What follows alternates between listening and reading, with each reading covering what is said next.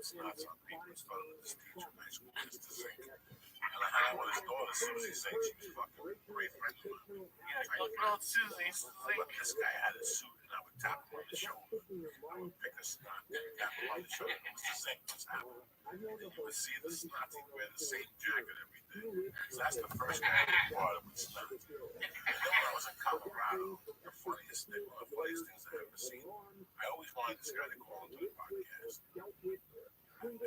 This is a guy that I didn't know common, but he became my friend along the way. He was a brother of a friend of mine in Colorado. Picking up Quaalude. It was the night before Thanksgiving. Oh my God, it was the night before Thanksgiving. This is what happened. I moved to Ashland in April of '83. By fucking September, I was an 18-year-old kid, 19-year-old kid from Colorado. I just came to New York, robbing shit. I just robbed a jewelry store. It was building a reputation and shit. By the way, was that when George was the getaway driver, but he didn't know? No. That was when Timmy. Timmy knew. George was the getaway driver at the gas station. Yeah, and he didn't even know he was. He was all here on out. I love it. I'm sorry, Ashland, Colorado. You were homesick. And there was a guy that The FAA, NTSB, and Boeing all say they are launching teams to investigate. This was a new Burlington emergency vaccine service related to October. French dressing. Russian dressing. Oh my God, well, in fact, the guy comes to my shows. We're going to back then. I across the street. It was a chateau. It was an itchy. And sit there and ask him downtown. Down Valley. This meant down Valley. This meant the show. This could be like Snowman's Village. They pull up Queen on the creek. I'm calling Snowman's Village up. That's 83. So I'm going to get friends. Jersey. He was friends at the time. Philadelphia Heat. They'll live next door to me. Like one small world. I moved from fucking Jersey to Minnesota.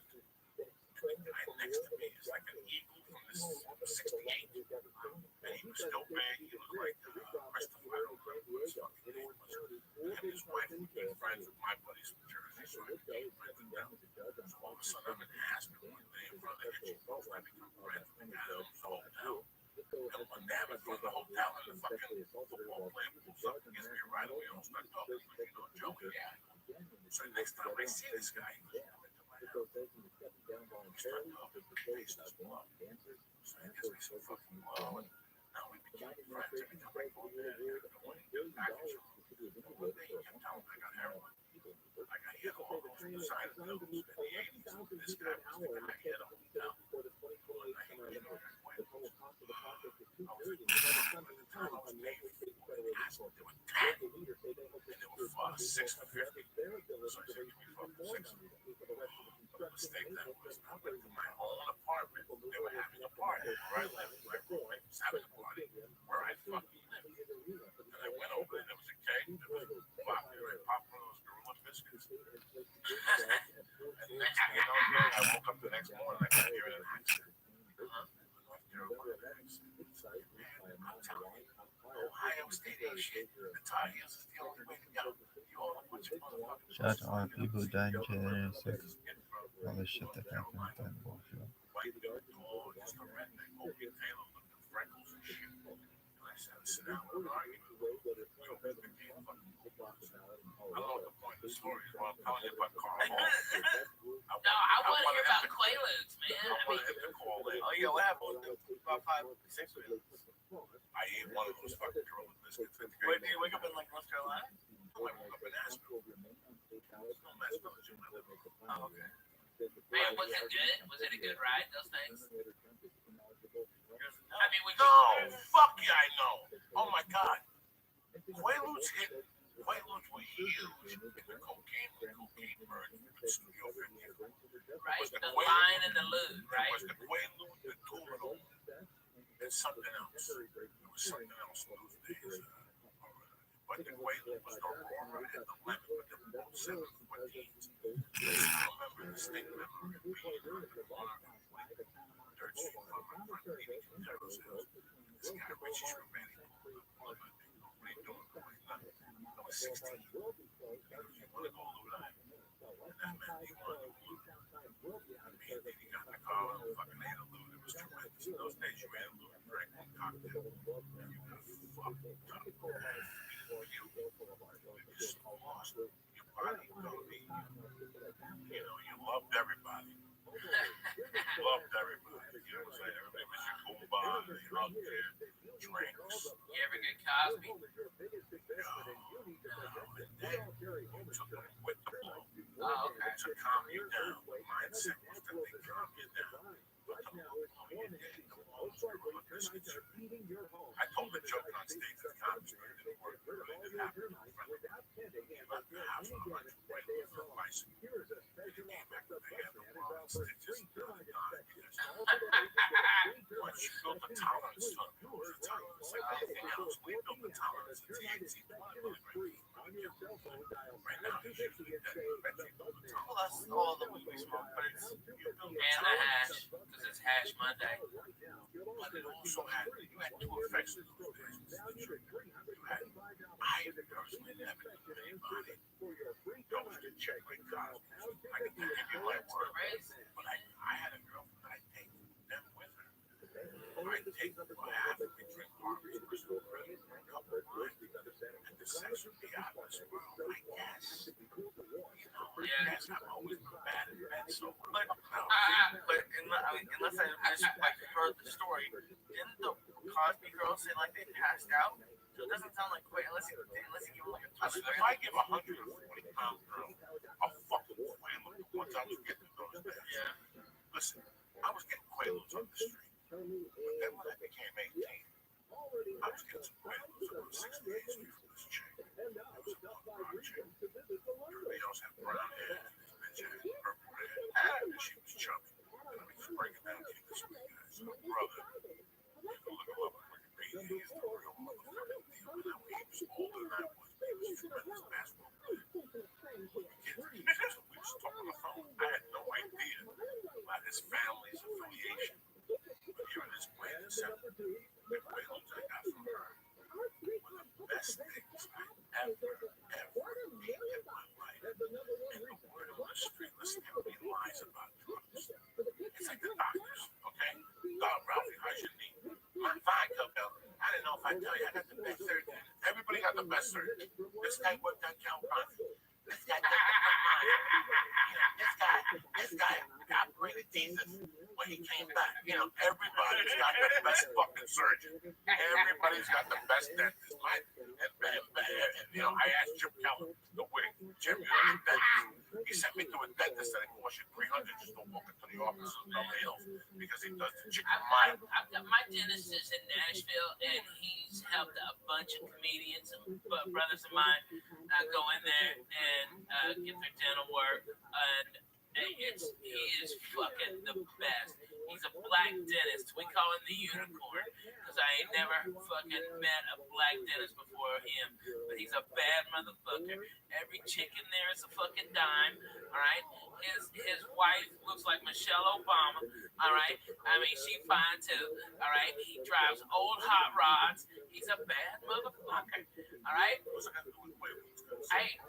I'll hook you up. You said about dentist. I actually got a guy. When you go to Tennessee, my point is, everybody for a dentist. Everybody go to Tennessee for a dentist. I go down the corner from my house. The little Iranian guy, the Arabian guy, that motherfucker beats insurance every time. This guy comes to me and he goes, I could get you this. I see him next time. It looks like I ain't fucking rebate. Don't worry about it. That's what they do. They work the system. Yeah, right. The way you're supposed to. Yeah. But, so this girl, he's kept telling me, these things are fun. So like at 7 o'clock on Friday, and everybody else wanted 4. In the mid-80s, 81, 82, this bitch wanted 6. But I mean, they came in a rapper jack, like sealed. And she tell you they were pharmaceuticals. And those things, if you look at my eyes, I have veins that busted.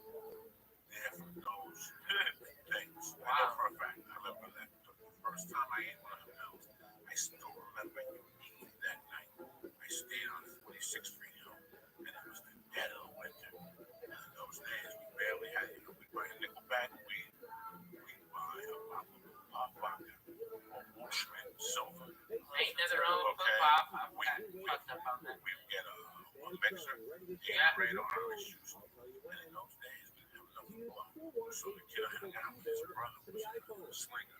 So we'd stay at his house. Our goal was to stay up till George married. Because Carlos would come home and give us this school blood. We were 15.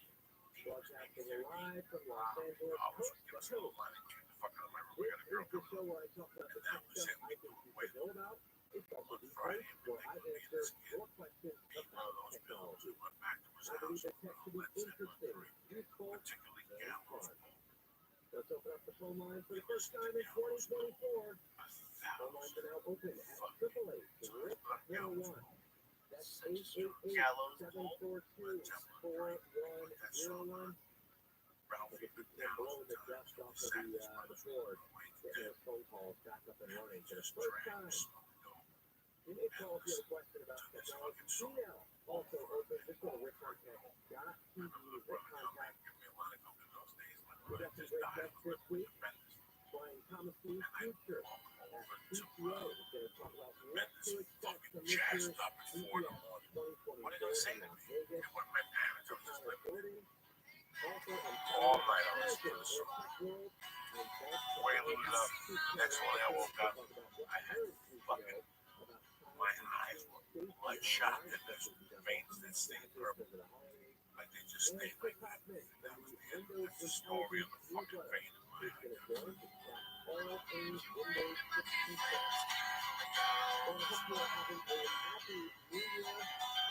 Shit. At this time tomorrow, 12 hours, I'll be fainting. I got a physical and a finger up the ass tomorrow, the chest x-ray, and everything. I gotta clean my ears. What's gonna make you faint? The finger? I'm trying to the iPod right now the last couple of times. See, for the heart thing, I went into complications. I was going to the parents, Glenn and Gary, were the sons. And when they were in college, I would go in there in high school. I was like a junior. Mrs. Hash would say, Coco, stock up the U's, because we're all sold. I mean, U's would sell by 10 o'clock. They put 100 U's in that fucking case. But it was all day, Lee. It was all day. The teachers. Busy all day, man. The school got so pissed that they told people that you weren't allowed to leave the school for lunch now. Why?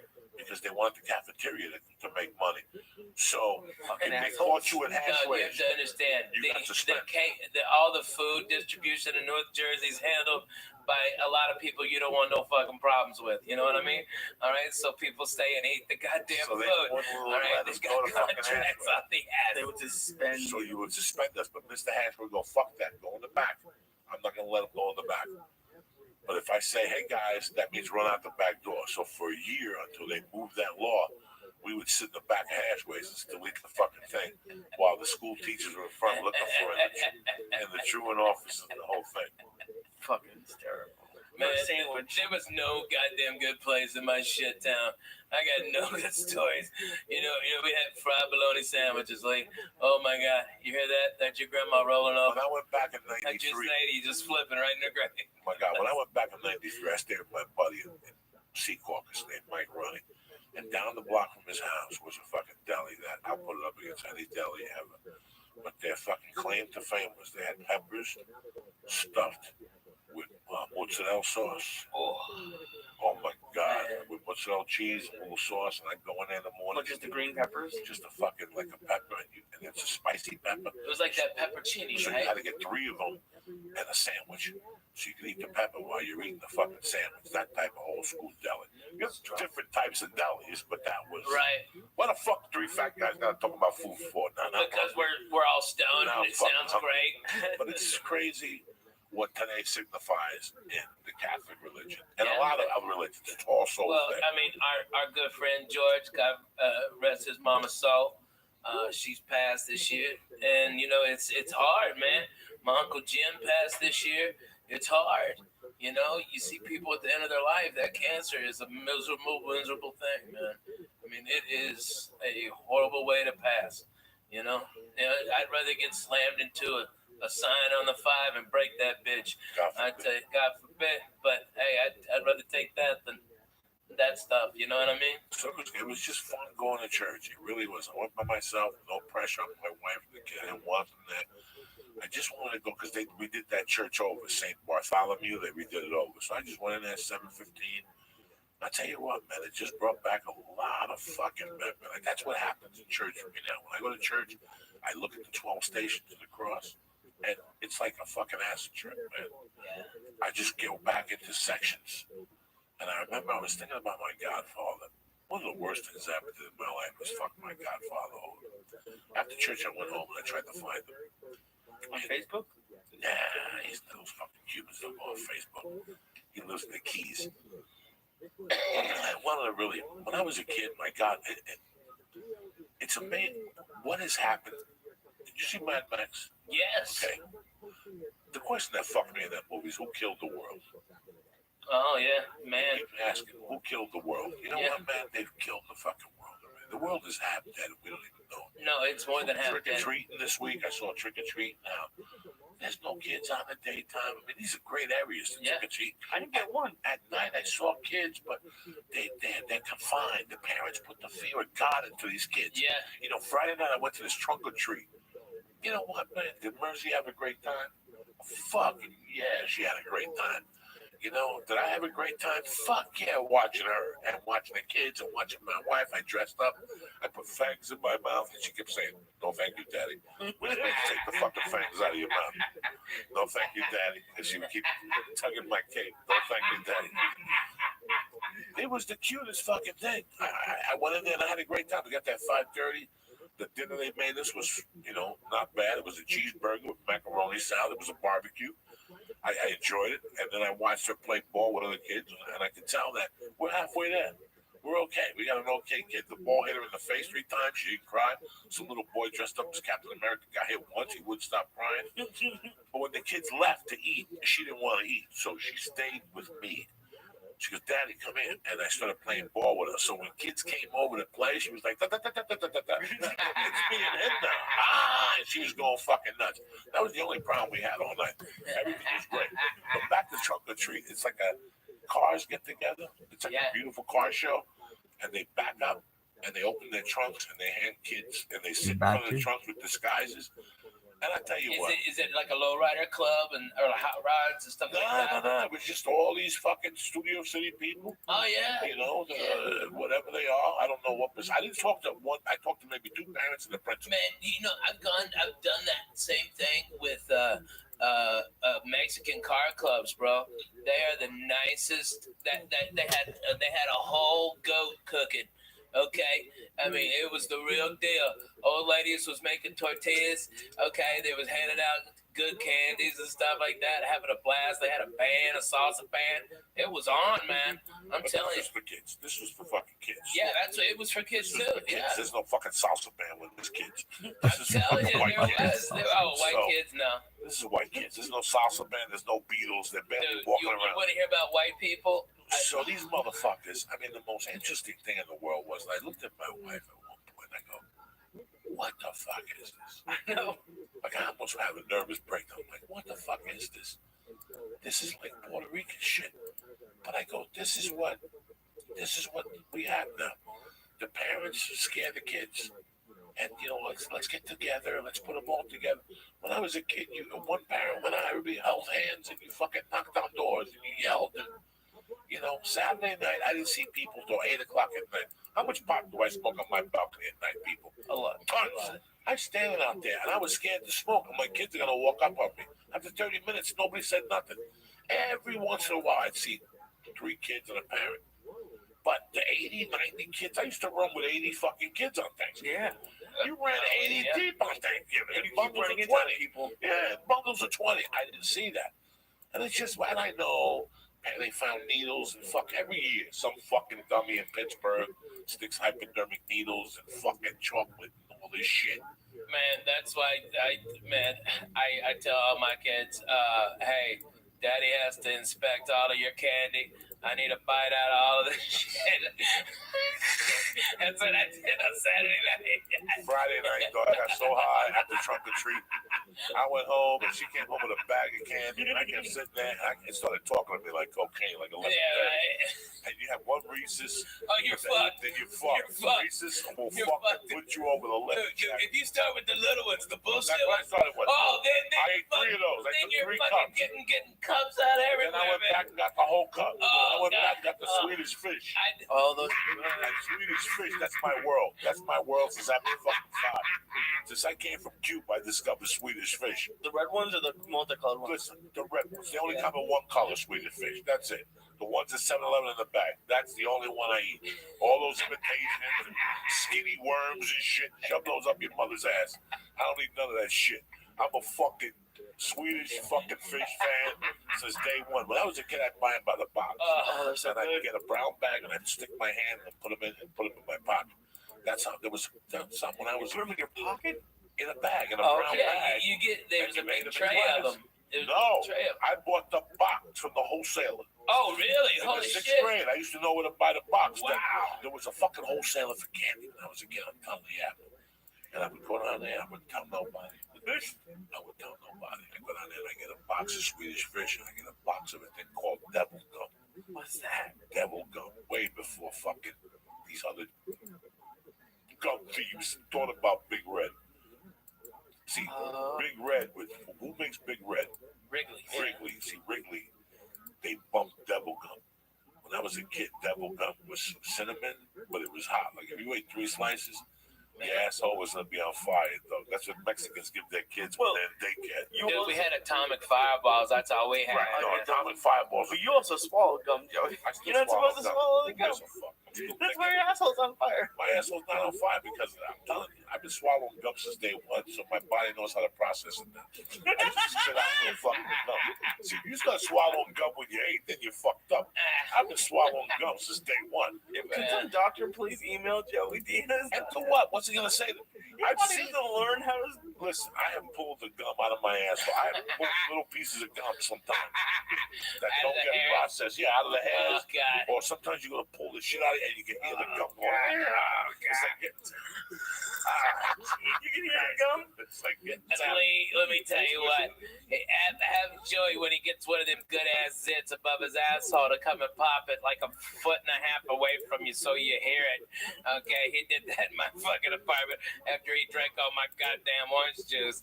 All right, he drank a whole fucking thing of orange juice in 10 minutes. And then proceeded to pop his zit on his asshole? Yes, no, not on his asshole, in the crack right above it. So to get any pressure behind it, he had to take those big ass fingers in there, go one knuckle deep. I know all the stories. I was there, Nick. Back in the day, I ain't ashamed to say, I used to travel by bus to a lot of gigs. Greyhound was my sponsor for a long time. The Joey Express. The Joey Express. I would get on that fucking downtown bus to El Paso, and I'd drop you off and pick you up. The longest bus ride I did was New York City to Dallas. That was the longest because I had nothing going on. I'm going to go all the way to Kennedy and drop $200. When I'm right here and I can pay the express for $48. I looked at just to get to Boston. It's like only like 2.5 days for like $100. So I would never. I mean, I'm just saying if I had to. You'll never have to. Man, I travel by bus because I own one. Get a king size bed. Don't do that. I could never sit up. I could never sit like that. But you guys ought to jump on the bus sometime and we do this church at other parts of the country. Yeah. Where's the bus now? The bus will be here tonight. It'll get in tonight from Tennessee, and then we're here. We're gonna be driving. They're gonna be driving around Wednesday, or Tuesday and Wednesday, and then we go north to do some gig. I don't know where it is, to be honest with you. I don't look at my calendar. I ain't traveling no fucking Foo Fighters. You guys would kill each other. You guys would before you got to the first rest stop. You're retarded.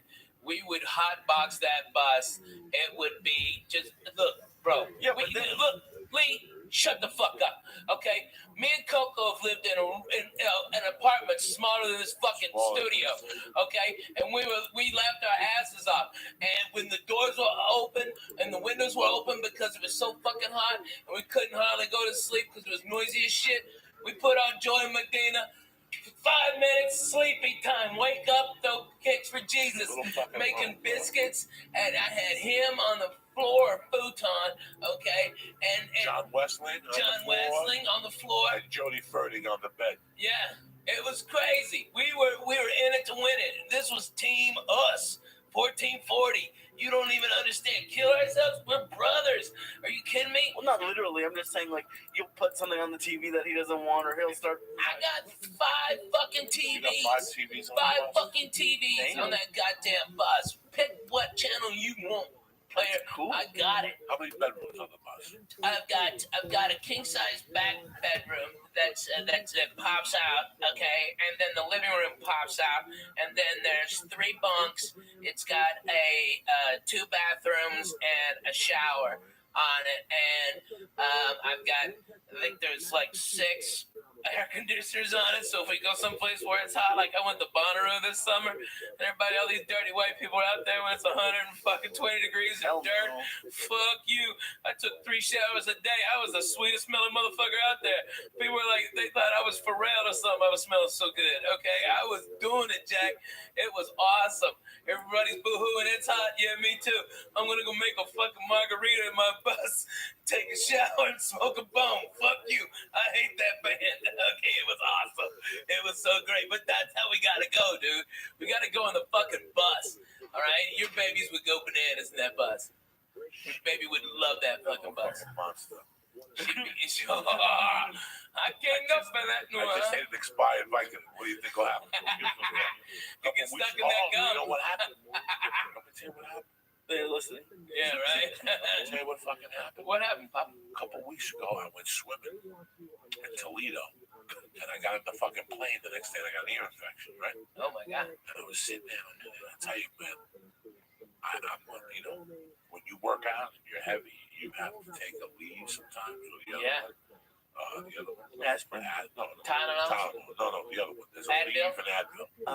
That's all that works for at this point for big guys. When you go to jiu-jitsu, Dude, I'm past that. Yeah, you get slammed on your back. You go home and you eat your lunch. First thing you do is take an Advil, especially if you have to train the next day. Really? I've never had it. You gotta do all that shit because it lowers the inflammation. You gotta eat fucking like smoking weed. Eating weed actually takes away the inflammatory. You fucking thing. You see Google today? You see the front page of No. Yahoo today? What did it say? More people turn to medical marijuana. Prescriptions are down. Prescriptions are down. Prescriptions are going down, man. Yeah, the opiates are going down. The opiates are going down. Yeah, the because benzos people are going realize, down. Listen, I'm telling you as your brother, you fucking go and you work out with Eddie Bravo, no savages down there at night, and you walk home and you can't move. Oh, yeah, I'm sure. I'll do an experiment with the motherfucker. I will experiment. I will give you an Aleve one night, and a week later we'll do it again, and I'll give you a chunk of real hash. And you eat that hash, and you call me tomorrow and you tell me which day makes you feel like. That's what Bruce Lee saw this.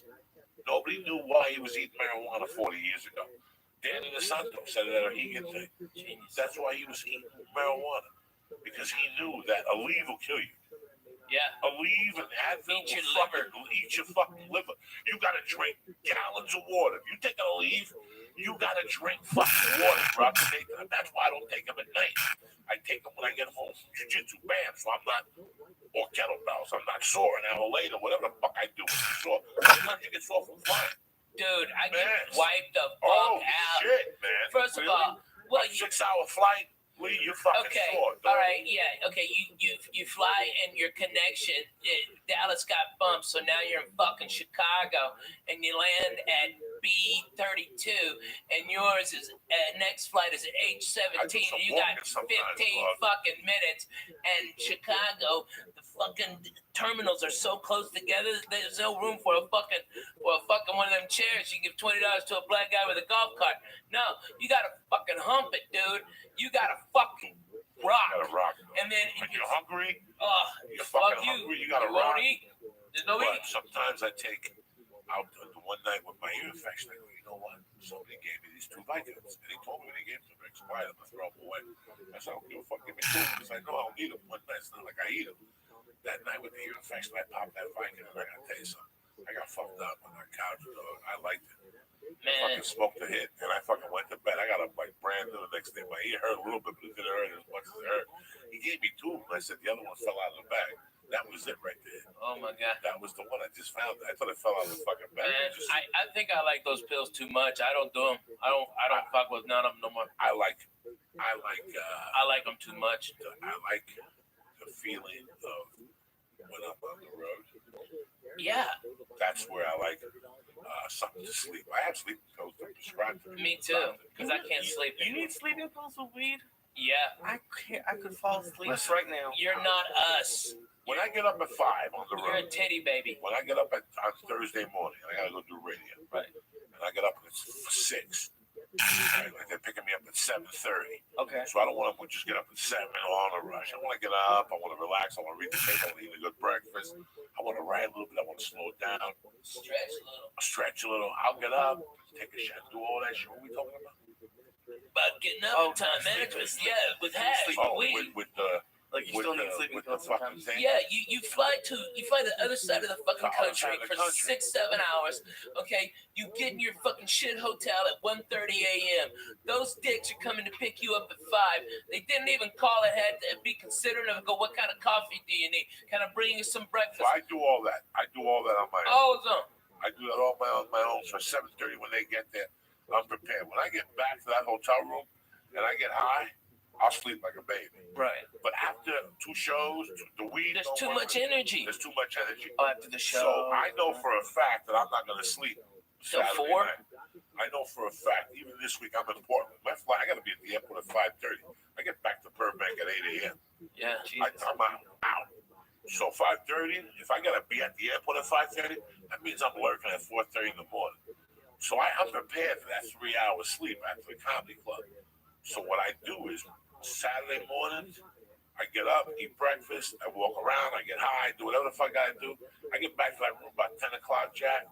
And Ralphie does the same, because Ralphie will call me on Saturdays from the road, and I go, what time is it? That free time, that little time, that's it. Yeah, that's Once it. I take that nap after that, it's over, because I'm sleeping straight till 3. Yeah, because we're at I work. don't have to, and I don't It's sleep fucking late. work. You know me, I don't sleep late. Ever. But Saturdays, I don't do lunches, I don't do nothing, because I know I'm going to be lurking all night. I know that I have a chance to fall asleep for 3 hours, But probably but not they're even. probably not even. Yeah. I'm used to it now. Bro, they got a flight. I'm going to Jersey, and I'm still flying into Canada, Jack. I'm going to New Brunswick because there's no everything is connecting to Jersey now. There's only one direct, and that's Virgin. But Virgin gets me in at 8. Virgin will get me in Thursday cool at 2:30. Sunday, I ain't waiting till 1 to fly back to LA. No. It gets me back here at 3:30. Fuck I that. can't do it. I can't do it. Hey, man, So Virgin look don't at have- Southwest. They've got one, I'm right? not. Get no, they 2 don't. chairs. It's too connecting. No. Oh, Listen, Southwest is good for 2 hours. yeah. After 2 hours, Your back starts to hurt. no, there's no entertainment. There's nothing. There's no. No, Southwest gives you free TV. They give you free TV on the Wi-Fi. You gotta bring your own TV, and I gotta log in and all that shit. Yeah. What the fuck? I gotta sit next to a communist and Oh my God. Listen, I know. American Airlines, I got 200,000 miles on that. Yeah, I got right. Platinum, Virgin, I'm platinum. Right. Listen, there's no Southwest. Is from California. Nevada. California, LAX to Austin, Yeah. Houston, 2 hours, 2:10, 2:15. Anything after 2.5 hours of Southwest, you're asking for trouble. This whole story started with the pimple in the ass because of the bus. If you want a pimple in the ass, that's that bad. Fly fucking Southwest. So what happened was, I come back on a Monday night from fucking El Paso. I've been sitting on a bus for 12 hours. I must have fell asleep sideways. Oh my I was God. about 370 at the time. And the crease of the fat in my ass built the pimple up. 3 or 4 inches from my asshole, headed like northerly, north. My asshole is right here on the cheek, on the inside. I got a pimple that stuck out an inch, and it was developing. Like it started with an inch. How did he find it so quickly? How did I find it? I couldn't sit. You couldn't Every sit. time I went to sit, I'm like, wow, something hurts. And then he pulled the hair out. You So I gotta took tell him about. I took a fucking mirror, and I took. This is the days when I Was was this flexing. in my apartment? I think it was in my apartment. And I had to look at my ass, bent over. Guys, it was a whitehead on my ass. Oh my God. That was throbbing. It hurt so much. Oh. And I couldn't take it when I'm sitting there talking to Ralphie. And I remember that he was telling me a story about something. And I'm sitting there, I finally open up my pants from the front. I got no underwear on. My pants You didn't even take your pants off. I That's didn't when take you my pants off. that's when you had the ball pants. I stuck my hand through A hole like in a your fucking yoga position. I had to get to a yoga position, Lee, and I had to squeeze the pimple, but turn it. But I had to turn the skin down so it would go pop. And Lee, you can hear it go pop. And it was just a yellow ball of pus. I had to go back in, and I had with my fingernails. I had to take the fucking. I took a piece of skin out. You take stuff out of them? Yeah. You have an ingrown hair from sitting twisted on a Yeah. muscle. If you sit down all day, you will have pimples on your ass dramatically. All those fat people that walk around and work in offices, look at their ass from time to time. Oh my God, They it's got a big big. down. It's like strippers. For some reason, strippers always got a big white head. If you look at a stripper's ass when she's dancing close, look up close. You always see a little white head on their cheek. I'm just teasing. It's just a joke. Lee's Lee's going in. It's like, really, it's That's just how for I the got the white experience. head. I didn't know you had to pull stuff out of them. Well, with an ingrown hair like that, Hair like that on your ass cheek. yeah. And it was a long hair too. I saw it. Made me vomit a little bit in my mouth. Totally gross. Terrible. I know. People think they're comedy. When you sell those buses for that long, and brutal. now it's you fly so much over Yeah, the years. man. And Southwest, I love them. I'm not saying that they're a bad airline, not at all. No, Southwest is thick, fast. Burbank, I take Southwest for whatever that thing is, the level. A-level. I love Southwest. I used to hate the way they board, but they board much quicker. Dude, so much It works quicker. so much better. It works so much better. Get the fuck on. Fuck you, get on. Fuck you, get on. 8:15, 8:30. You get a seat in the aisle. You sit there. You give people dirty looks as they walk by. I had to do the math because I forgot to check in one time and I was like B30 or something, B20. But I did the math. There's like 96 aisle and window seats. So as long as you're in the first 96, you're cool.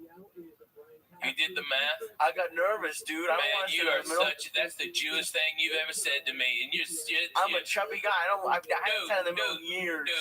Dude, you got the flag of Israel right there. And that is the Jewish thing you've ever said, that you've counted all the fucking windows and aisles. Seats, but not They really? Oh my God. Dude, here's what I do. Because I'm fat, I got to buy 2 seats, right? And I don't mind. That's no big deal. Here's how cool fucking Southwest is, though. If that plane ain't full, they give me one of those seats back for free. And so the next time, so I fly, when I live in Nashville, 2-hour flight, I'm in Boston. 2-hour flight, I'm in Chicago. 2-hour flight, I'm in Miami. 85% of my work is within 2-hour flight. So I go over there, Southwest. This is how good they are in Nashville. Holy shit. I got there 10 minutes before the plane was supposed to take off. And they go, Ralphie, we've already got you checked in.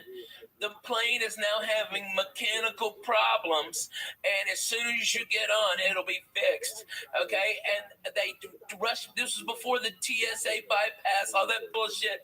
They were like, just pat him down, get him on the plane. And they wheeled me on one of them go-karts, because this is how much Southwest loves you. They got me to that plane. As soon as I stepped on, hey, the problem solved. Yay, everybody clapped. I had my 2 seats right there waiting for me like a doctor. And those guys love me. They come out. They're the best. Burbank is cool. Southwest Burbank are nice cool. People. Real That's nice Orlando people. Casillo's daughter. Oh, yeah. She works there. She's the front desk manager, right? Sometimes I get there. What are you? Whatever. If I know she's there, you got clout.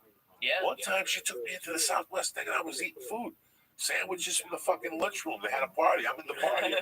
She goes, you got delayed, so you might as well come with me. And I went into the thing, and they had little sandwiches cut up with potato chips. And people from Southwest were back there eating them. She put me right in there. She goes, I'm back to get you. They're really nice. I didn't say they were a bad. But it's not that comfortable. It's not that comfortable. I mean, here's the thing. It's not that comfortable if the plane is packed and we're a fat fuck. Right. Okay, my shoulder goes on Southwest. Man, me too. Oh my God, I get shoulder pain on Southwest. I know. I made a mistake. I connected one time to save $300 on 2 papers. You know, because you're always looking to save. Right. Fly. And flying is something that if you're looking to save, you're going to have an uncomfortable journey. Oh, Prepare for it. Go on their website. Spirit's Look at the the worst. options. You know, United has a thing where they give you a bigger seat and they give you security clearance. Yeah. For $75. It's worth every dime. Yeah. Because that means I'm walking in the first class line. Right. There's That's first worth class, and then $75. business class, and then there's economy. In economy. The United offers that. You have to scroll all the way down. It's $75 each way. It's worth it. So fucking worth it. It's worth it. You just buy In it. today's economy, it's worth it. Goddamn A worth it. couple weeks ago, I was upgraded to first class, and I still didn't almost make the flight because of the security line. Yeah. This is what is going on out there, people. Yeah. So if you're flying over the holidays, I'm telling you right now, if they It's brutal. offer Get a early. fucking earlier thing, Or get it. if you have a passport, by the way, and you travel a lot, just go get TSA pre-approved. It takes about 5 minutes, okay? Which utterly scared the living shit out of me. That I just show up with my passport and my ID, and they asked me like 6 questions, like, "Do you love America?" Of course. Are you allied with any of the a terrorist group against the country? And I go, not only do I fucking hate them fucking cocksucking dirty sons of bitches, okay, they shot at me. Fuck you. All right, I hate Russians. I'm bona fide, Jack. Fuck that. And they go, have a nice day, Mr. May. I had to raise my hand, sign a piece of paper. Boom, had it then. And all you do is go up there. You don't have to take anything off. No, I know. No shoes, no They fucking. emailed me. They emailed me, and I showed my Is wife. it true that you have to give them like access to your social media, or is that? No, that's bullshit. What are you Okay. talking about? I hear stuff. I don't know. That's bullshit. But you know what? You know what though? It would be smart. And let me tell you, every business I'm doing it.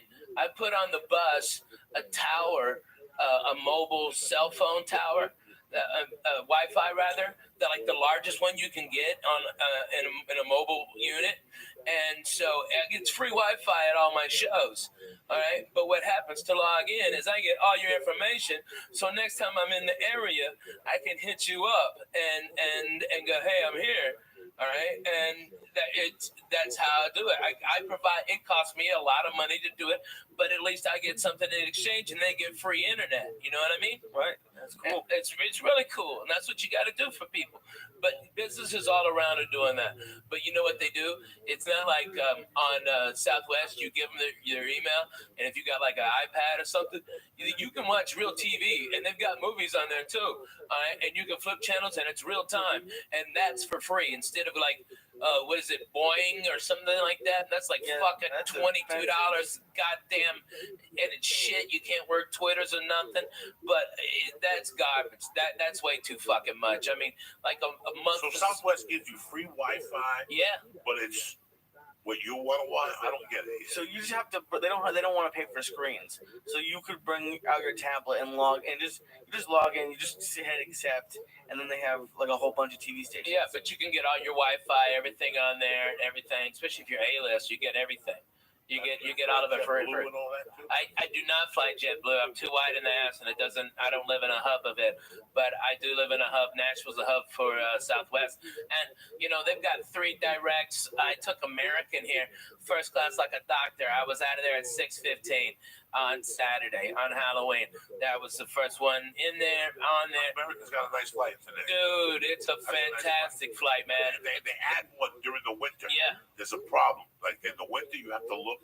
They add an extra one on the way back. Because usually you have to leave early. They have one at night. Yeah, they get nervous about Dallas and Chicago, so they add extra direct to Nashville because Nashville's such a great hub that you can get all to the south and right there from there. Like that's like their emergency one.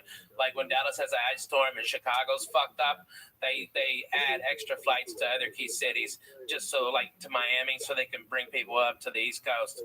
It's crazy, but that's what they do. They're smart, They do it like they do, baby. They do it like they do. A lot of people don't fly. They get. Dick Sayat. I'm gonna tell you what the best flight. I'm gonna tell you what the best ticket is in the business. What's that? Virgin main cabin select. Fucking A, man. I tell you what, Virgin first class is bomb, dude. But I'm talking about the main cabin select. Oh, yeah. The one behind. It's People can't fantastic. afford first class. Oh my God, it's first class. It's first class. It's first class. It's first class. Like it's first class It's for first class. for half the price. It's Half first the class, price. half the price. Best seat in the business. And then, without a doubt, you've got more leg space actually than you are to have in first class. I've been more comfortable in main cabin select than I am in first class. You know why? Because they have a desk. I can put a notebook down. I could actually fucking type something. And you can I got stretch gorilla it, hands. bro. You can stretch the You can fuck stretch out. that. It's got more space than first class does. You have to hit a button. They bring you free food, Yeah. free booze. Everything's on the house. So it's still first class, only not in first class. And you still stand on the first class line. That fucking Brit. And if you want to fly first class, you call 12 hours before the flight. Yeah, if it ain't It's full up. 149. Yeah, Boom, boom. they bump you. And So that, you that's to always go have to across the fucking have- country. That's going across the The country. only problem is that, like, all right, I want to go to fucking Austin from LAX. Right. No. You got to go to San Francisco first. Yeah. That's the problem that I foresee. Chicago, Mhm. I love to take Bert to Chicago, but you know what? I don't want to get to LAX at 9. Yeah, that's hard. LAX at 9 is rough. That's a rough flight. You know what? American will get me anywhere at 5 a.m. if I call them and ask them. That's one thing about American. It's true. That's one thing about American Airlines. That's They why. have flights all That the is time. why I fucking fly American. They are Because 24 9 out of hours. 10, they got a vampire flight. They are got a 24 hours. They got a 5 a.m. to Chicago. That means you have to be at LAX at 4 a.m. What type of human being are you that you're lurking at 4 a.m. without drugs? You? Yeah. Me. You know, it would be more effective, like if they ran, like Southwest is almost a 24-hour a day airline, and especially with all its international flights now. But I'm telling you, man, American is the smartest in the business. They lower the rates of what they could, but they run them all the fucking time, and they lower the rates in that so they have more people go to the off times who are bargain hunting like the rest of us used to, and then make consumers can pay at an accelerated rate for the last immediate good flights that aren't as full because the cheap people got diverted to the other flights. It's a goddamn beautiful business model. That's how you fucking make money. But it's amazing how much these companies treat the customers like crap. Like, especially, Well, there's no fucking reason why I mean, all right, if you are the worst person in the fucking world, go work at the airport, because no one will bitch about you because they don't have time to fill out a form. They don't have time to fucking talk to your manager. They just don't. They got a plane to catch, so they go, "Oh, that guy was a dick," and they watch your next plane. You get it. It's free. It's awesome. If you're an asshole, go work at the airport. About a year ago, I made a really bad mistake. And this is the type of person I am, because I know it's a corporation. I know it's a company. And I know, was it you that I never happened? No. I was in the chat today with somebody about agents. And I said, listen, I know people who are shit agents, but the agents are killing them. Yeah. Doesn't matter. Just because he's, I was looking at here's the funniest thing about IMDb. They've got a rating for agencies and management and all that shit. CAA is obviously number 1. William Morris, number 2. Innovative is like 8. And then the agent Tom with like 200. It's like 300. It's a fucking nightmare. There's some management companies I looked at, and here's what's fucked up. You look at Jeff Susser's management. Yeah. They're 4,300. A regular person would look at that and go, I wouldn't even talk to that management company. Yeah. But what do you mean 4,000? But That's how much they cost. That's how, that's the rating That was the rating. That was as far down the list. But they've got 3 clients. They've got 3 millionaires. Millionaires. So it doesn't matter. It doesn't fucking matter. It doesn't matter. You understand me? So it's all bullshit. What are the rankings based on? I guess The client's earnings, and the client's earnings. And so, like, I'm with William Morris, and I think worldwide they're number 1, but here in America, CAA is, especially in LA. All right, but William Morris is badass. Who gives a fat baby's dick? If they're at that level, unless they're worthless or fucking strung out on something. I mean, there's been a lot that have risen and fallen because of what they're snorting and what they're drinking on their fucking expense. But man, if you got one client and you're that guy's manager, and that fucking guy is Kevin Hart, your rating would be, I mean, that you only have one client and you're so far down. But Kevin will work hard and make a ton of money. But what if he takes 2 years off, just to relax and build up a new act? That's when your rating drops to 5,000 like Sussman's. I mean, but how much TV does even Joe and Kevin do anymore? No more. I mean, it's just you still throwing people around at UFCs, right? But that's theatrical. And they cut across the hall. He went to such a you have to play fucking that all night. amazing It's action so hero. loud. I'm like, yeah, I do. Got a problem with it? He's like, yeah, I do. In fact, I told my mom about it, and she sent me a white noise generator. Okay, with a fucking skull and tats and crazy shit. Okay, driving a hot rod through the fucking desert for hot bitches. What the fuck? I'm all for that. That fucking nice ass Corvette of his fucked up. Oh god damn it, run to it. He could throw it. He could change a light bulb with a kick. If you put a show on TV, would you want it to be executive producer? I go, he probably would do it if I asked him. But it's the last thing on his mind. It's the last. And if you understood his life, he does the easiest path of resistance. We were talking about work ethic a couple weeks ago. He got that job at the UFC as a volunteer. He called the guy and said, I'll fly myself out. I just want to do something with my time. You guys have an idea what the UFC pays him?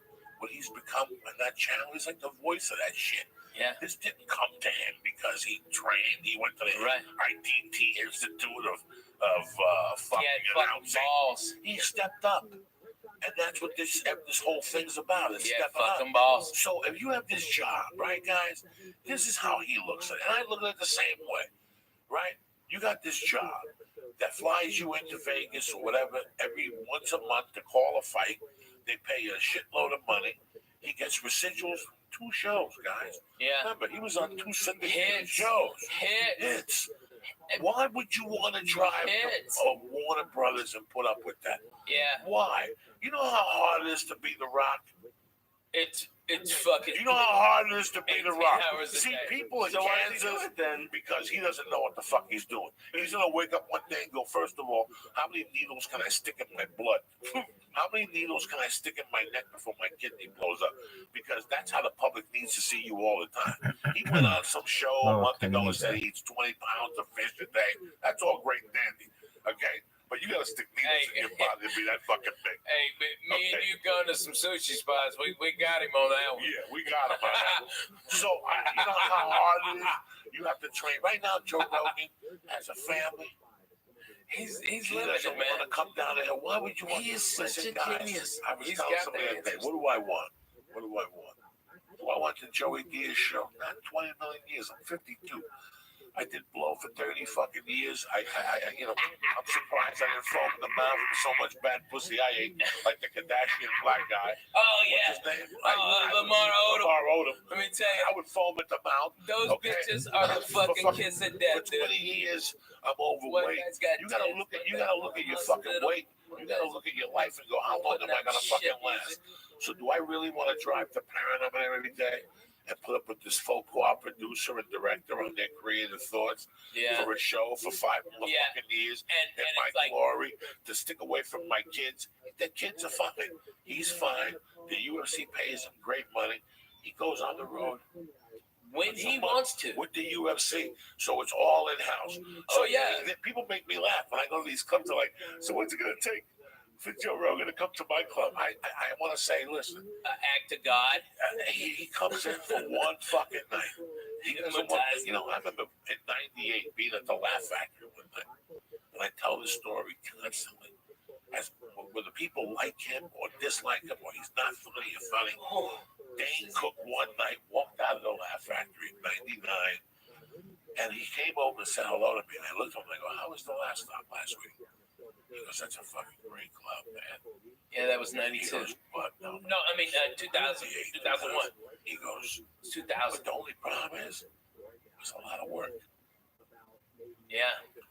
Wednesday through Sunday, and I looked at him, and I didn't think about what he was saying, but I got it.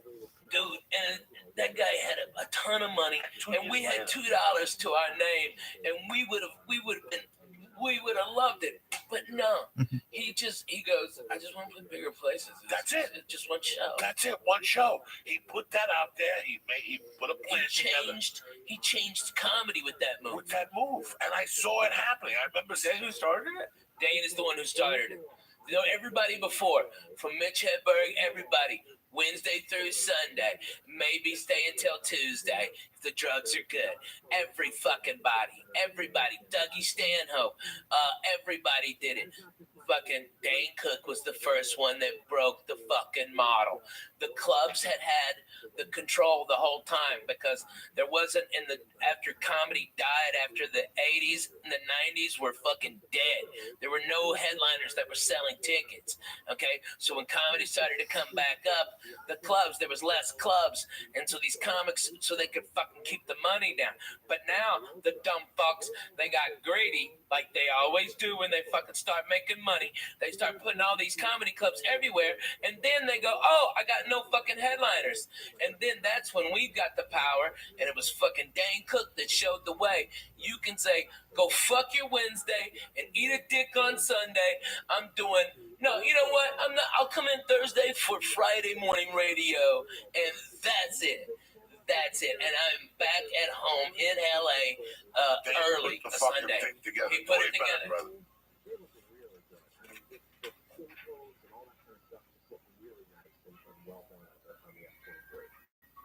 Sometimes people think that the F-23 and the Samsung pictures in general, they look a little bit too saturated, a little bit too fake. So I think if you want something on the right, then it's the iPhone 15 Pro, and that's going to be a good mix of kind of everything you need. So the anniversary mid-January, end of January, that might be the best time to buy, just because we already know what Apple does, we already know what the iPhone does, but we don't know what the Samsung does. What's up? Are kind of in the tank right now. They're not doing very well. So I feel like Samsung really needs to bring it to the make it something that people want to go out and buy. That's kind of like the big thing. What do you think you're dealing with, Lisa? That motherfucker, you. These chocolates are good. Fuck yeah, they're good. Fuck yeah, man. And let me tell you why the other reason I went to church was the other day. Why? Because it was the 36th anniversary of the night. That morning was the 36th anniversary of the day I got home. Stephen Miller's called the show. My friend Stephen Miller, a couple of times. And then he had a party one night. He had a party in August that year, and he had older brothers. This kid, Stephen Miller, you never met him, Ralph. No. Great kid. He's got a cover band called the Passmasters, and they had a shed. And we were growing up. His brothers were part of this crew, and they fucking had parties, not big drug parties. They weren't drug parties. They were about music, and they did crazy things, like they would eat glass, fucking, eat a mouse's head off. So one day, this is way before us. This is 70 fucking 9, my friend. So summer 79, I went over there one day for a party, and the only young kids that were invited to the party were me, a fellow, and this kid Gandhi. And at this party, they took a garbage can, and they filled it up with everything they had. They put Hawaiian punch in it, and they took bees. Remember, he called and told the story that the brothers took bees. I try not to think about eating bees. Put them in the fucking thing. So, and with ice. And this stuff had like 151 rum. Oh my God. It tasted terrible. Dude. So fucking, to scoop it out, you had to do this. It was in a garbage can, and it had chunks of fruit in it. And I'm back there smoking pot. The next thing you know, I'm getting woken up in Sisulo's front yard. Anthony Sisulo, he's in Dallas, Texas. And I'm getting woken up by Ray Ernesto. Ray Ernesto was a cop from the neighborhood that would come down and play basketball on Sundays. But he always wore colored socks, and it drove me crazy. And at the end of the fight, at the end of the basketball game, that was the argument. Ray, you got to go home with your colored socks. How about I punch you in the mouth? Fuck you, Ray. You're going to punch me in the mouth. You're fucking 40. I'm fucking 10. But go fuck yourself, Ray. But Ray was a cool motherfucker. Ray picked me up. And he was, what happened? I don't know. I blacked out. I got fucked up. He goes, come on, I'll drive you home. And he knocked on the door. My mom answered. And she's like, what's going on? I go, Mom, I got fucked up. I fell asleep on the Sula's thing. She goes, go fucking sleep it off, you idiot. She yelled at me. This was like the end of August. This is the first time. That's when parents were fucking parents and police were goddamn police. And right? police didn't have to be fucking parents too, he was man. in the neighborhood. And Right. I'll never forget that I was fucking hungover. This was the first time ever that I was hungover. So I got in like at 5:30. It was starting to, the light was starting to come out. 5:30, a sophomore, and I'm going to be a sophomore. This is like 2 weeks before they put me in the hospital for a lung infection. I'm fucked up. I'm not doing drugs though, guys. I didn't do drugs. I was smoking pot then, and I was high. I wasn't a big drinker, but I drank a little much. I'll never forget that. My mom could drink early, dog, and it was a Sunday morning, so I got home like at 5. I passed out about 10 o'clock in the morning. I could hear like ice cubes and shit. That's when I woke up to. I could hear Cuban music, and I heard her come up the stairs. She goes, "Oh yeah, well, that means wake up." I made breakfast or lunch, and she had like a class. In those days, towards the end, she used to drink a Bloody Mary with a Heineken in it. Shit, right? Who the fuck makes a Bloody Mary with a Heineken in it? Walking around your house? And she was such a spick. Like, she was such a spick. She didn't even cut the celery.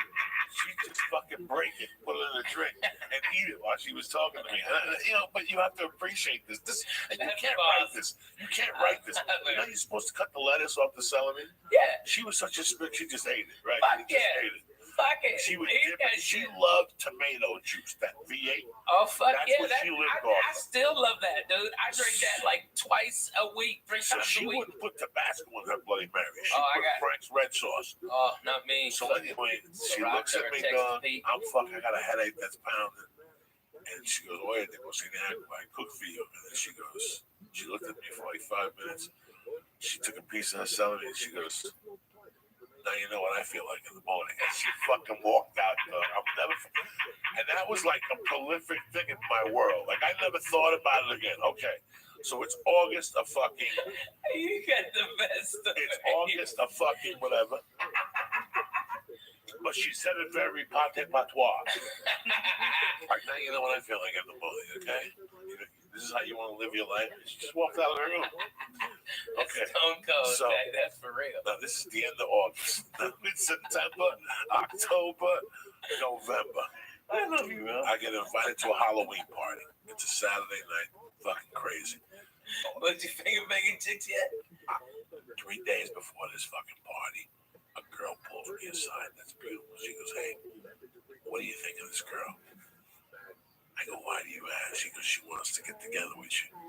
You want her number? I go, sure. But she had just broken up with a kid. And even in 1979, I went up to the kid like a man. The kid was a tough kid. I went up to him and I said, can I talk to you for a second? He already knew. I go, I know you're not with her anymore. Do you mind? And he goes, you know what? I like you. But what I do mind, I'm still in love with her. Just give it some air. Okay, fuck you. I just, but that's how deep I was in 79, guys. At 15, I already knew there's boundaries. You gotta be a man. You gotta be respectful. And then Halloween night, we all dressed up like ghosts. We took a hit of acid. We went to the Gamio's garage.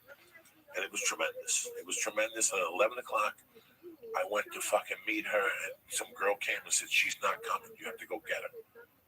And I was like, what? And the girl was hot. And on the way walked, in fact, Timmy Holloway is her cousin. He's listening to this podcast. Robin Thompson, it was me and her. Robin Thompson started walking, and her boyfriend, Glenn Zemnick, who was a man already. Me and Robin were 15. Her boyfriend was a man. That's how hot this bitch was. He was a fucking man. This bitch didn't even date high school kids. He got out of the car and thought we were leaving together. Started yelling at her, but I stuck up for her. And, he was like, I'll deal with you some other time. And he, was very nice to me that night. And all of this shit went down. I forgot the whole thing. I forgot to call home. That was the rule of the house. You gotta fucking call home. So Saturday night was this night. It was a Halloween party. But it was in those days, that year, if you look at 1979 map, Halloween was on a weekend. Me and Ghetto Boys are trick or treating. No, Halloween was like on a Wednesday. So, but the party was Saturday. Yeah. So it was like maybe, or Halloween was like Monday, and this party was on a Saturday.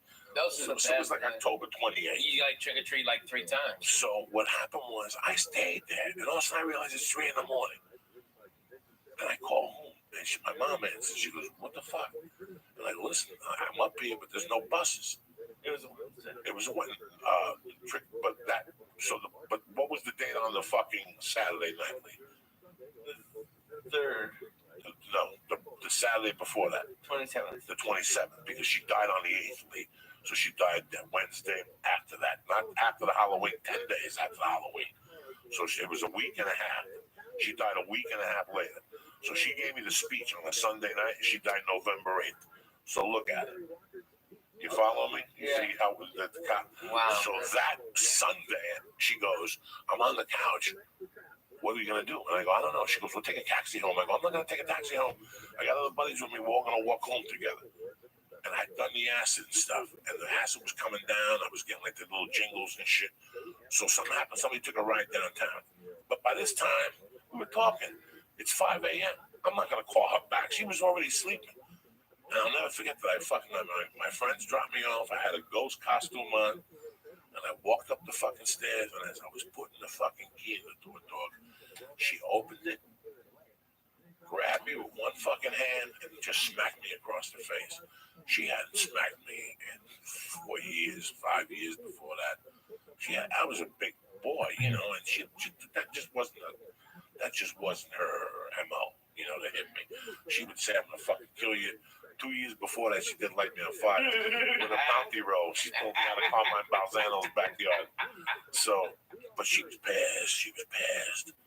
And she slammed the door and she goes, "Let me tell you something." She goes, "Someday you're going to be fucking married. You're going to have a fucking wife. And you better fucking call her every hour on the hour. That's the deal in this house. You can stay out all fucking night. I don't give a fuck what you do. Drinking with your stupid buddy." She went off. But she goes, "All I want." And I'm standing there going, "You just smacked me in the fucking face hard." Like it was a hard smack to the face. Like it was still stinging. And she's like, "You fucking idiot. What the fuck is wrong with you staying out till 7 in the morning? Get upstairs to your room. I don't even want to look at you." And I was pissed. I'm like, I might even move out. Like, that's it. I might even move the fuck out of this bitch. Fuck this place. Fuck this place. Fuck you. No wonder your husband left you and the other one died. Fuck you. So Holy shit, that was fucking real as it gets. That's real. My father died at 37, and then one who was a killer left her because he hit him in the head with a fucking saint, a fucking Catholic saint. Which one? Guadalupe, Maria? No, Santa Barbara, the man that with the sword. He flicked the cigarette and she fucking waited for him to fall asleep. She broke it over his head. Nobody could deal with that. He didn't even know what to do. He was lost. He was in a deep sleep. So that night I went to bed thinking, Was that after she got home from closing the bar? Yeah, they came home together and they were talking and they were sitting like this. He was sitting on a chair and something happened where she wanted a cigarette and he took it and instead of handing it to her, we were old school Cubans, bro. Right. You don't throw nothing in that house. No, that's rude. That's fucking rude. He threw it at him. I don't give a fuck. What if somebody flicked a cigarette? Can I have a cigarette? Like you're saying, if I'm thirsty, hey Punk, can I have a sip of your water? Sure, and you fucking threw it in me. It's the same fucking thing. It's rude. It wasn't even lit. It's fucking rude. But my mom's demented, drunk head. It was a disrespect thing. So she waited for him to go to bed. She hit him in the head. And he fucking left the next day. But so I'm walking up the stairs thinking, I'm walking up the stairs. Oh yeah. I'm walking up the stairs thinking, you know what? I ain't tolerating this shit no more. I'm 15 and a half. I get a job. I can live with the Balzanos. That was my plan. I don't need this shit. People hit me. I lived with the Balzanos when I was working at Hasbrook Heights one time. Yeah. Political people. So the next morning she woke me up again. She's like, "Yeah, I cooked something." She goes, "But let me tell you something." She goes, "Get up." And she got up. I was like, "Oh fuck." She goes, "First off, I'm sorry for putting my hand on you. You're too old for me to be hitting you.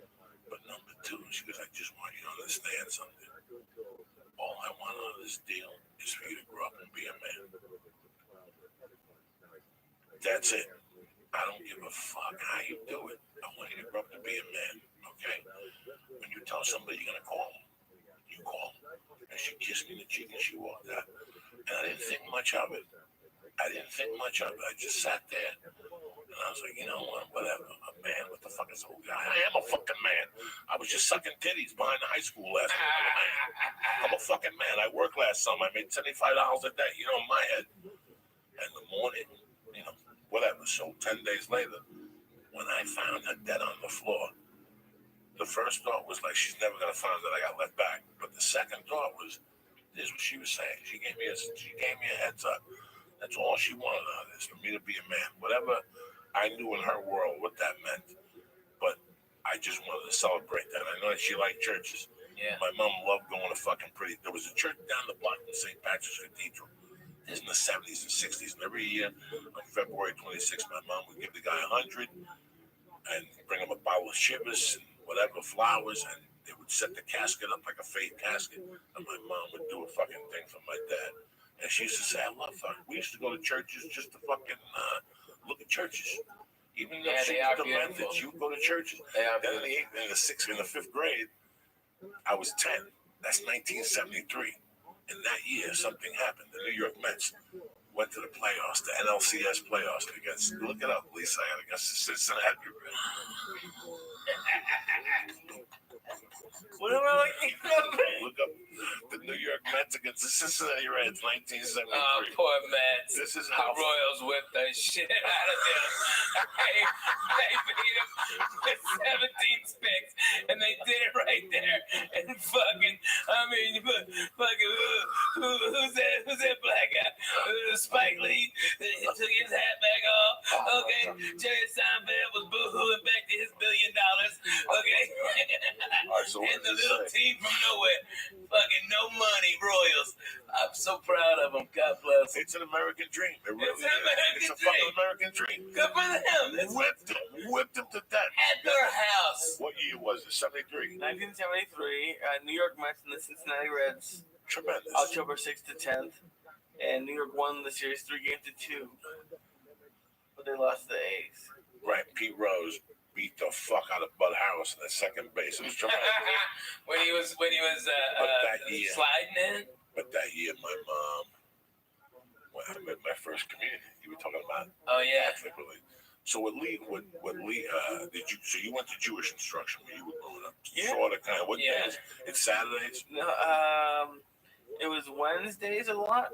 Wednesdays and Sundays sometimes. Hey, did you have the little No. things? Oh, thank God. No, that's not. That would have been. Not that That would have been. Lee, you should let them grow now.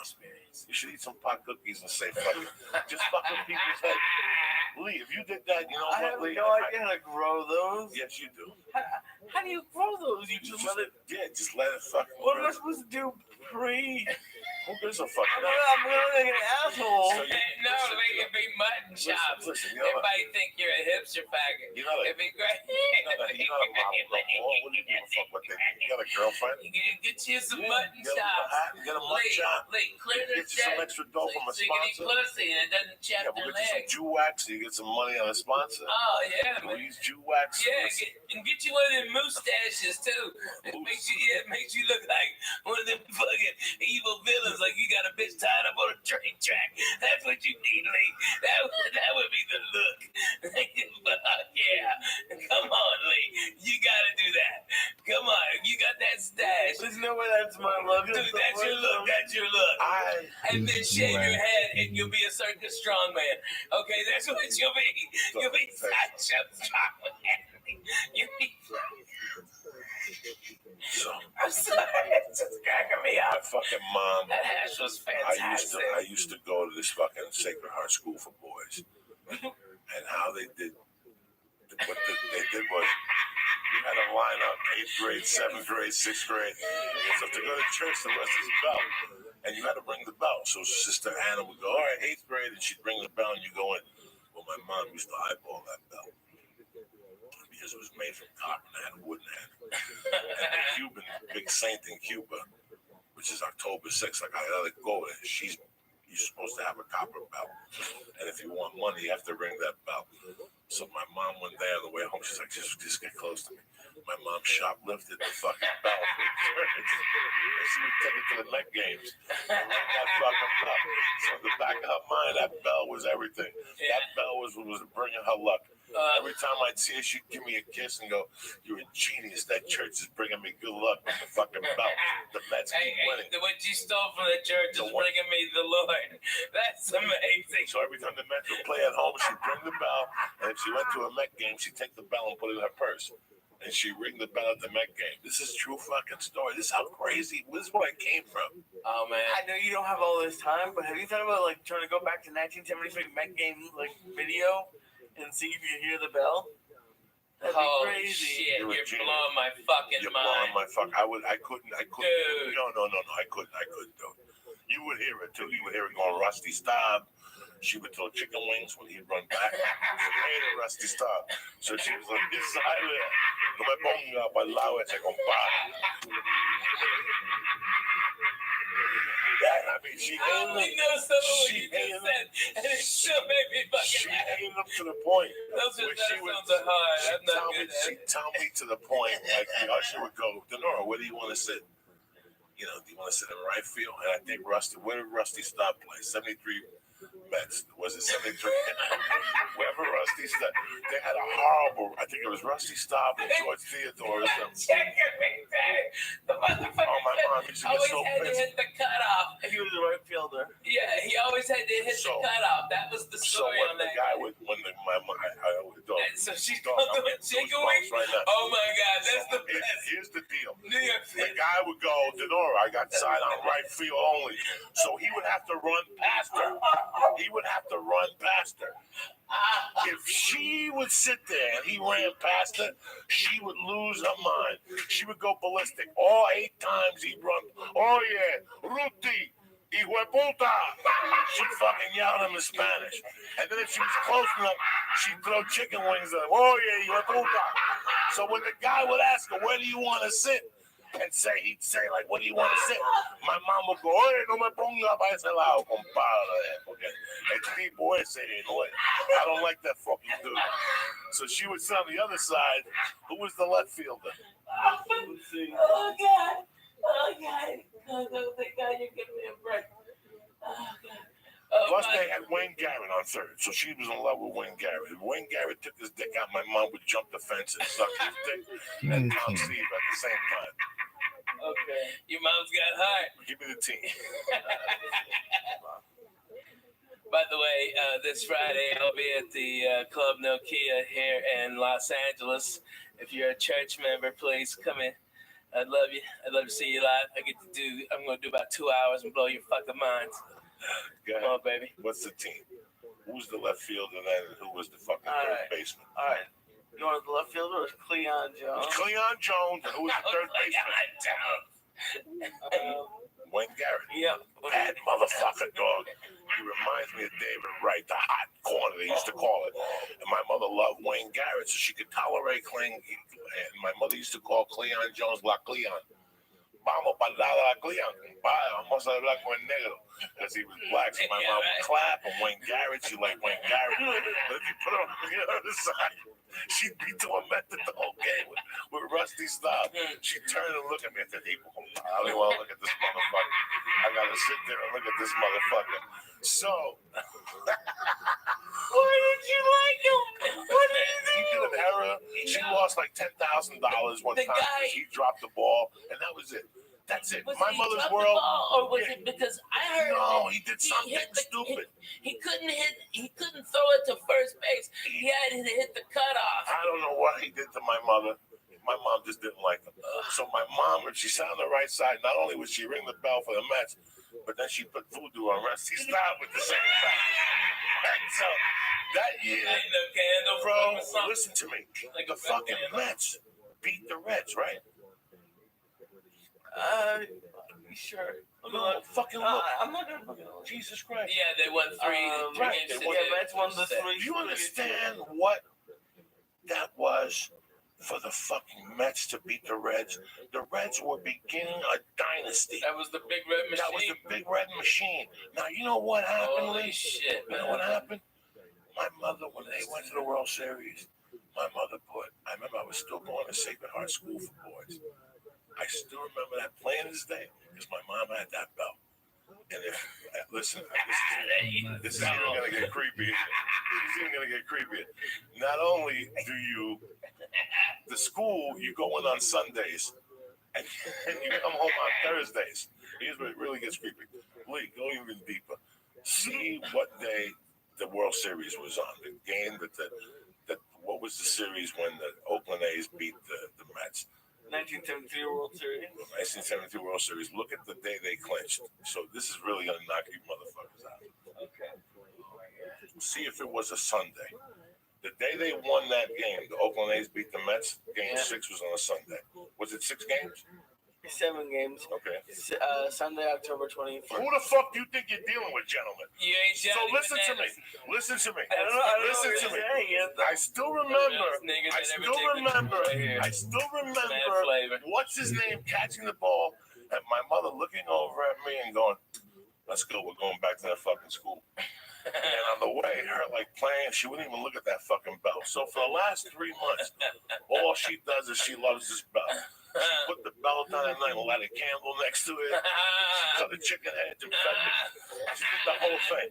Sangria, all that shit. She gives the blessings. The day the Mets lost, she personally got in the car because usually she'd go to the bar and my stepdad or one of my mom's friends would drive me. And we'd all go out to dinner as a family and then my mom would go to the bar because you'd have to be there till 5. No, 3 if you were working the bingo on Sunday.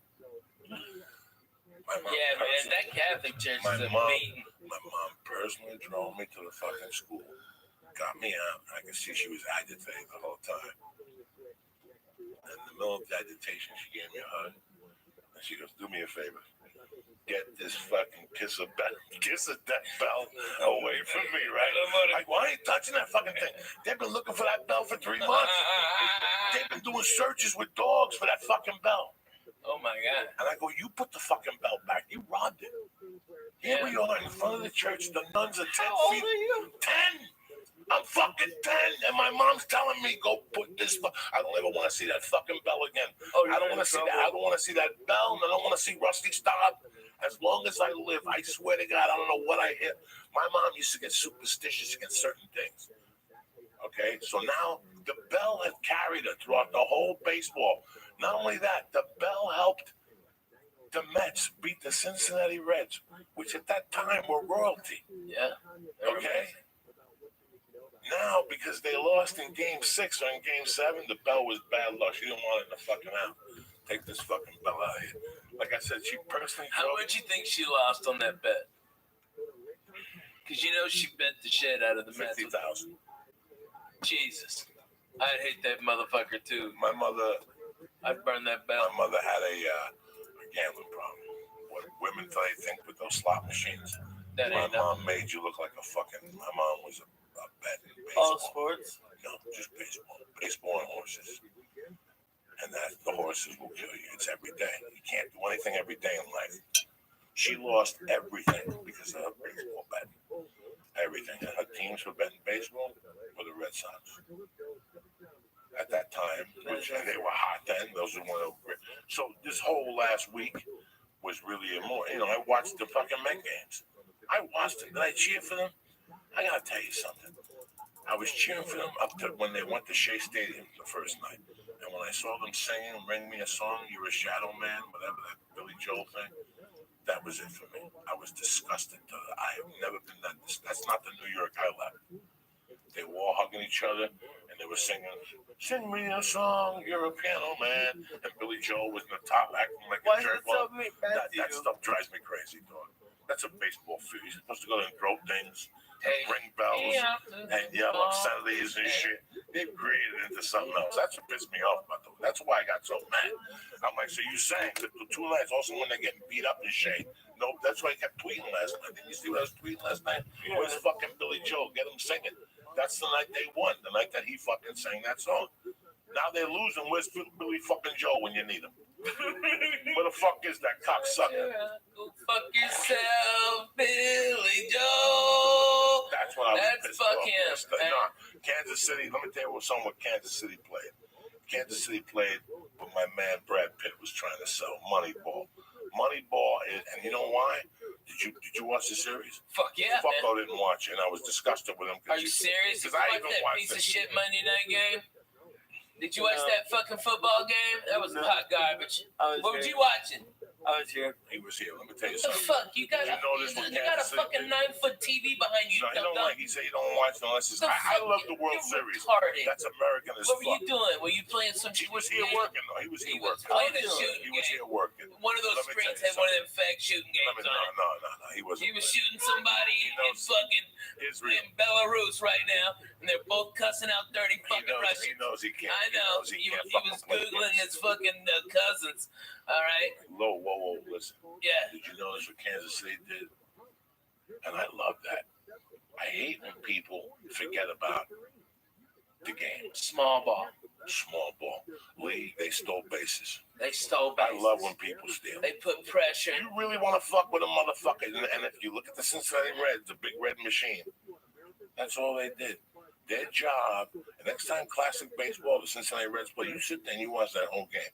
And you're going to go, oh my God, nobody had more than 15 home runs. Eric Foster. Small ball. The main job they did was steal. Single. Get a single and Stealing singles is something that's forgotten about. Yeah, man. You know that's why Ricky Henderson played baseball so long and for so many teams. Because think about it. He played for the Red Sox. He played for everybody. Ricky Henny played for everybody. Listen, Ricky was goofball dumb, but he was one of the greatest baseball players to ever get behind. All right? This guy, if you've got a pitcher and he is out of business at 96 pitches, and Ricky gets on base with a bunt or a fucking single or walk sometimes, he gets on there, he jumps out. That guy's going to have to throw over there 3 or 4 times. He's going to wear out his arm. They're going to have to bring that middle reliever that's a piece of shit that hadn't worked in 8 days in, and then they have to go through 3 closers. So what do they do the next day? Ricky Henderson blows out their next guy. That's what genius small ball is, and that's what they did, man. They played fucking great baseball, man. They played great baseball, beautiful like college ball. Cincinnati Red games, their leadoff was always Joe Morgan, and he always stole. And once Geronimo came on, those fucking Indians, those Geronimos, they go crazy, and they had like 3 people who would steal on you. Pete Rose would steal on your ass. And Pete Rose wasn't a thief, but he just, they just guerrilla you. And if you watch, there was a game I watched on Classic Baseball maybe 8 years ago that they actually showed the fucking pitcher just going like, I don't want to deal with this ever again. This was not baseball. This was torture. Because it's small ball. It's slow torture. Every pitch, something happens. There's always something happening. Every time you let that ball go, it's either a single, a bunt, or this motherfucker's stealing. That's torture on a pitcher. He can't focus. You got to duck. You lose your concentration. It's fucking crazy. I used to love baseball. I used to know everything about the Red Sox. There's 162 games before the postseason. I don't have time to watch all those games. I don't know. Well, not every one of them, but watch one of each series and feel like a fan. You know what I mean? I like the Houston Astros. I started stand up there in '90. I loved them. Me and John Westling, we went for a foul ball, and the little kid was going for a foul ball. We were stoned out of our balls, and instead of me squashing that kid for that fucking foul ball, I broke the seat. Okay, and the kids got the ball, and everybody's cheering, and we're on the big screen, and I'm holding that chair together, motherfucker. I got my left hand on the chair up. Okay, and John's laughing. He goes, "You broke that chair?" I go, "This motherfucking chair is done. I broke that ass and dumb and been there 30 fucking years, and I fucked that chair up." We got up, it fell to 4 pieces. I swear to God, get Johnny West on the phone. That is so fucking funny. Oh my God. You broke a couple of things, cocksucker. I've broken a lot of shit. I used to break lawn chairs. Lawn chairs get knocked on me. Remember the Pittsburgh Funny Bone? Yeah. The home with Creepo that used to have naked women pictures all around the bar. Yeah, right. I always used to hate those. Yeah, I hate lawn chairs, though. Yeah, the chair you have on your balcony. I never knew why you had that goddamn chair I broke one and you broke one. Well, I was like pushing the jar and you came and just tormented it. Well, for a fat guy, those are the worst chairs. When you shot your pilot for VH1, didn't I break a chair? Yes. Something happened. I broke a chair. You broke a chair. It was awesome. For a long time, I was breaking fucking Oh my shit. God, it was so I fucking love funny. when a chair broke. One time with sleep apnea, a chair broke in Miami. Dude, you broke Gavin's toilet. Remember, you went in there and you just sat down too hard and you broke that fucking toilet. And then you made the slow creep. And water came out and flooded Gavin. And Gavin got out of his, because you were sleeping in my house. And you were like, fuck him, I'm going in here. I broke Gavin's fucking futon. That was classic, dog. I heard that thing snap in 8 ways. When you're a fat fuck, you break shit sometimes without even knowing. It's the most embarrassing thing. Living like a fat fuck, so you break a ton of shit. A ton of shit. Clothes, I ripped clothes. I remember one time I got one time in somebody's car in a Jeep they had. I went to get the handle and I went to pull up and have the fucking roof came down. Oh man. It's tough being a fat motherfucker. Man, ain't nothing easy. Let me do some shout outs and get the fuck out of here. I'd like to thank Mike and Mary Johnson at Unique Bows. Thank you very much for the bows. We put them on a little hair for Halloween. Thank you for listening. Rusty Shackelford, Death Squad Dallas, and the rest of you crazy I love those guys, man. Sandman, Benito Munoz, Sean Cappuccino, Jimmy Carroll, and Girk Brooks. You know who I know is watching? It's my man D in Colorado, who's a cool motherfucker. Yeah, I know D in Colorado, that motherfucker has got weed 15 foot tall.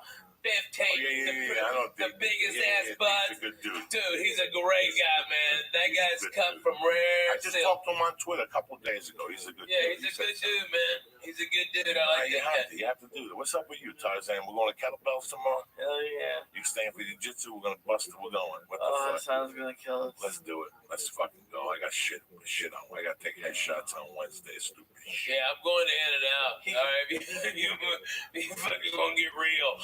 Okay, we're 3 fat guys. You're going to talk about workout sessions now.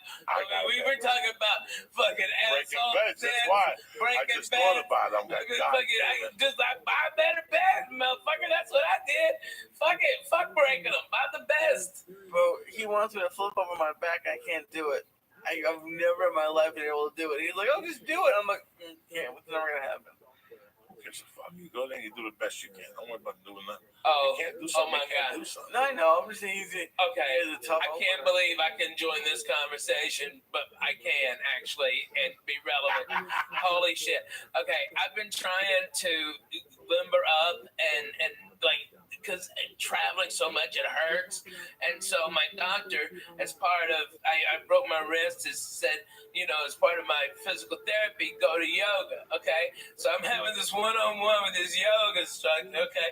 I'm going down, and I got my legs spread as far as I can, and the fucking yoga mat split in the middle. And my balls hit the fucking floor, and I almost passed the fuck out. My fucking thighs have been killing me for 3 weeks. Dude, I swear to God, I did the full splits like I was trying to block a goal. It was the worst. Oh, you ripped it. Oh my God, dude. I think I ripped my groin muscles. All the shit. I ripped that yoga mat right down the fucking middle, Coco. You're the first person I've said that to, because it's so embarrassing. But those fuckers will rip if you get fucking 450 splendid. Oh, Jack, I busted my ass. It took me so long to be able to get up. I didn't even know what to do. The instructor just pushed me back on my back. And it eased up. And oh my God. But one of the worst things that ever happened was when I dropped at the YMCA that time. That's the title of your book. That's the title of your book. Oh my God. As a fat guy, I was never more embarrassed in my fucking life. I've done some fucked up shit as a fat guy. And I don't, you get embarrassed about being fat. You can't fat shame me. But the time I almost drowned at the Wiley fucked me up. I didn't say nothing for like 2 months. I didn't say nothing. I just snorted coke and tried to hide it and shit. That was embarrassing. I was just starting to lose weight. Things were going great for me. I lost like 8 pounds. I was still snorting blow. I was doing big blow. And I fucking got up one morning and Terry went to work and I overslept. And I said, fuck it, I gotta swim. And I went over to the Y and the Y is packed. I used to go to the Fat Man pool. It's this little Russian pool. Right? It was like 4 feet, but it was 96 degrees. So it's like a therapeutic pool. And I would walk around and if there was nobody in there, I would do laps. And then it's short laps and nobody would see you. If you go to the big pool, there's kids and people see you and there's lifeguards. I was still too embarrassed. I'm not gonna be a fat guy who wears a t-shirt in the pool. No, But I am. I'm a hot mess. You don't want to see so me. I said, fuck I it. keep all this head. I'm gonna go in there without a t-shirt. Lee, I was 400 pounds. There was fat everywhere, Lee. And I'd sit in the sauna and I'd make believe like I was losing weight in the sauna. Then I'd go in the steam bath. Then I'd jump in the pool. And I did this every morning at 5 a.m. I did this to start off, but I was still snorting blow. So in my mind, if I ate sushi and I went to the steam room, I would sweat the cocaine and I wasn't a fiend no more. So now it's 2 in the afternoon. I go across the street to the Y. I'm still a little hungover on the blow. And the fucking steam pool is packed with kids jumping up and down. And I'm like, I can't do my fucking laps. But the adult pool, the lap pool, was wide open. Oh, shit. I go, fuck this. I swam. I lived in Boulder. I've been swimming for 3 weeks. I'm ready for the big fucking pool. Why am I swimming with these fucking fat fucks for? I went over there. I put my name on the blackboard, guys. I put my goggles in. And on the deep end, I jumped. Just the cold water hitting me, bro. It just shocked my body. It just shocked my fat little body. And then I'm trying to swim. I'm swimming. I'm putting everything I can. I'm turning my head. I'm remembering my form. And I look up, Lee, and I haven't even moved like 5 feet. I'm fucking sideways. But by this time, I'm out of air. Like I was smoking 2 or 3 packs of cigarettes a day. I'm dying. I'm 10 feet out, but I can't swim back. And my feet can't take it. So I'm just holding on to the rope. And people are swimming by me. They're going, come on, let go of the rope. Come on, swim. And I'm like, guys, I'm dying. I'm trying to get the shortest distance was this way. If I swam vertically to the fucking wall, I'd never make it. So I had to swim this way. So I pulled myself like Spider-Man throughout the rope. And I get to the wall and I'm huffing and puffing, guys. I mean, guys, I was fucked up. Seriously. That's when I realized this has to end. And I'm holding on to this and I can't kick no more. And I'm out of oxygen and I'm holding on. And I got my fucking chin on the thing, just holding me. And some kids are like, Mister, are you okay? And I'm like, no, I'm not okay. Help me. And they're like, come on, pull them out. And all these little kids get together, these little Mexican kids. And they're trying to pull me out and they can't pull me out. They're like, 1, 2, 3, pull. And they're pulling. I'm like, and I'm turning purple. I mean, Lee, I'm not breathing. I don't even know about breathing through my nose. I'm starting to panic. People are starting to circle and look around. And these little kids can't pull me out. They're like, fuck it, ring the buzzer. And they ring this buzzer. And it's going, wah, wah, wah. And all of a sudden this chick gets on the thing and she turns this thing around. And they're actually going to make me, listen to this, they couldn't get me out. So they were going to fucking drop a hoist into the pool, and they wanted me to swim into it, and then they were going to pull me out like a fucking whale, like orca. And by this time, there's 50 people watching me. You have any idea, Lee, how embarrassing that is? I got tits, they're by my side. Lee, I'm purple. And they're like, swim to the middle. That must have sucked. Get to the middle, and go in, and we'll drop the hoist. And the hoist will pull you out, and then we'll bring you to the side. Lee, by that point, I'm so fucking embarrassed. And now, out of the corner of my eye, I see ambulance tech workers running in with a fucking mattress like I got shot in Vietnam. And something made me put my fat little foot over. I just went, and my fat foot got over, dog. Oh my God, that thigh must have weighed 1,000 pounds. And I fucking pulled myself up and I rolled down like orca. I just rolled down to the pool. I got up and I got up right in time. As I went through the fucking door, the 3 ambulance workers were running in. They're like, where is he? Like, that's him. And I just walked right past him, dog. Because rule number one, don't stop and don't sign nothing. You don't need to get checked out. Mind your business. You're fine. You know, As long as you get to your car. I gotta be honest with you. I think there's a thing called secondary drowning. Look it up, Lee. It happens. You just take a little bit of air, a little bit of water in your nose, and it gets down your actual windpipe, and it can be a very small amount. You don't have to have this deep lung thing. It's a secondary drowning. Look it up, Lee. Explain it. I believe that's what it is. That's what I thought you had, because I swim all the time, man. You know, we belong to that tennis club. I keep on inviting you to come up there like regular white people and let's have a goddamn party, okay? You've been telling 8 days of fucking years. I'm calling it out. Let's go, When? okay? Tomorrow? I can't go tomorrow. All right, next summer. No, not next summer. Stop. Come on. We got the whole holidays. You're a fucking We got the man. holidays coming. I'm You gonna gonna be smoke here for turkey. Thanksgiving? I'm trying. Okay. If you can teams in me, all right. Trust me, I got problems. Okay. We all got fucking problems. Yeah, I'm fucking Jay-Z over here, but I got 100. All right. We got a problem. We all got problems. Word of that. But you know what? She's fucking being so great. It's so like freeing for both of us, and I still love her. I'm in love with her. I love my babies, and that's why. You know, this wasn't an acid trip night, you know what I mean? It could have been, but it just simply wasn't. I got real shit to do tomorrow, you know? I've got two beautiful babies that love their daddy, and I've been getting so much bullshit, you know, about me and the wife filing for divorce. Truth was, she was just responding. They only check LA records. She was already, I had filed on her, like, 10 days before, okay, and so there was going to be this big jurisdictional battle. And then my lawyer in Tennessee goes, you're going to spend about $150,000 just fighting over what state we're going to have the divorce in, okay, not counting my money. All right, I was supposed to write a retainer tomorrow if she wanted to go to war for like $50,000, okay. It's retarded. All right, and we're just being cool. It's like my babies, I always want them supported. My wife will never want for anything. She'll have the house that she designed, okay? She can be free and I'm a miserable person to fucking live with. Not that I'm a fat piece of shit. It's I'm work all the fucking time. Always. And I've got babies that have to be in school. But since this shit broke on the internet, man, they had people taking pictures of my kids, man. It's like, motherfucker, I'm the guy. You know what I mean? It's like I'm the guy behind the microphone.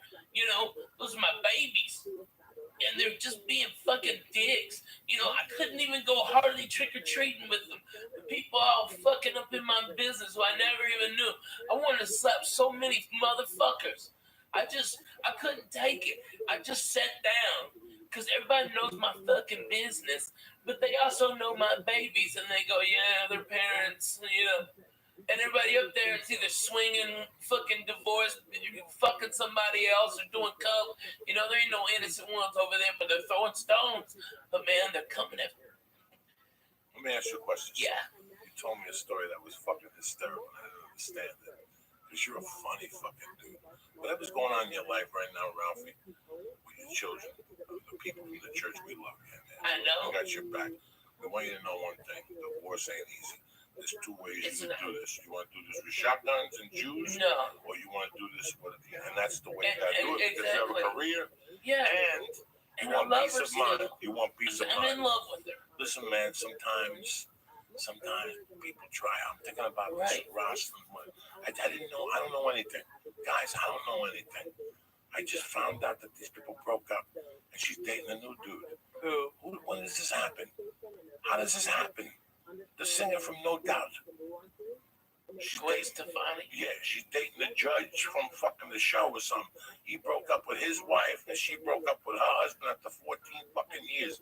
And they had like a thing today, like That these two Blake Shelton guy? Yeah.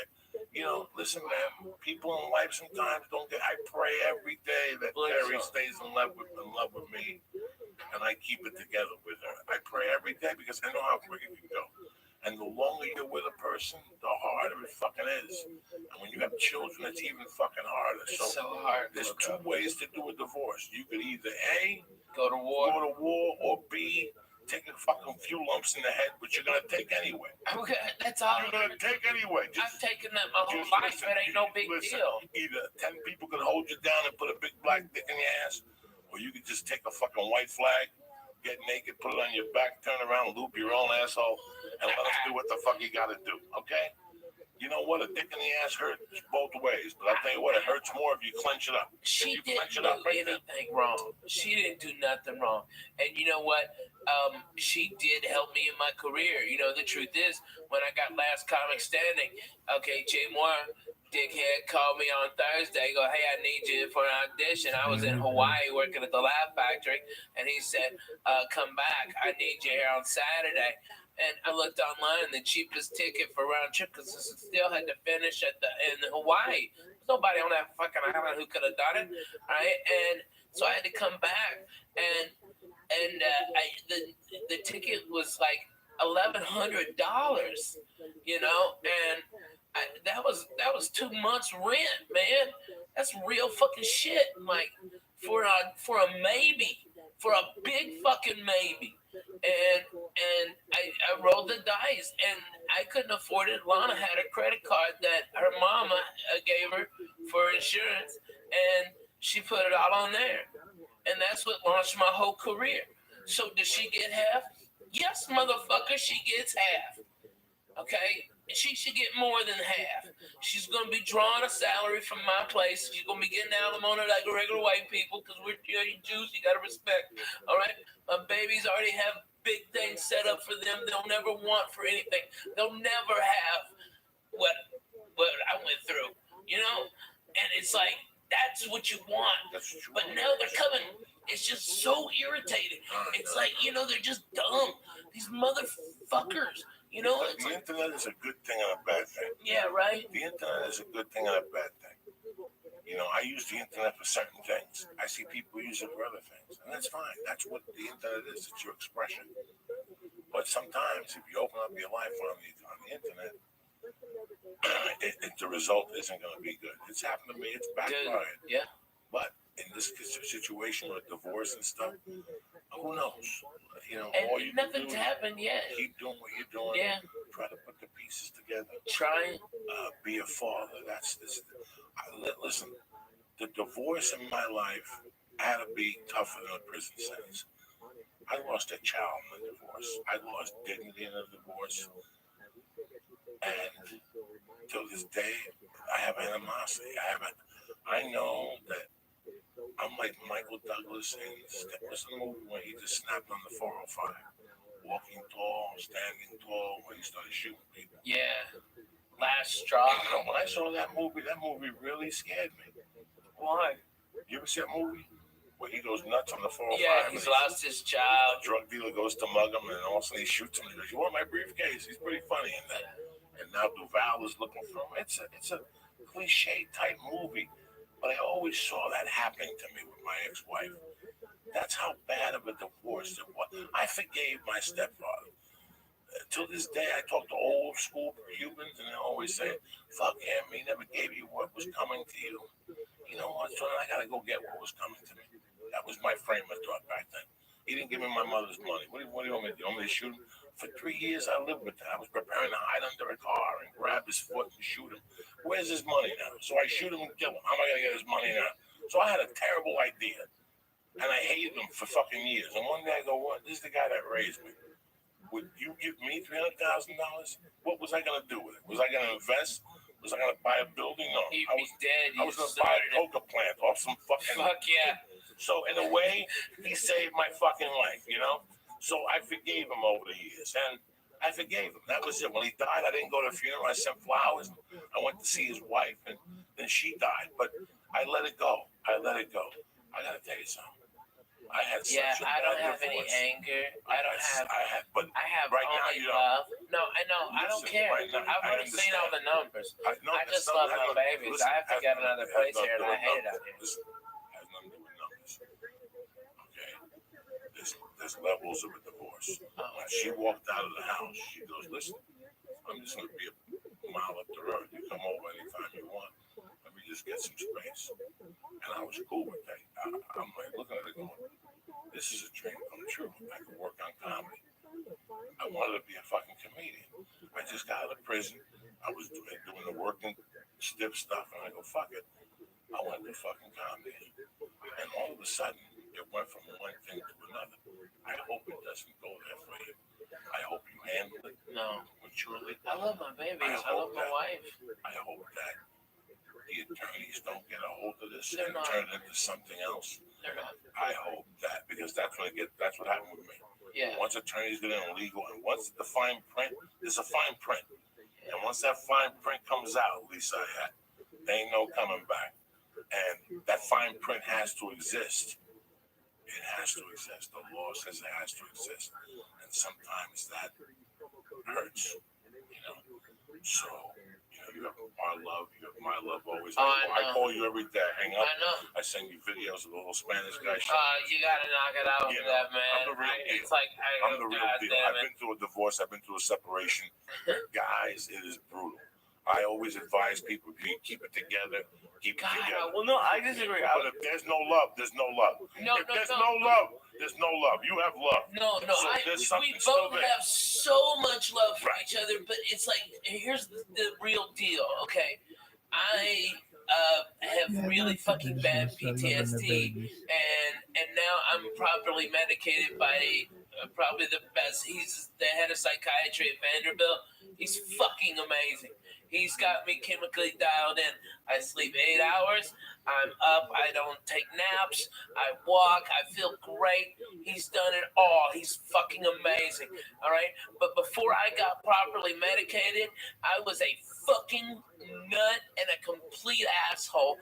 Okay? You know what you do after 2 years You of showed up denying? around us with the Elvis class. You started to worry me that day. What question did you have over that? It's not a question, but it was just my parents got divorced when I was in high school, and I actually had wished they got divorced earlier. Like they said, like we stayed together because of the kids. Even back then, I thought it would be better just to have like You're just a tough dude. This is listen, man. I was dumb, but I feel great now. Let's get something. I got a lot of redemption. Let's get something on the air.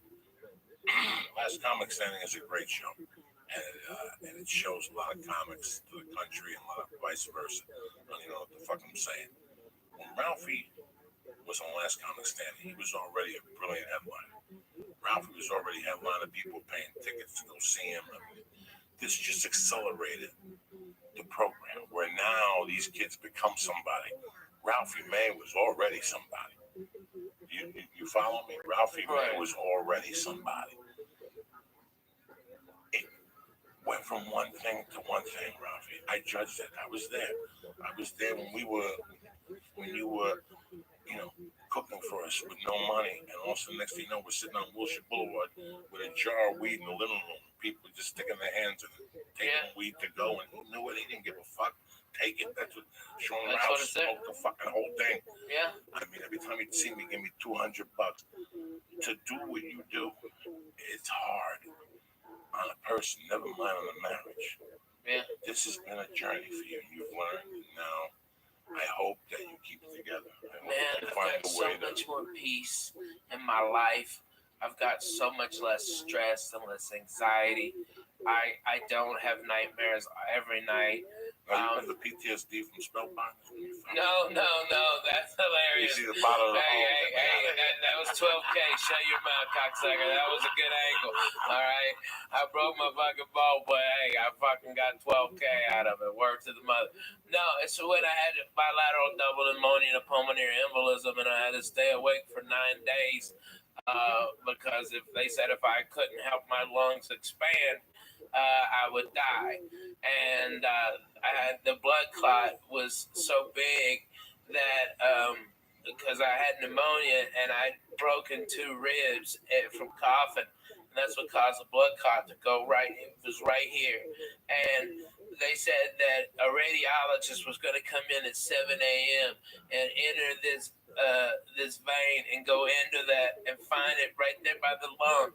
And he goes, "You have to be awake. We can't give you any anesthesia, and it's inside you. It fucking hurts in there, man." All right, and that they're gonna, you got a 5% chance of living. Okay, if it blows the clot out, okay, you fucking live, and if not, you'll bleed out in your brain. You'll have a stroke. Good luck. Hey, sleep tight. Boom, motherfucker. I was fucked up, Jack. That fucking snap. That snaps your fucking head, dude. And so what I've been doing like a lot of PTSD groups, okay? And they're always like, "What the fuck are you doing here?" And I'm like, "Look here, cocksucker. I'm just as fucked up as you are. And let's get to the real deal. Let's talk about some shit."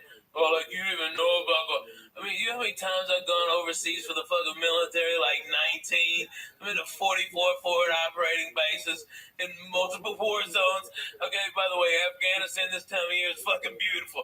All the Taliban's turbans change colors. But it's like those dirty motherfuckers. They're like reds and yellows. It's beautiful. Okay, but I've been there, and then they start getting real, dude. I mean, when those guys get real, it gets real. You know, I mean, it's like, I know it sounds stupid, right? But you're absolutely right. You know, Ralphie, man, I gotta tell you, so I'm sitting here across from you. We'll end this podcast in a couple minutes, but I gotta tell you something. It's, I'm 52, man. I've had a great life. I laugh. I love being upset and laughing. I live to laugh, people. I know sometimes I come across as a prick. I love giggling. I love laughing. I have a lot of regrets in my life. I did a lot of fucked up things. I was talking about my godfather before. One of the biggest regrets I have that we didn't have the money to do it, Ralphie.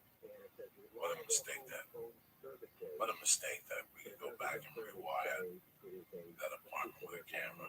Oh my God. We would have a show, and I'm telling you, that would have been the all-time. It would be HBO's all-time greatest comedy show. And you can't. And you know what? I'm sitting here across from Ralphie. I'm listening to a story, and I'm like, I can't even go to HBO. Like, I'm talking about, I'm thinking of Ralphie narrating a show about the Adventures of a Fat Guy. Just even though that's something true, when you fell that time. Oh, falling on Gardner? Listen, I'm sitting here across and I'm thinking, not even Gardner, the thing you were telling Lee about that. He's going on, you don't understand. This chick is living in his house. Before we're talking about the story, he has 3 guys trying to fuck the same chick. It's miserable. I'm the only one not trying to fuck her. But you wanted to fuck her. If your face fell into her asshole, it wouldn't have been the worst thing. It wouldn't have been the worst thing. So if something happened, they're having an argument. You cannot write this, Lisa. This is an apartment that's living on whatever Ralphie's subsiding. Yeah. I'm living off Ralphie. I got a little bit of coke in my pocket. Ralphie's making Bloody Marys, and we're going over it. We're hitting this every night. Everybody knew that at 2 a.m. after the comedy store. The party was in my apartment. The Red Devil, Ricky Cruz, Babalu, you know, and we just talk shit. The producer. Somebody would have a joint, somebody wouldn't have a joint, but this one night it was just me. Dude, we always were drinking Bloody Marys, and we're giggling. And Jody says something to Ralphie to piss him off. And there was a big Japanese lamp in the kitchen. All right? And Fucko here sits down and she pisses him off. And he sits in the position and something happened that the light got a little lower. And he's fucking saying shit to her with his face red, right? He's like, "Fuck you. This is my house. Don't you ever talk to me like this. This is my fucking house. Can you believe this, Coco? She's my guest, and she's talking to me like this. This is my vodka or something." And he, in the middle of his rage, he's like, "Ah!" And he stops because the light bulb is burning his head. It burned my hair. You can't write that. You cannot write that. That's Inspector Clouseau type shit. I had to wear a hat for like 3 weeks. I was like Junior Joshua. I always had a hat on. You busted that toilet in your house. No. Gavin. You fucked up Gavin. Slim Jim Magoo. Stop. You also shit in Gavin's shower and then push it down your toe, motherfucker. Okay, I know the real you, Coco. All right, you can bullshit with these other faggots, but I'm bona fide. Okay, I was there at the beginning. Okay, I was mugging. Okay, Lighting the bum on fire. you lighting the bum. Eating people's pussy. If that apartment building had a fucking camera, Oh my God. we would be Multi-millionaires. I tell the story that I brought Shayma there, and she was giving these people, drug dealers wanted to fuck Shayma. Oh, so And I hard. left her downstairs in Gavin's apartment with Gavin and the Armenian. Oh, she's And dancing. she's dancing, telling ESPN stories. Oh, And I come back at 5, and there's one guy. Doing them horrible impressions. Dude. Oh my God, remember horrible impressions? Oh my God. Every time they give her I a got me. Bro, she's all coked out. I'm still Oh my God. and this Disney bitch like breaks out into like Joe Pesci. You have no idea, Lee. You have Like, no hey, shut up, bitch. Dance, take them titties out. Oh. Yeah, that's what she told her. Did you remember that? I don't You remember fucking that. told her. Goes, yeah, whatever, bitch. Take them titties out. I always loved her. I still talk to her when I go to Vegas. Is she in Vegas now? She's That's awesome. She is so cool. She opens for everybody. She got a little gig. She's a Dude, I she bet she's dances- making a fucking she mint. dances. She's 45. She dances in a And cage she at a looks like lesbian bar. she's like 26. Yeah, she's 20. She dances at a fucking lesbian bar. She keeps marrying gay guys by mistake. What? She hooked up with that dude in Alaska. I had to do this gig. What? Listen to me. About 15 years ago, I got to do this She gig. married a gay dude? Listen to me. I had to do this gig in Alaska one time. And Chuku Charles? And one of those, for one Yeah. of those people. And I canceled. I got like this stupid TV show or something for NBC. And I had to cancel. And she went up there and met a go-go dancer, like a male dancer. And they fell in love. And she put his name on her little pussy. Oh, And then whoa. they moved back Holy to LA shit. and they were in love. Man, that's He was fucking he was like unemployed, but he always came up with a little bit of money. And she was dating him for like 2 years. They were in love. And then one day, she went in his email. She saw an email from old dudes that he would go to their house in the afternoon and put like a bikini on. And he would dance for old dudes and shit. And he would get like $50 and do meth. So she threw him out. And she was heartbroken because she always makes fucked up choices. I've told this story before. God This is hilarious. bless her. That's Somebody, so hard. somebody tells me this is the name of the guy that she's got on her pussy. This guy is a go-go dancer for old dudes, and he's smoking meth. So she throws him. Holy She shit. throws him out. I hear about this about a month Is later. that her No. right now? I bump into her, and she says to me, "How you doing?" Blah blah blah. We're going back and forth, and I go, "Hey." And I don't know what the guy's name is, but you know me. So how's Mark doing? And she gets kind of sad. She goes, "I'm not with Mark anymore." That's a shame. I go, "Listen, I know this old dude."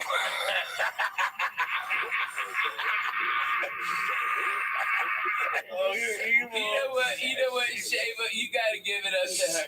She is a queen of a ball buster. She will give it, but she will fucking take it.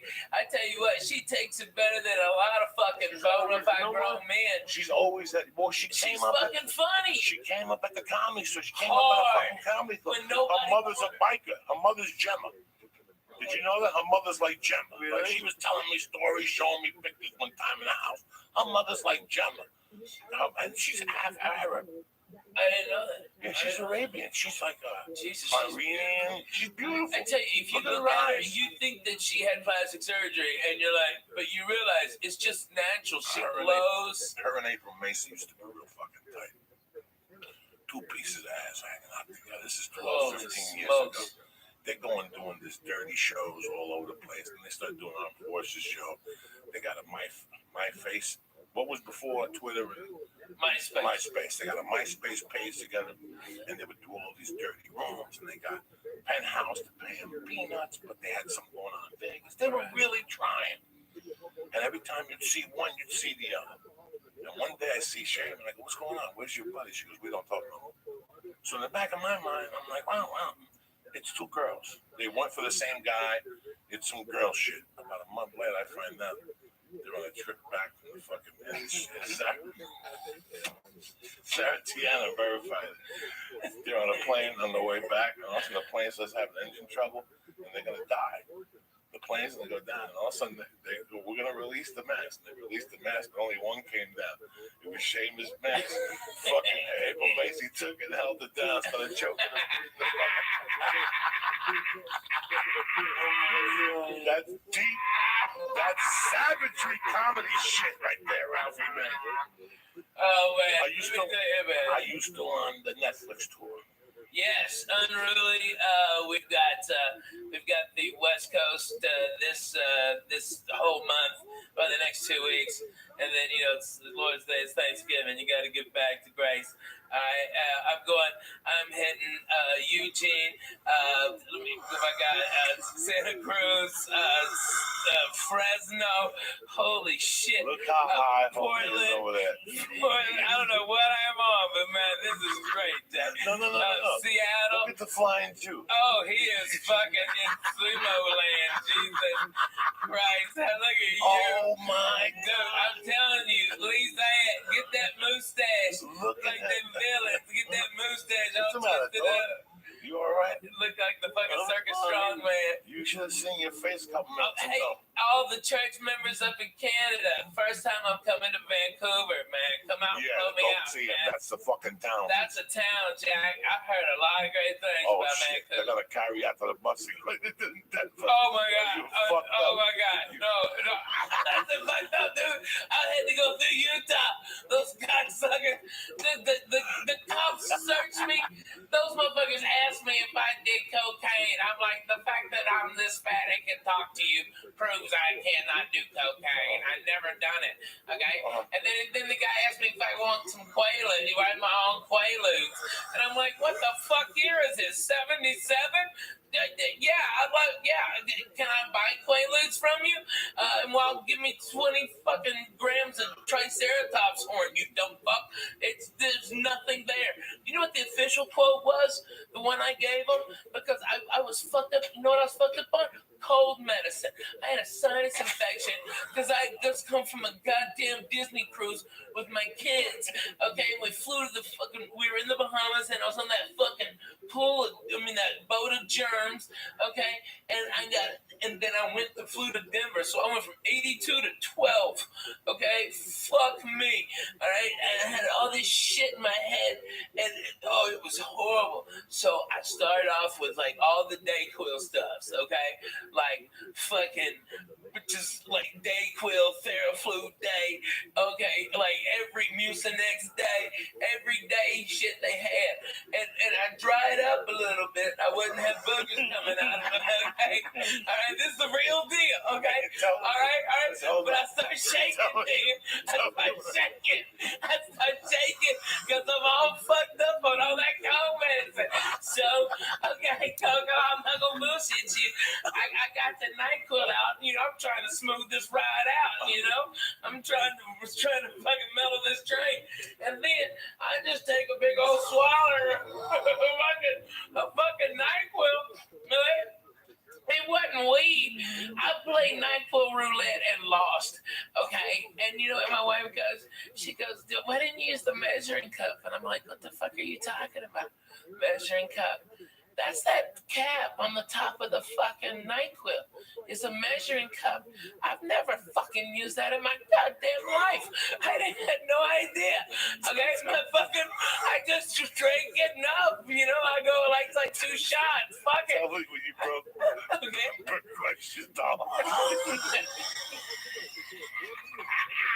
Hey, that was your fault. That was good ass fucking drugs you got. Alright? Okay. That was you and gravity, motherfucker. You on that. Okay, you're a dick. And I wasn't the only one. You fucked up some shit on getting out of there. Okay, so you can suck a dick. And by the way, we went to that Jack in the Box right behind his house because we were smelling all them fucking jalapeno poppers. Bullshit, fuck you. No, I didn't know that, Jack. I had to pull over. I couldn't stop laughing. I fucked up that dog. So what happened? Okay, all right.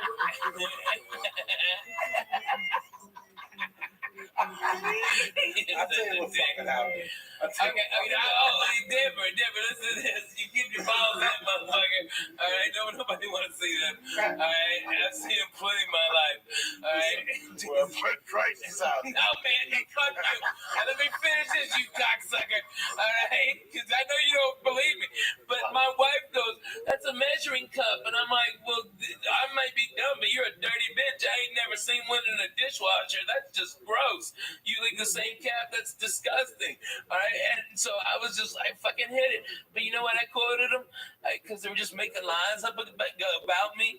I was like, last thing I said before I head on stage, I heard was, all I said was, "Yes, Mr. Cosby, I'd love another cocktail." That's all I remember. And that's just go fuck yourself. You ever get fucked up on NyQuil? Dude, I was so something. fucked up on NyQuil. You get a bottle of NyQuil, we'll give you a star. That joint, it's all over. It's dude, all, in 92, I played the hip hop comedy stop. Steve Harvey's and Michonne McDonald's, all black, and comedy club in a hotel. Okay, and I was sitting back there with these crazy ass, like, I met this guy and he goes, "Yeah, my name's Willie D." All right, and he's Willie D from the Ghetto Boys, okay? And then this little ass midget walks over, Bushwick Bill, okay? And he's gangster, okay? I mean, Bushwick Bill was no bullshit. He had knives on him and shit. That little motherfucker cut your balls off. That was eye level to him. Okay, no, codeine syrup. Codeine, and we listen to fucking slow records that this guy named DJ Screw would do. All right, but we drink that with 7-Up, okay, or Mountain Dew. Boom, they do a Mountain Dew so they wouldn't pass out, so they just drink that syrup. All right, and we was fucked up. How much would you pour in? Because I only. Like every time I get bronchitis, yeah. Dude, they poured a lot in mine. Okay, they poured a lot, and they shitload, and a lot of them was putting that. What's that? The raspberry liqueur, like Chambord or something. They poured Chambord in it too, so you'd have like grape soda with some Chambord and syrup. Okay, and all those fools were doing that. All of them. It was, and it was like. I didn't even know what hit me, okay, because it didn't taste. It tastes like Kool-Aid. And I was like, what? And they called me up on stage. And for whatever reason, it was the greatest set of the 4 years I've ever done comedy. And I relax. Yeah, but I was, I'd been smoking weed in the back with this little crazy midget passing it because it was so funny to look at a midget when you're on codeine and smoking weed. And like if the midget takes the joint out of your hand, but it looks so much infinitely bigger in his hand than it ever did in yours. It's crazy. Like what? Whoa. Okay, it's amazing. But I came in and blew the place apart. Got a standing ovation. All right. But a comic came on stage who hated my fucking guts that he was trying to be like the number one guy and he had tried to do everything and I blew the guy out of the fucking water. Steve Harvey told me I did. Okay, it was fucking unanimous. And he starts talking shit about me being fat, like making all these fat shit jokes and the audience turns on the guy. And then out of nowhere, you see this nickel 45, 1911, 45 caliber come up and go, and it's Bushwick Bill, and he goes, "Bring the fat white boy back. Shut the fuck up, nigga." All right, and he was about to shoot that man, okay? Because that's how gangster and fucked up this guy was. And they was like, "Okay, well, fuck it. Okay, we're out of it." I had nothing fucking left. What the fuck? How can you follow what you just did? I had nothing at all. I'm like, man, I love those midgets. They've always got your back up to here. All right, and I got the fuck out. I was so scared. I'm like, he's already pulled a gun once. He's gonna shoot me for making a midget joke at him. But he loved it because he was all fucked up and falling over and shit. It was crazy, man. Midgets, when they pass out, they just kind of like, weeble wobbles, and then they go, okay? Because that big ass, okay? You never hung out with no midgets like this. Fuck no, they creep the Dude, fuck out not of me. me. I like them. They're good people. Let's Yeah, read these shit sponsors. happens. Get the fuck out of here. Word to that. Great church, by the way. Thank you for having me, Coco. Midgets getting fucked up on call. I want to drink what black people are drinking now. I saw it on Drugs Inc. What is it? The shit they drinking. I'm gonna Memphis. drink It's What is it? like a liquid codeine. They mix it with Kool-Aid. Oh, yeah, the syrup. Yeah, that's the exact same Where thing you they get were that shit doing. at? It's just you mix codeine with a drink. No, what you do is it's cough syrup. It's cough syrup, and from I never got prescription. fucked up on that stuff. Well, You know, I drank NyQuil as a kid. As a kid, I discovered NyQuil when I was like 9. I remember they would help you fall asleep. Oh, So I liked it, but I didn't like the feeling in the morning. I've never chugged codeine, but it's great just to have it's like a joint. It's like a Codeine joint. pills get my. Dude, I get so fucking. I can't eat that shit. My stomach. My fucking little pooper gets worn out. I can't shit and it's miserable. Fuck that. I don't do none of that shit anymore, man. Okay, there you go. Shit. Dude, you don't want to. Records and shit. Oh man, that's what we used to do. Play slow Bring the records. horse in this motherfucker one time. Bring it back. Bring the horse in this motherfucker one time. Hey, Lee, put this song on. Okay, this is a great song. Hold on, we gotta get the fuck Okay, out of here. We'll all put right. some songs and get the fuck All out of right, here. word to that. Let's do this real quick. For 9,000 years, that's how long humans been making wine. That's also how long they've been confused about which wine to drink. Some people get a headache after they drink wine. I used to get a headache. One time I shoplifted a bottle of wine from Albertsons across from Hudson County Park, and I drank it with Diddy Quintero and Louis Castellino. I had a headache for 2 fucking days. But for many of us, it's the shopping part that causes a real headache. You got too many choices. You don't know what to do. People coming over, they're serving chicken, they're serving lobster, and sometimes you're down there and wine's expensive. You went in there to buy a 20, next thing you know you're dropping 60, and you got no guarantee of what you're gonna buy, right? Let me tell you something. It's overwhelming to pick out a good bottle of wine sometimes, especially with people who don't know. Your own personal experience learning about wine and why haven't you bothered to learn about wine, that type of stuff. This is what we're gonna do. I joined a new wine club. It's called Club W. They changed the whole game. It's easy. You go to clubw.com and you answer 6 questions. The algorithm, whatever you say, algorithm creates a palette profile just for you. I don't know where the card is right now. It's pretty cool, man. If you've ever seen anything like this, Club W is leading the great glass wine revolution. What means is they cut out the middleman. They work directly for the vineyards, and they cut the guy out, which in turn saves you some do-re-mi. So with Club W's, you get premium wine customized to your taste at a third of what you pay for at a store when you don't even know what the hell you're paying for. Yeah, you're You with not. me? You're not buying it's not like a club where they send you other companies' wines. These are their wines. Like you're not gonna see these wines anywhere else. But the most interesting thing is going to their webpage. When you go to clubw.com, you go on their page and they have all these videos, informative videos, and they tell you what wines you drink, you take the test, and next thing you know, you're involved. Which, when you don't know about that, listen, man, I grew up in a bar. I don't know nothing about wine. So when I went to Club W, I was blown away by how much interaction you have. They'll put it down to the exact thing. I mean, the nut, the grape, where it came from, the vineyard. Anyway, what they do is they save you money. It comes down to maybe $13 a bottle of wine or something like that. And there's even a no-risk, 100% guarantee that you'll love when they send you. So do me a favor right now. What they're doing is, for all the listeners, is they're offering 50% off your first order when you go to clubw.com/Joey. So do you understand me? 50% off your first order when you go to clubw.com/Joey. And this is not like fucking Columbia House, where they send you records every month, even if you don't want them. No, You order what you want. right. So if you think you need 3 bottles, you order 3 bottles. It's $13 a bottle. They get delivered to your door, and it's exactly what you like, what you guaranteed to love, or you get 100% money back guarantee. So again, do me a favor. You get 50% off your first order. Go to clubw.com/Joey. Stop wasting time and stop losing money at these retail stores and start drinking wine you know you're going to love.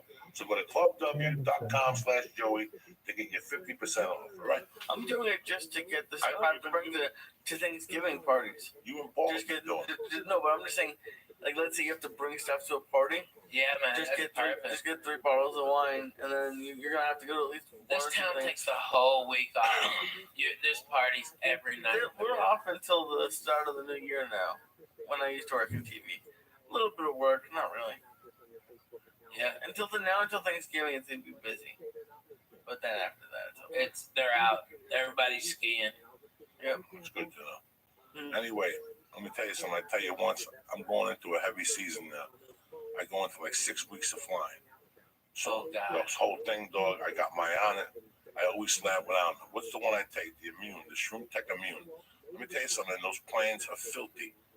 Those planes are filthy. Fucked up my show. If you think you get off a plane, they steam it with chemicals and they wipe down nothing.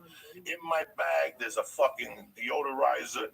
I got a hand sanitizer to wipe everything. That's the first thing I do when I sit down now. I don't want somebody else's ass on my ass that I'm sticking like their fucking ass. You gotta wipe those fucking seats down. So do me a favor. It's just bad. When you fly, there's a lot of human contact this time of the year. Do yourself a favor.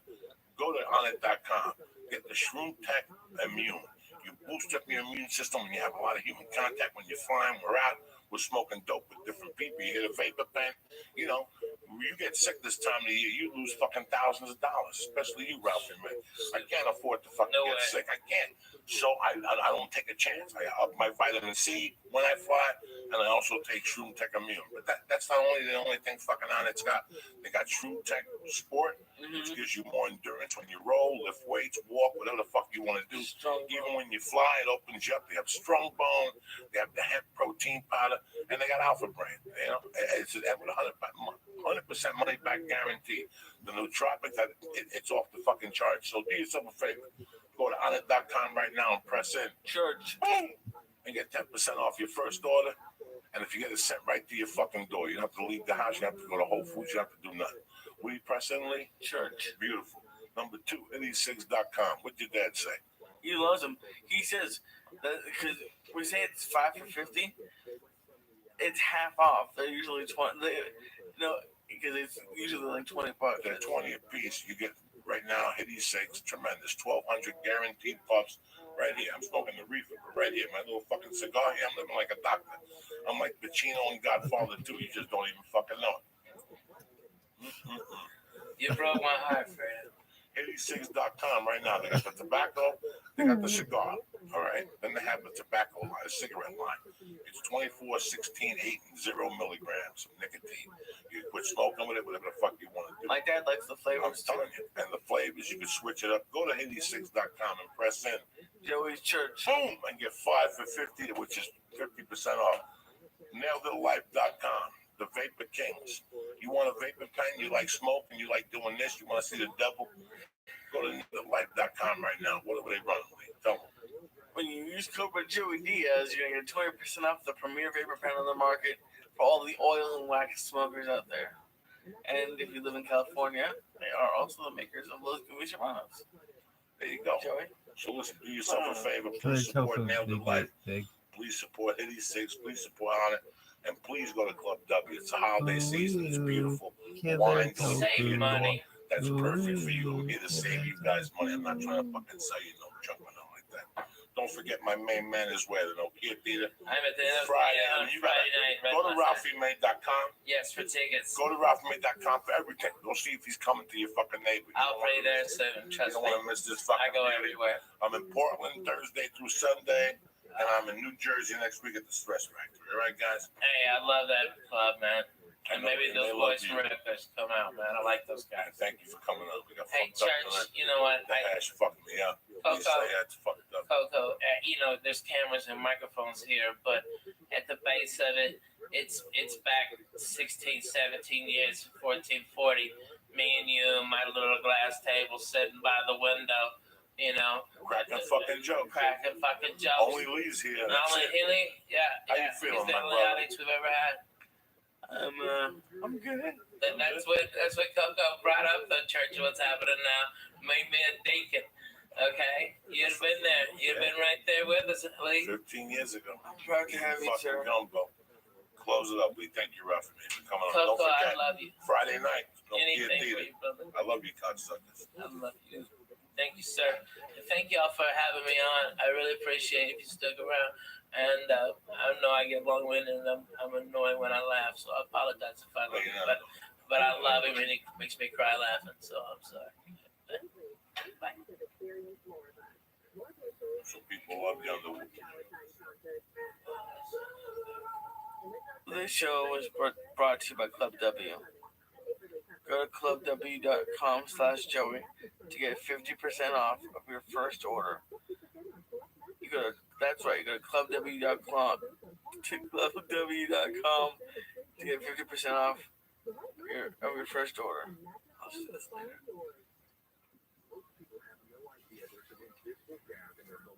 What do you want to close with, guys?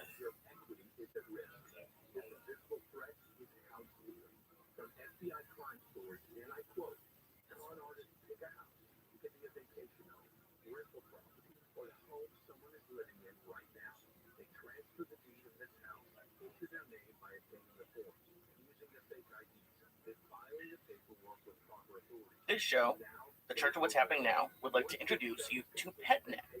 Stop worrying about feeding your pets the wrong amount of food every day. The PetNet Smart Feeder will feed the healthiest portions at the right time, every time, automatically. Go to PetNet, get your PetNet Smart Feeder, plus free shipping when you go to petnet.com/Joey. That's petnet.com/Joey, petnet.com/Joey. Show is also brought to you by Onnit.com. Go to Onnit.com and use code word CHURCH to save 10% on all of their optimization products like Alpha Brain, Strongbone, New Mood, ShroomTech Immune, and ShroomTech.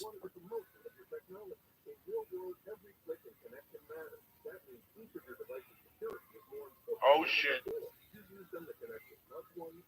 Church of What's Happening Now, bitches. Kick that mule leash. Monday, October 17th. The day the devil was buried at sea. Lee Sayat. Ralphie May. Uncle Joey. Little Michael Shankman.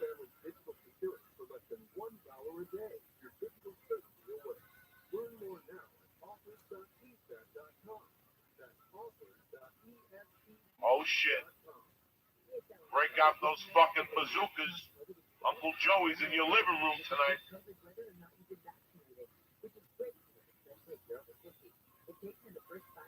What's happening, beautiful people? I missed you, cocksuckers. Ralphie May here. Hey, everybody. How are you? Here, you know. Hello. Same old fucked up crew. It's a Monday night, October 17th. I hope your weekend was fucking tremendous.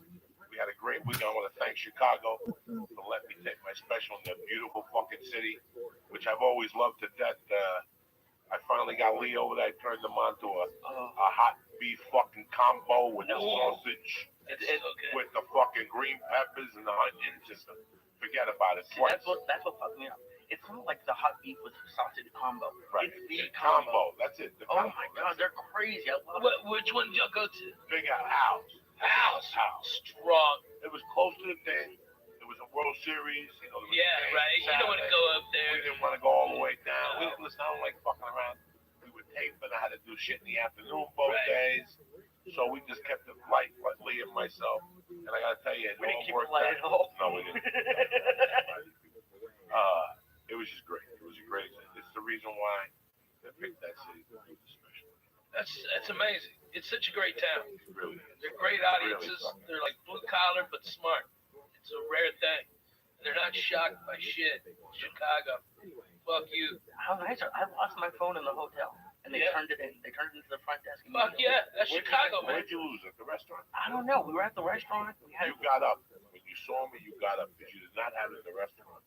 You got up and you left. You were sitting there playing with the phone. Yeah, I must have. You put it next to you. You got up when you saw me, and you left it there. I felt terrible because I dropped the out. When I got there, somebody gave me a great fucking out. Rainbow, long live rock and roll. Right. We went to eat Cuban sandwich. Yeah. What the fuck I left you it gonna do? downstairs. That night they called me in my room. Yeah. We have it out. That's amazing. I'll get it. That's great. Great in the Chicago. You know, I mean, listen, man. Chicago's one of those places that once you get to the suburbs, it's a little last American frontier. So Yeah, right. it's really neat. I hate that the whole city is being painted as like the old Wild West. You know, I mean, everybody's dying, getting shot, and shit like that. That's only certain parts of There's other Chicago. teams. Nobody gets it. It is what it is. Yeah, right. There's parts of Chicago that are fucking bad. There's parts that used to be. Oh my God, so bad. Yeah. Different element moved into Houston. Oh In shit. those areas where we used to go, probably Yeah, now no they're way. all fucked up. You know, this is going on across the country anyway. You just can't say Chicago. Like Chicago's go to a Great little, Point Mall.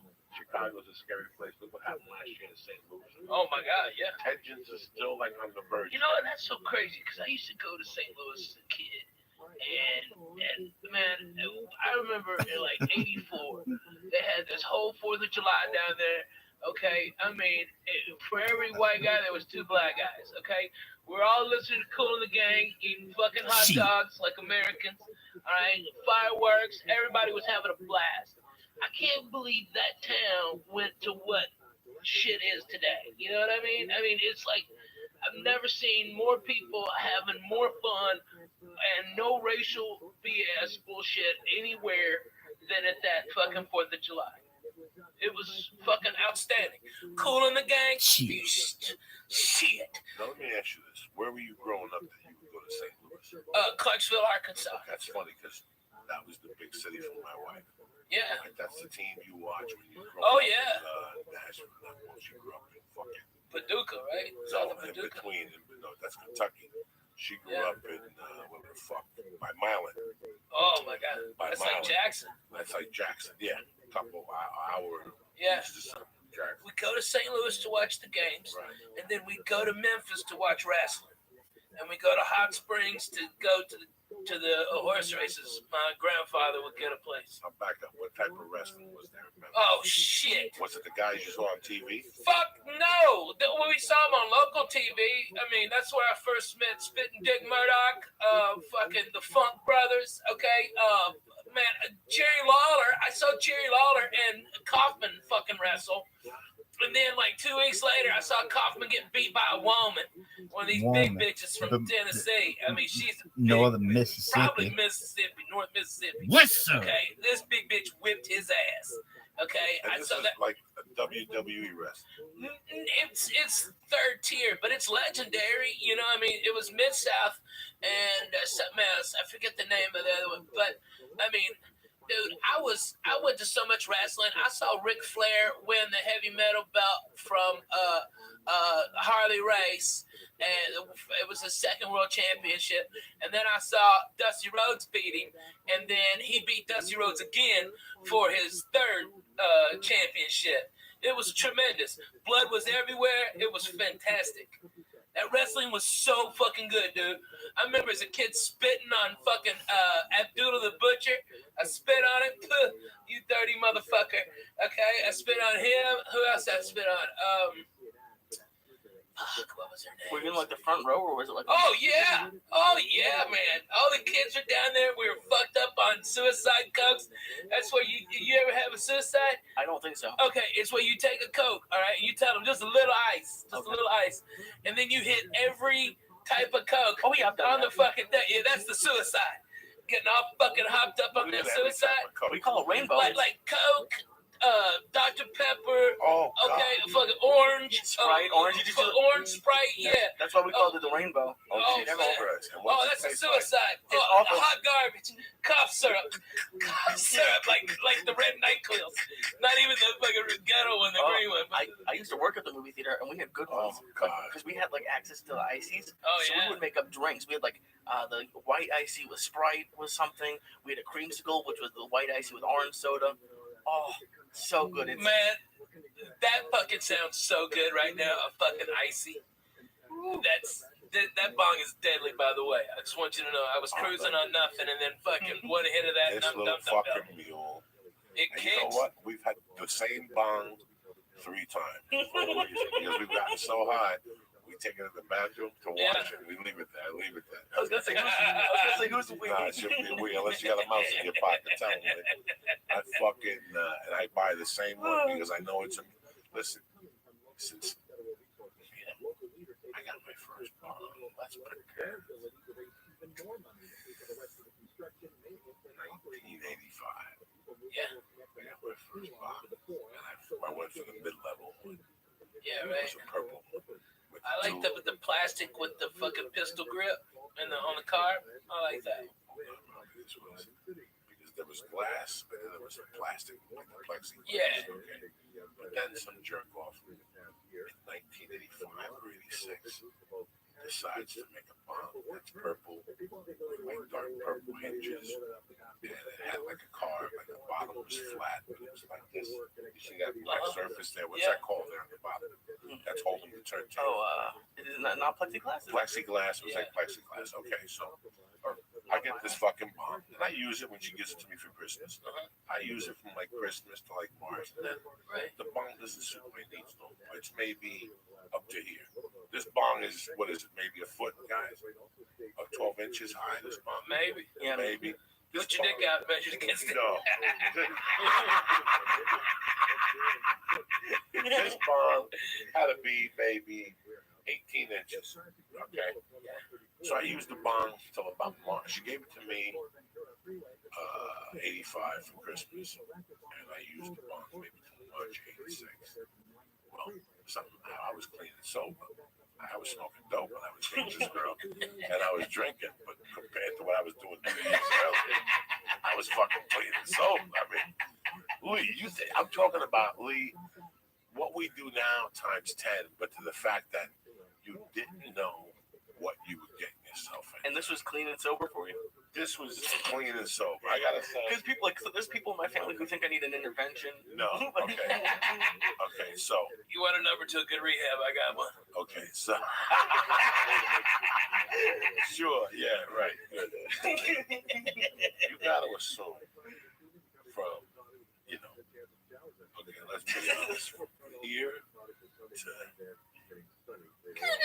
Honest engine. Nobody can read what you're fucking I writing. know. I'm just trying to figure that on paper here. I don't have the master scoreboard. That's next. Yeah, right. I'm gonna have the scoreboard over here so people can see it. From 80 to 85, it was always something. You know what I'm saying? I'm not Package. I'm not embarrassed to say it was. No, because it went from. When did your mama pass? My mom passed November of '79, but before that, I was already a scallion. I don't want nobody to think that all this shit. No, already I was doing. You were dancing for money at the bar at 6. No. But I had already by that time when she died, I was already doing acid. No I shit. sold acid that whole summer. I was making a living off of acid, a living off of microdot acid. I had it down to a science, Ralphie. I had it down to such a science, I had to cut a friend of mine in on it. And then the real money maker was Black Beauties. I would get Those are the playlists, right? the ups. Oh, okay. So I would get 1,000 for $45, but I would sell 100 for $35. And then you sold one for $1. Ralphie, you sold 40 of them, and you already got your money back, Right. and you still had 960 of them to do it. There was only a loser could lose money on that deal. Yeah. And I would sell those to wrestlers. No, wait, you're doing that now to Adderall. Right, so you get the, but not getting it for the numbers I was getting. No. Not for those numbers. Walgreens don't get them for those numbers. And these Black Beauties were fucking solid. I wasn't getting these from I was getting these from these two chemists that were kids down in a college in Pennsylvania, East Stroudsburg. And I remember towards the end, I was opening them up and just snorting them, like 2 capsules. Oh. So you figure, I think of Lee a lot. When I go home at night, I think about drug shit. And I think about one particular night when I was selling purple microdot acid. I probably had when you sell it, Lee, you do it. So remember, you build your resistance. Yeah. So I might sell you one, and you might do one and get fucked up. But meanwhile, I got 4. Right. And I'd be walking around, and I'd be bumping into people. What's up? You got the best one? Let me sell 2. Sell me 2 hits, $4 a piece. They cost me $1.80. Not even. They were $90 for 100 hits of mescaline. So would you walk into a place fucked up and be like, give me what he has? No, you couldn't walk in the bars. Our kids, we would walk in the streets. We'd be walking on side streets, so we'd avoid the cops on Kennedy Boulevard. And I'll never forget one night about 2 in the morning, we bumped into this kid, Vinny, Just roaming the streets of your town? with another kid. That's Yeah, Northburg. you bump into people from West New York. You bump into people from fucking Guttenberg. You know, Hoboken. Northburg. No, Hoboken was farther away, but the people locally, like you, that would be on those streets. Yeah, but we bumped into a kid from St. Joe's, West New York, and I'm talking to him. He's loading up with his pipe, and he goes, "You got 2 hits of basketball." I'll never forget this. He bought the 2 hits. He goes, "Get one of those hits and crush it up and put it in the pipe and smoke it." And dog, I almost thought my head was going to blow up. I looked at him. I go, I've been thinking about this for a year, and now you just said it. That means I got a partner. Let's do it. And we smoked that fucking acid. And I got a headache, like one of those headaches. Did it get you out? Did you freak out? Oh, I was freaking out on the fucking acid already. But to make a long story short, I'm sorry I went on this tangent with you, Ralphie. No, I love it. When I go out in those days, you really didn't know what was going to happen. Like, all you knew that was that you had $42, Ralphie had 64, and I had 80. We're going to go to a bar and have a few drinks, and maybe a package would show up, and maybe a Quaalude would show up, maybe a Tulip would show up. Well, you know, and it was like... That's what I want to know about the fucking Quaalude. Like, I went from living this fucking... going to the bar on a Monday night. Okay, like tonight. What's tonight? Monday, yeah. Lee, meet me at Sharples at 8 o'clock. Okay. They give out food. And let's have 3 beers. What time are you gonna be at work? 8 o'clock. And Joey, I can't miss. Because the last time I went out with you on Thursday, I missed fucking work because you kept me out till 3 in the fucking morning telling me stories doing blow. We can't do blow tonight. My girlfriend gets mad when I do blow. Dog, you'll tell me this before we leave the house, like 8 times. And you'll agree with them? You won't make them do blow? No, what I'm saying is I don't want to do blow on a Monday. Who the fuck wants to do blow on a Monday night? And also, we go down there, we eat like there's good meatballs. Yeah. The Heinekens taste good in the tap. You know what I'm saying? And all of a sudden, somebody will walk in. Dog, I got these fucking Quaaludes. Oh my God. The guy fucked up on the chemicals. He made 100 of them, but he had to pan that way. So all the chemicals went to the fucking bottom of the Quaalude. So the ones on this side is the one he sold us. So they're like 3 strength. And next thing you know, he's like, Jesus fucking Christ. Okay, I'll split one with you because I got to get some sleep. I'm leaving here in 1 hour. You see my clock? Like, I remember people saying it to me. Like, Yeah. You see that clock? In 1 hour from now, I'm going to be the fuck out of here. And I would just sit there and go, this is when I become De Niro in Casino with Mickey Rickles. Remember when the plane was break? The other day. When the plane broke and now they got you? That's me. At that point, That's fucking God damn it. What's his name? Yeah, Don Rickles. Don Rickles, Mickey Rickles. Yeah. At that point, Lee, that's when you come back and you go, that was balling. I gotta leave here in 1 hour, Joey, okay? Don't do nothing to me. I ate the half a Quaalude, that's it. No, I'm not gonna have another drink. What do you mean you're gonna have a drink? Ralphie just bought fucking round. You gotta have another fucking drink. And in that meantime, some skinny fuck with a missing tooth walks in and goes, Don, hey man, you wanna buy a gram of blow for $75? Give me 25 and I'll give you 50 next week. I mean, and you're sitting there going, it's Monday fucking night. What else can happen here? And all of a sudden, Fire walks in. This kid, Fire, Joe Lucci's cousin. And he walks. Did he hit a light bulb and set his hair on fire like I did? And all of a sudden, he walks in with fucking values, with the V's in them. You know, this was a constant.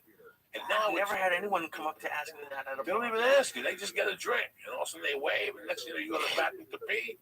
And next thing you know, bam, they got you in the bathroom. Dog, you want to buy these? Dude, they're $10 a piece. I give them to you for $7. I need the money. I want to go to New York and get my dick sucked. What are you going to do? I'm going to pass out some good pills. Let's get it. I want to pass on the pills, dude. Give it a Oh, you're crazy. Give me fucking 20. Come on. Never pass on that. We give it fucking 20. Let's get the 6 pills. No, you can't. This shit. And that's There it. is? That's how quick it happens.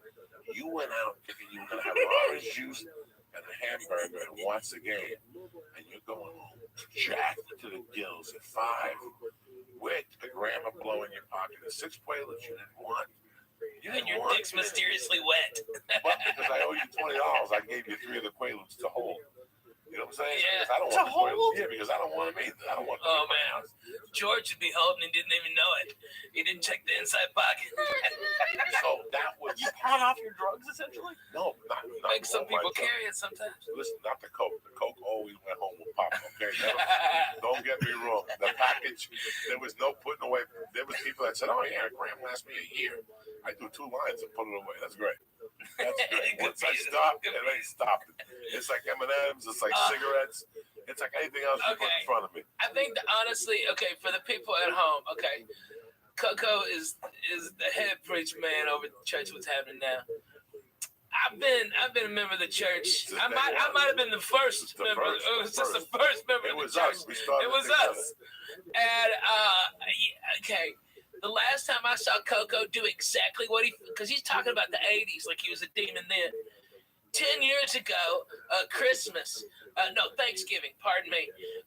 Coco did a 1/4 ounce of mushrooms. He smoked nearly an ounce of my weed, drank beers all day long, and then went down and did the Comedy Store and copped. Okay, and that was the last night of evil. Oh, and acid too. He had 4 hits of acid. What? He ate a 1/4 ounce of mushrooms. I swear to God. Purple. Okay, Comedy a Store 1/4 ounce. was Okay, purple. all right, and then 4 hits of acid. Smoked at least an ounce of my weed.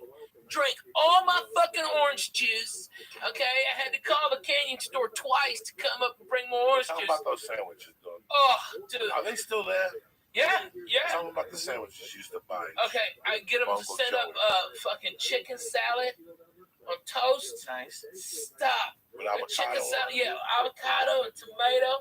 Jesus, Lee. Damn, Lee, that was fucking straight Jew food, but Tell it them was about the amazing. time we went to that place. You took me to that place, and there was ants in your sandwich, and you sent it back, and she still gave you a bill for half the sandwich Oh, yeah. because she said that there was only ants on the one. Tell me On one side. Tell me Oh, my God. Where the fuck is that spot? The place next to the Laugh Factory. Oh, my God. At the Yeah. last comic, Fuck you yeah. take me there every other Yeah, fucking day. Greenblatt's. Greenblatt's. The fucking bitch charged me for half the Dog, sandwich because they had I ants saw on it. it. Listen, I saw it with my own eyes. He had Oh, my God. an ant on his arm. And I go, Ralphie, why do you have ants? And he looked at the sandwich. He goes, what the fuck? He lifted the sandwich, and it was like 3 ants. Yeah. Also, he put the sandwich down. He called the waitress over. He killed like 3 ants because that was in there. She goes, which side was it? Which side was it? She fucking picked it up and came back with the half and then the bill and billed for the whole dog. It was the most ridiculous fucking thing. They must hire the dumbest fucking people, dude.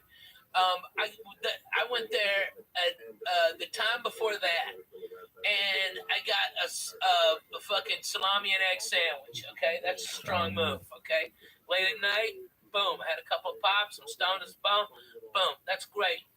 And they fucking fried up the salami, and they left the plastic on the outside so it burned. It's all toxic. I'm like, what the fuck? Okay, just send this back. Fuck it, I don't want to eat anything here. Then I got high with you. We fucking went back to that fucking how place. careful you have to be in Los Angeles. Oh my God, nobody gives a shit. I tease them. No, you always used to make fun of me because I would get pepperoni. The reason I haven't got pepperoni in a few months is because they would always leave the plastic on. I'd be eating it and plastic would come off with every bite. Oh my God. Where do you get Ralph's. No. I would make sandwiches. Oh my God, really? And every bite would have the ring around it. So I'd have to tell them. And like the 3rd time it happened at different Ralph's. Whoa. Let's get back to something. Yes, I make pepperoni sandwiches. Pepperoni No. sandwiches. That's So good. as you're Strong eating move. the string is still on. Yeah. Like, You have to take that off, guys. I know. They got no. You take that off. I think LA's problem is it's like an airport. When they cut it this way, right? yeah, they slice it like So it's like a wrapper on it. Yeah, you can But take not it the off. fucking plastic. No, it was the plastic. It's the no, plastic. No, there's a difference between the Like the wrapper of the casing. casing. I'm used to that. Oh, eat the case. It was right? pla- We eat the case. Yeah, Okay. no, but it was like you can't take casing and like around it. It is like I've had pepperoni. Trust me, I've had pepperoni before. There's not that, and I've told them. And when you tell them that, you can see a difference. But that's why I don't go to the like. I did something really weird today.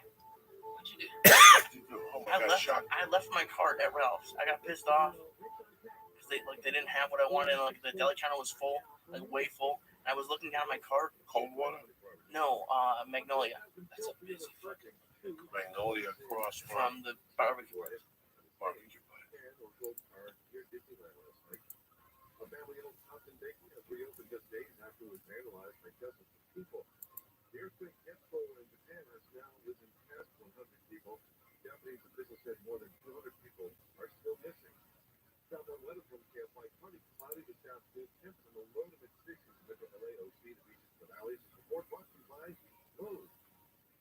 Vehicle fire in Santa Clarita. It's on the 14th.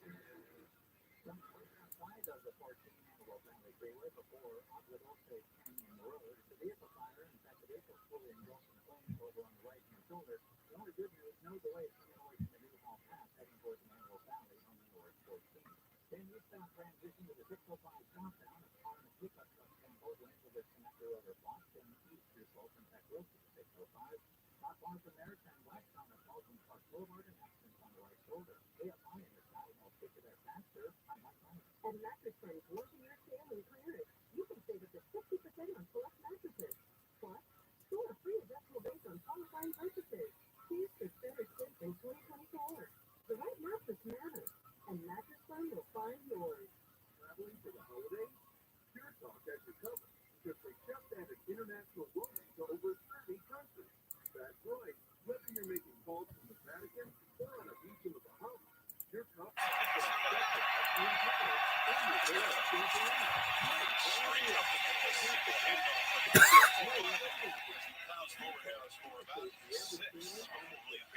That's Pittsburgh football right there. 37% rush percentage this season, 6 week 6. I mean, 6 week 12 rather. It really changed the complexion of what this offense looks like. Riding that offensive line, shoveling in these two big running backs, and really trying to take the fight to the opponent. This is Pittsburgh football, especially on the day today. Harris again.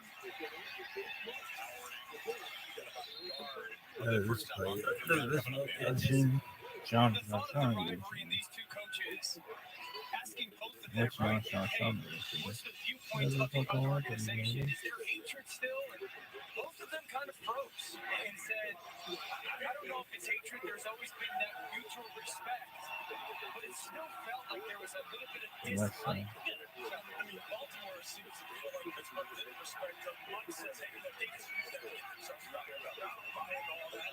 But you can tell he was intense about it. A third one. Harris, big carries, and they just do get the first down.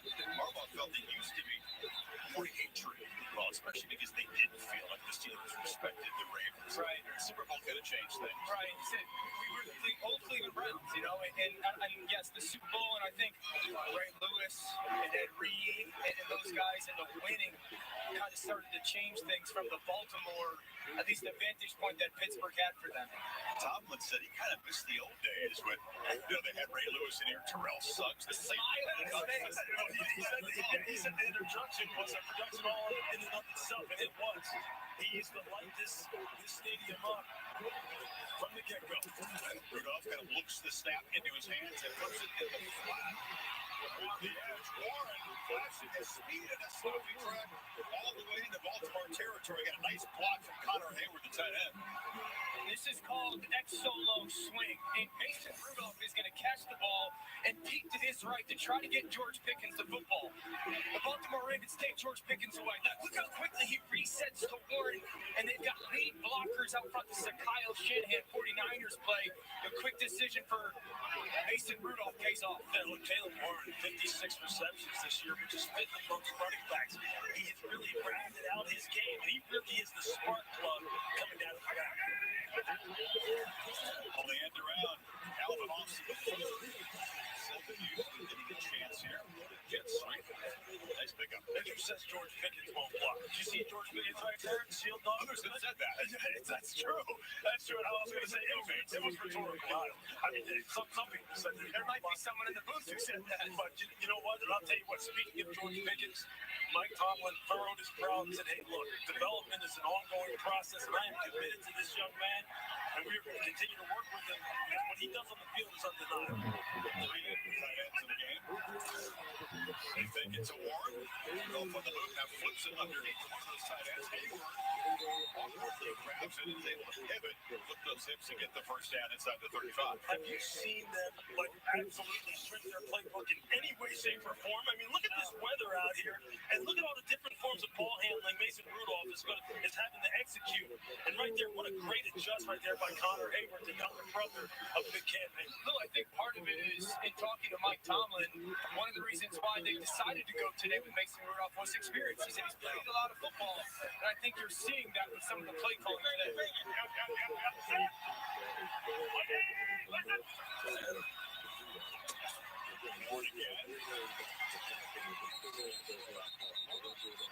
Chris, as you guys know, we're dealing with a very wet field down here, and the running backs, Jaylen Warren and Najee Harris for the Steelers, after that first drive and a couple of bobbles, they asked for more towels, but then they're trying to keep them dry, which of course is going to be the challenge all day long. They had a conversation with Mason Rudolph, and a lot of it was about how they could be more sure-handed. We're seeing that on this drive. We're talking about how Harris and Warren have pushed each other. It's a friendly competition, but it's a competition to be the main guy here. Warren's got, I think, more physical just with the presence of Harris. He's a different type of, much more explosive. Not afraid of body slams. Throw that underneath. And that's Deontay Johnson's third catch already as the Steelers move the ball close to the red zone here. I'll tell you, speaking of Deontay Johnson, Mike Tomlin refers to as the route runner on this wide receiver core. He has really picked it up recently too. Both him and George Pickens over the past 2 weeks have really turned into a heck of a tandem in terms of what they can do and how they can threaten the secondaries. And you're getting down here in this area where number 14's number is going to be called. George Pickens, you see him line up to the spot. No targets yet for Pickens. Harris. He's no fun tackle. And he moves the pile 9 yards. This is something that the Pittsburgh Steelers do on offense. They're not going to try and trick you. Watch, they're going to lead front side and pull that backside center. One back power. Najee Harris loves it. He hits it down the midline, right behind that center in guard. It's become an identity play for this football team. Harris closing in on another 1,000-yard season. Back-to-back seasons on the pitch. Steelers, I know they have to peel back the playbook a lot, but they're keeping it simple down as they get in scoring position. I would say this. I think that so far Najee Harris has 6 carries. This feels like a 20, 25 carry day for Najee Harris. The way this offensive line has started to play, Lewis, you mentioned it, and so far in this first quarter, this is a 20, 25 carry game for 22. Yeah, what's interesting about these two, look, Najee's averaging 4.5 yards per carry. Jaylen Warren's already up above 9.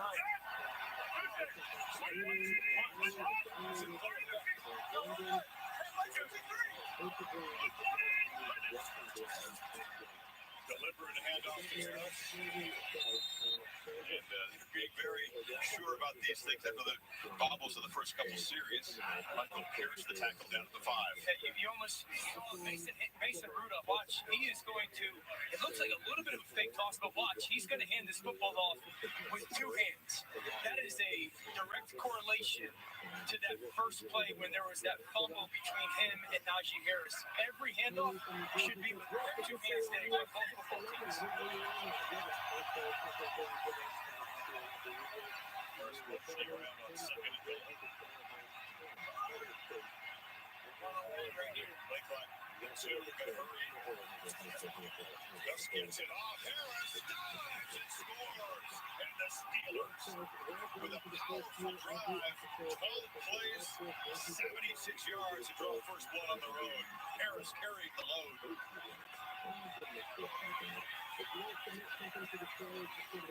Offensive line again.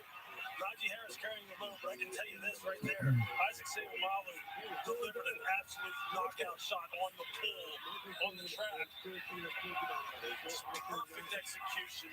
That's exactly how Mike Tomlin wants to draw it. Rudolph say we're going to ride the wave of this offensive line as run blockers. It's their strength. On that drive. Already 8 carries. Tyler Huntley and the Ravens behind at home. The Steelers flex.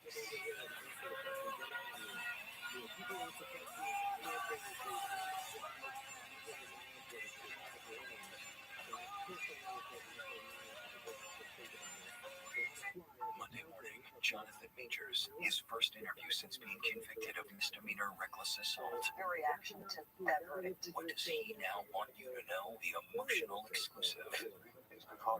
Monday on Good Morning America.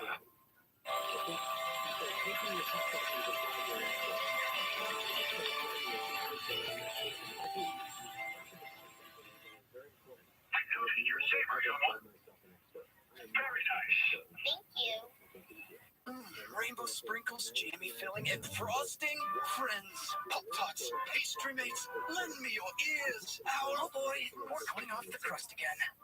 Wait till I get warmed up. Pop-Tarts! Crazy good. So tell me what does open kitchen mean to you? Absolutely. When it's delicious food and they come in, they see our food steaming on the line, they see our chicken glistening, our fajitas sizzling. It's magic happening every time they come into our kitchen. This is real.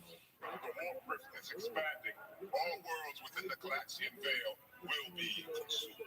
This difficulty demands a specialist, an ease specialist. That's me. Geico makes it easy to get coverage for what you care about. Cars, apartments, jewelry. And what about the Woodbridge? Of course, yeah. There you go. Dust in the cartridge. Goody. Cars to renters to jewelry. It's easy to Geico. Children wants to roll. I've stopped my cravings completely. Walk past the sweets that I love, knowing that I don't need it. Being able to dive, being able to those kids and not know when it is amazing. Need to shop at Healthy This Way. Get started at ro.co/TV. First of 2 high playoff impacts games today on ESPN. Joe and Troy in prime time. Pretty simple. Texans and Colts. Winner wins the division, 8 o'clock Eastern time. Punching at least wild card spot. Loser is eliminated. More aquarium, Inner Harbor here. For the current seating, talk about the Ravens situation. The Dolphins so depleted.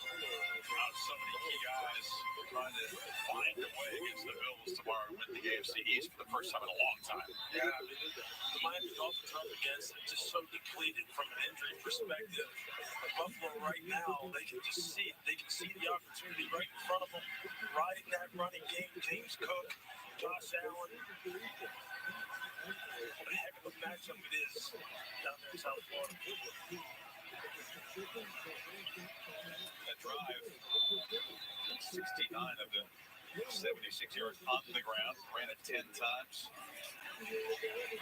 Harris with his 8 touchdowns. Career high 7 each of his first 2 seasons in the league.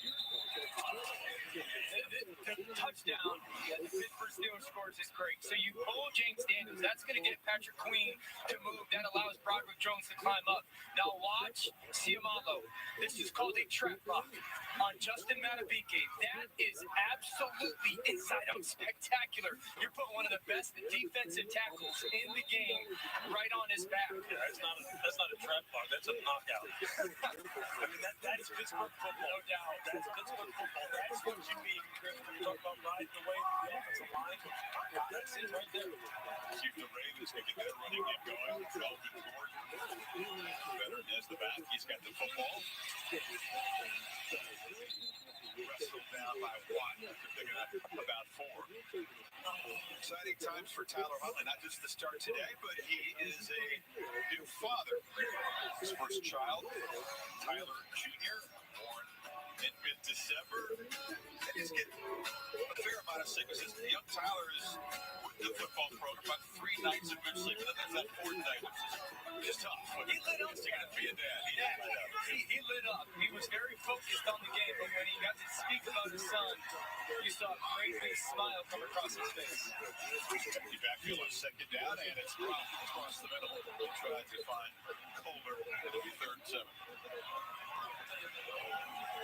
You're talking about Tyler Huntley. They are not going to pare down this offense whatsoever. Talking to Terrell Austin, the defensive coordinator for the Steelers, says, look, obviously, he's not the running threat that Lamar is. Nobody in the history of the game is, maybe say Michael Vick.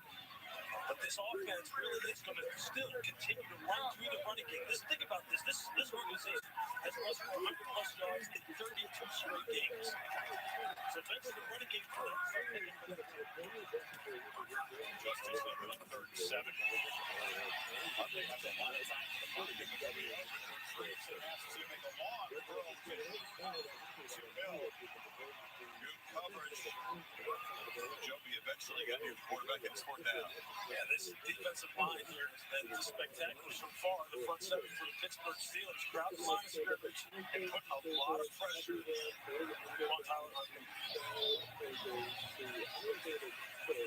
So Stout, his first movement, 64 yards, back to punt again. This is a line drive kick that takes Austin back to the 21. Turn it up here, the 40-yard line. So nothing new for the Ravens offense, minus Lamar so far. Steelers back to work, up a touchdown.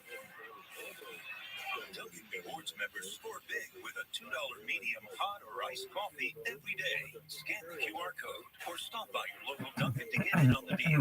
Not a member? Join today and order ahead on the app. America runs on Dunkin'. Marcus is a connoisseur of anything that's free. So he was happy to read the disclaimer on TurboTax Free Edition. Roughly 37% of taxpayers qualify. Form 1040 and limited credits only. See how at turbotax.com. That's me. File your taxes 100% free with TurboTax Free Edition and get your max refund guaranteed. Make your moves count. See if you qualify at turbotax.com. After 51 years, Popeyes is crashing the wing party with 5 flavors. Makes no sense it took so long. Crispy outside, juicy inside. We don't make sense. We make chicken, don't we? Yeah, chicken from Popeyes. Patrick, Jake from State Farm, explain this bundling thing again. All right, Coach Reed, let's say these fries are your car, right? And this burger is your home. It can be more affordable if you bundle them together. Kind of like a combo meal. Kind of like a combo deal. Explain it again with those nuggies. Bundling, just another way to save with a personal price plan. Like a good neighbor, State Farm is there. Everything we build is from the ground up. Every great idea, every crazy idea, every next idea, every truck, and everything in it. Everything you hear, everything you see, everything you feel when you drive it. We put everything we have into our trucks, so you get everything out of them. We're Ram. Trucks are what we do.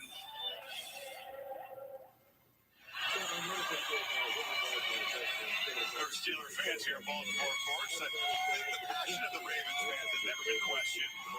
The judgment might be questioned today. You got to be hardcore. I mean, Poncho sales are booming today, but it is windy, cold, nasty. This game has no playoff impact. There's a lot of folks here. This is the way they get back the Steelers out. Exactly. They get to knock out their rivals, keep them home. Salute to our crew. These are tough conditions for everybody on the job today. Big Laura down there on the sidelines.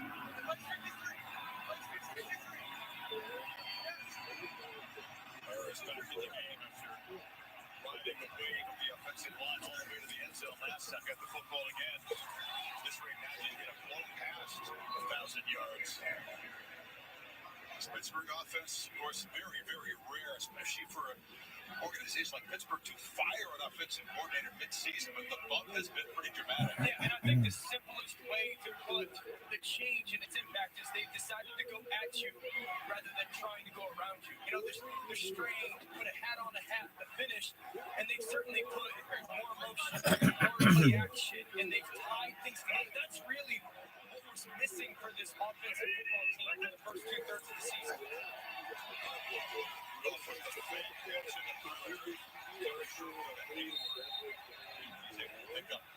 You've seen the use of 30 tight ends right there, 3 tights and wide in the back.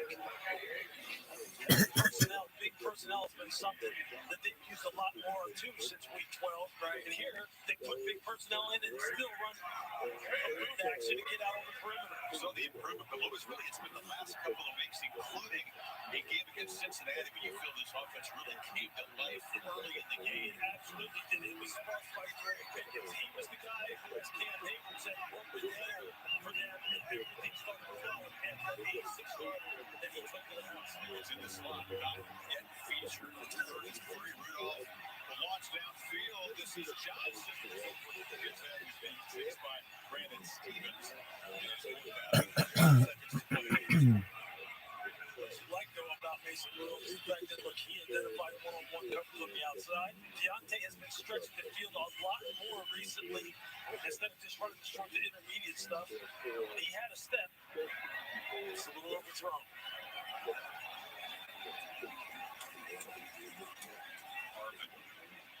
Sit high. So short that it's going to bounce and roll dead. Baltimore offense as we begin the second quarter here. We backed up for field position in the slot. Steelers with one long touchdown march on top.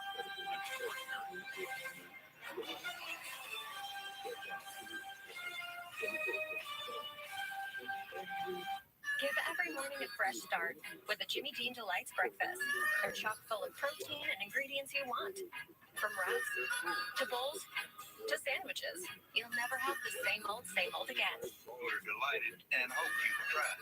TaxAct doesn't sponsor any cool pro athletes. TaxAct is too focused on improving your tax filing experience. Also, none of them said yes. TaxAct, let's get them over with. To give your teeth a dentist clean feeling, start with a round brush head, add power, and you've got Oral-B. Round cleans better by surrounding each tooth with 100% more plaque for a superior clean. Oral-B, brush like a pro. I think I have a favorite. A little something even. This is not just 1 hour delivery. This is fast relief for those who can't take a time out. Walgreens. Right now, get a free footlong at Subway. Like the new Deli Heroes. Buy 1 footlong in the app, get 1 free. It's a pretty big deal. Kinda like me.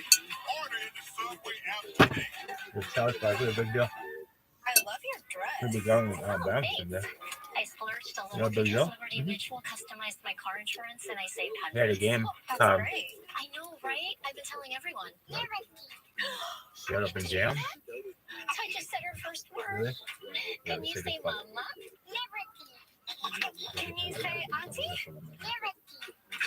How many people did you tell? Only pay for what you need.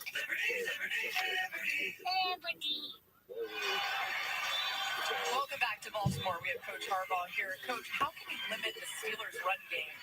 Well, we just got to do a better job of playing blocks. They're doing a nice job of blocking us. It's been pretty downhill right now. It's something that we think we got to get stopped.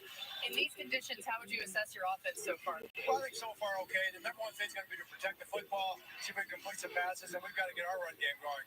Stay warm. Thanks. Full sample size for the offense. They've only run 6 plays so far. Once again, they're going to be dealing with poor field position or weather. Come on. Steelers are Ravens. 30-plus consecutive games. Yeah. They've rushed for over 100 yards. Who's against That's one? still their Ravens. DNA, despite the fact that this year they have really opened it up in the passing game. What's the best Ravens game you've ever seen? The guy who's the leading rusher, of course, that we just Who's your saw favorite today, Ravens Jackson. So, quarterback so far? Huh? there's a 12th guy from the punt team, and they didn't get him off in time. Well. So, there's a No, flag. you're doing it. gap between the quarters, given choice to top here. Wow. Oh, you do a box? Brad Allen. A blue box? Been in the news It's like that. this week. The Yeah, referee it's not hard to say. slightly. Okay. Who's on the field? Who's eligible? Wasn't been talking points. They sure have. Long conversation here. So here's the kick Top on limit there. now. Yo, yo. Let's get to John Perry. I got these things. We were focusing on other stuff between the lamb court is so shot. tall. What is the I got procedural issue that both coaches bigger now being toenails. informed about? Yeah, the conversation with both coaches is regarding, hey, how did this get fixed? Because the flag came so late. Who's your favorite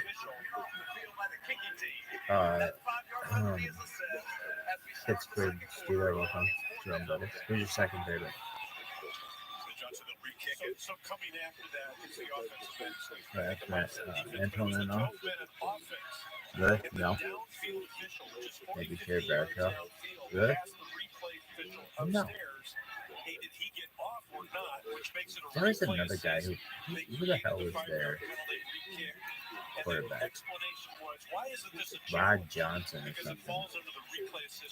Then they also had Rod Woodson, who's very good. One of the best players. One of the best defensive players of all time. Rod Woodson in Pittsburgh. And Ray Lewis of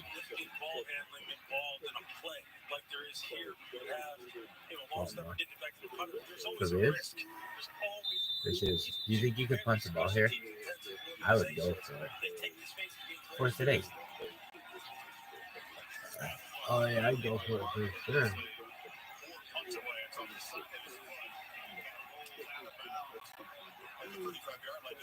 Yo. So make it punt it again if you have a chance, right? And that penalty looms large now. That first kick was inside at the 7-yard line, and now it's going to be spotted somewhere around the 35, 36. So we're talking 25 plus yards, 30 yards of a field position, and Lewis brought it up early. Field position is going to be massive in this football game as we keep going. It's massive for Todd Monken as he calls plays perhaps much differently now to get this offense sparked. 35 instead of the 7.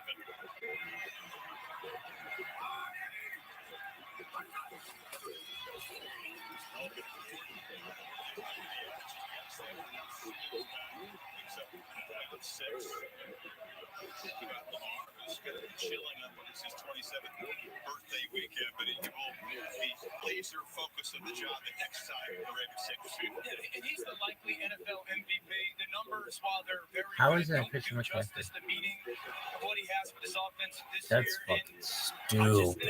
That's the dumbest thing of all time. Aspects that he can do, they bring in Todd Monken, their new play caller, and he in many ways is taking the line to a completely different level.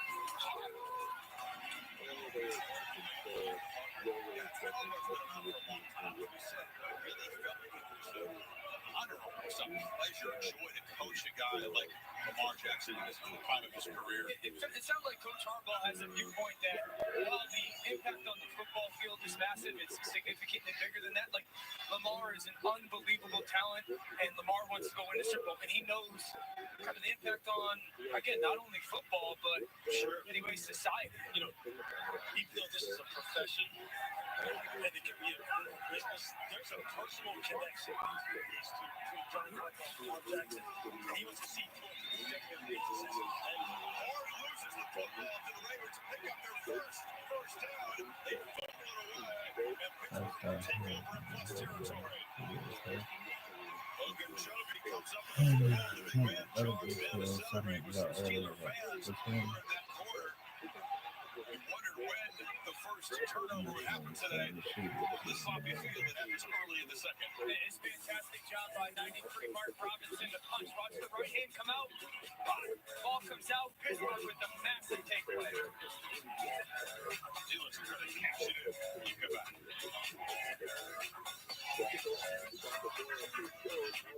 TaxAct doesn't sponsor any cool pro athletes.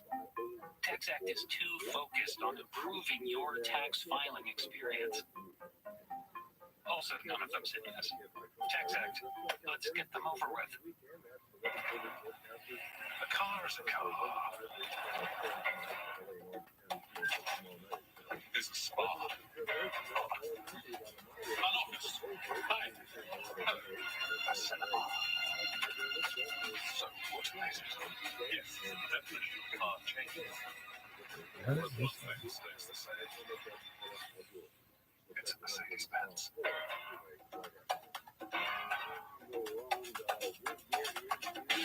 Where'd you want to serve? Oh, I didn't serve. But if your spouse, parent, or grandparent served in the military, you can join USAA. Yeah, my grandpa did. So I'm already in, but I was talking about your serve. Oh. USAA for the military community.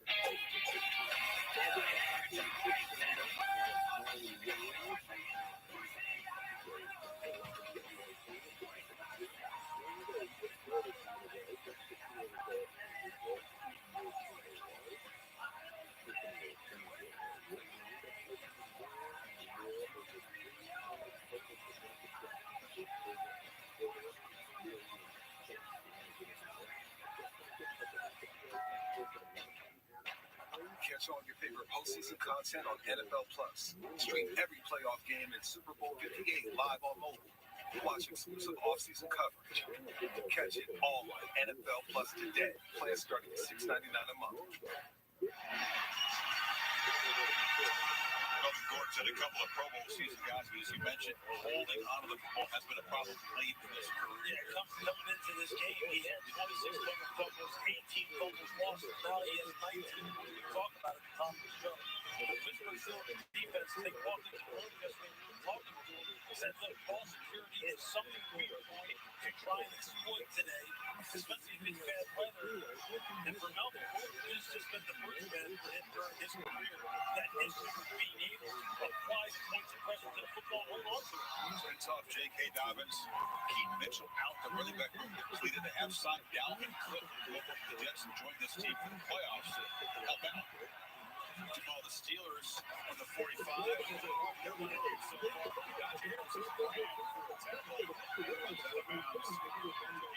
enough for a first down. You see consistently stealing white jerseys, getting great position on the edge, running their feet, not letting guys get off the block, something Coach Harbaugh talked about. Najee's his role. In this run game that we've talked about early parts of this game, their goal really is to get Najee Harris and Jalen Warren on corners or safeties. They're just trying to put body on the body and let those guys break tackles. Yeah, it's a Baltimore defense without Roquan Smith. Tackling machine, the emotional leader, Kyle Hamilton, expected to be healthy for the playoffs, but scratched today. Merrill Humphreys down to a corner. And make no mistake about it. If Baltimore has their guys, that's the best defense in football this year. I mean, this defense. There's a snap infraction. Offense, number 61. It's a 5-yard penalty. First down. There is no foul. Too many players on the defense, and there must be a legal snap. This defense, when they're healthy, is the strongest spine in the NFL, meaning they are built up the middle.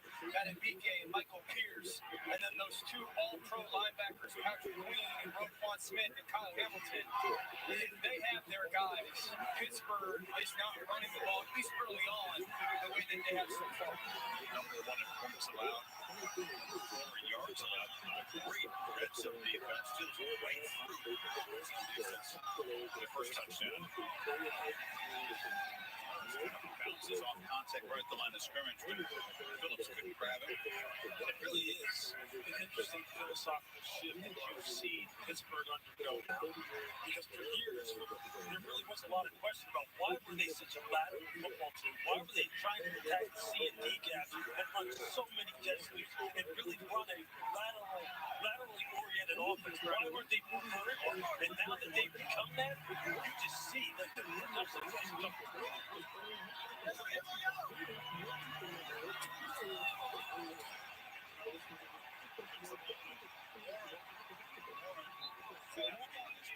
Traffic picks up around 5.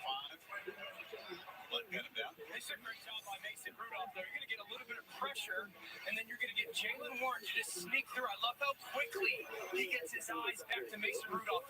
Patrick Queen replaces. Give your eyes right now. Mason does a fantastic job to at least give yourself a chance on 3rd and 7, 3rd and here. It's really important. Mason Rudolph, no sack, somewhat fringe range for Boswell. George Pickens one-on-one to the left side of the screen. If that stays the case, the ball goes to 14. You see the safety up there creeping up. Comes up safety. Rudolph cuts it down to Ward again.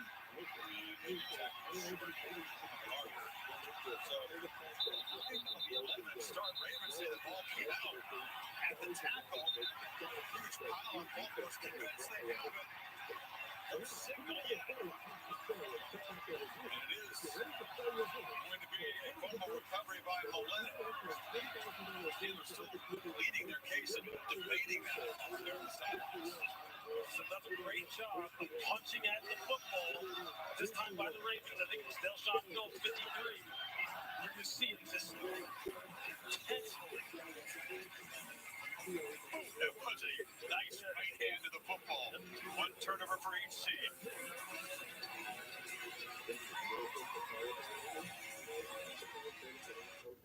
$5 Go at Burger King. Double up flavors when hunger dings. Walker Jr. in for your crispy wraps for lunch, dinner, or late night snack. Have it your way.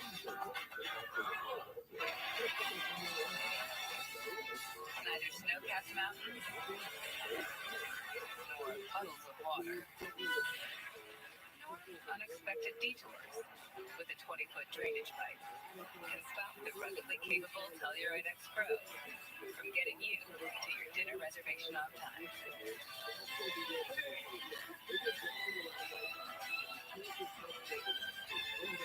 Kia, movement that inspires.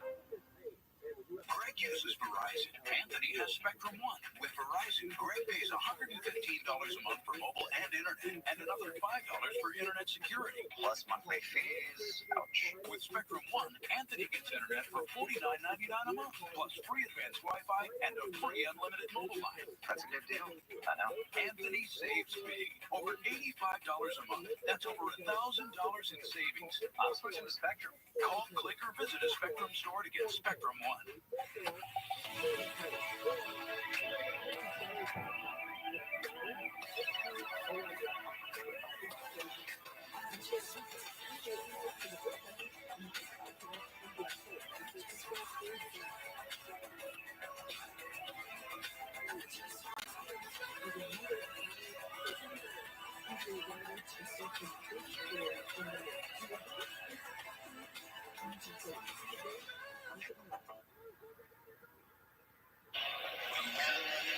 NFL on ESPN brought to you by Burger King and by Progressive Insurance, the right call for your home and car. Chris Fowler-Lewis with you in Baltimore. You see the exchange of fumbles there. Ravens get the ball back. Great job by Phillips. That right hand right to the football. That's so good. That's so good. That has become such a practice skill in individual periods around the NFL. You can see why, especially on a day like today. The Peanut Tillman punch. Yeah, man.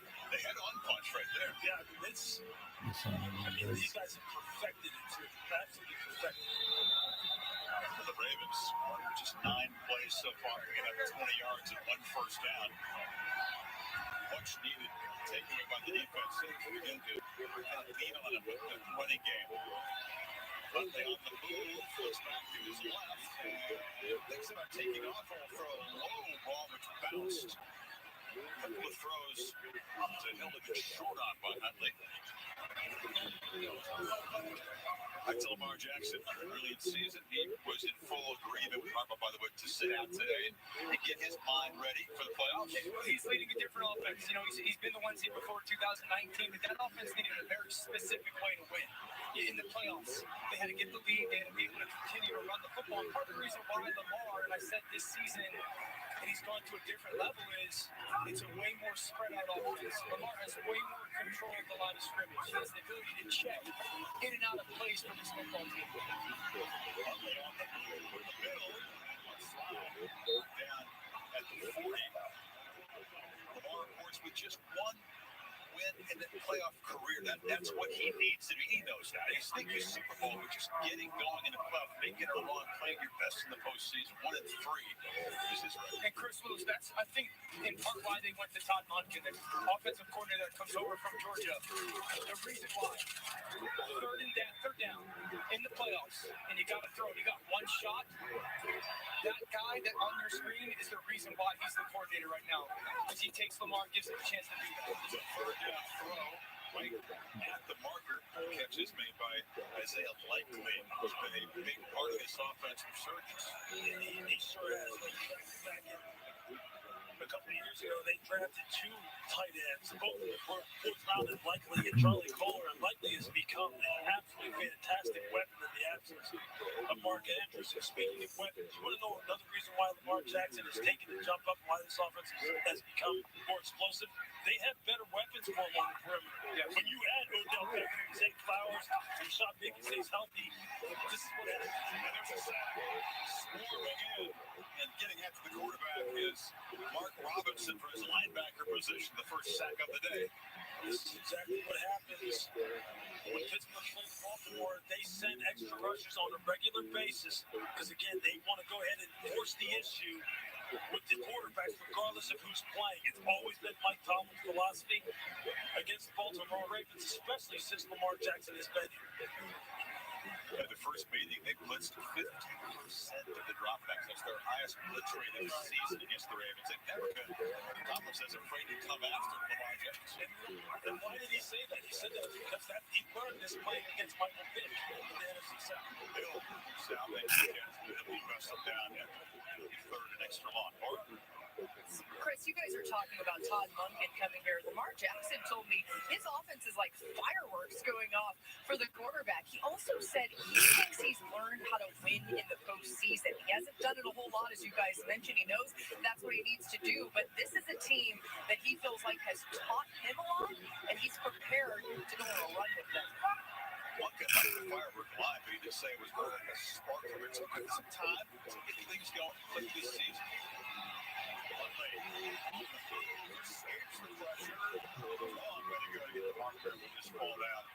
Short of it at the 47. To your point, it took some time. You know, they started with wristbands, and Lamar didn't want to do the wristbands because he wanted to call the plays, and Coach Monken was like, okay, and then they went back to it, and it just took some time in that first month. While they won, for this offense to really gather its footing, and it obviously has taken off. How do you feel now, guys, with the new style of offense? Many more ways to win football games, right? Absolutely. Just get the heat, but punt. Of the soggy field there, rolled in at the 3-yard line. So, good job there, Stouts. Punted well in these conditions.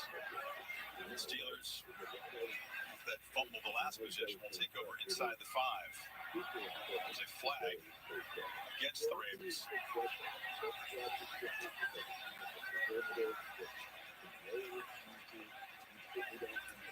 Think of re-kick it.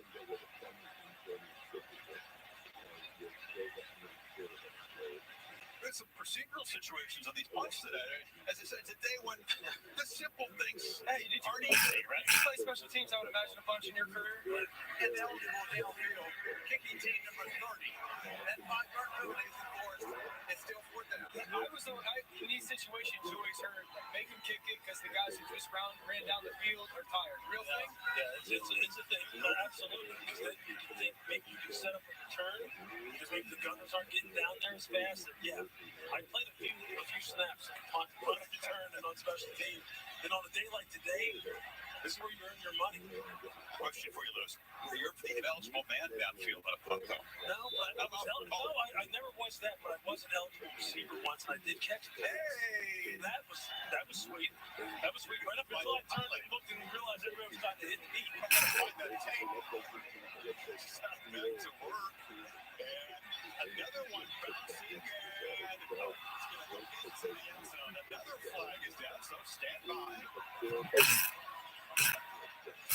Treadwell trying to down it, but on the time it bounce. I think this flag is going to be on Pittsburgh. So they'll get to take 3. I think there's a tackle by the return unit.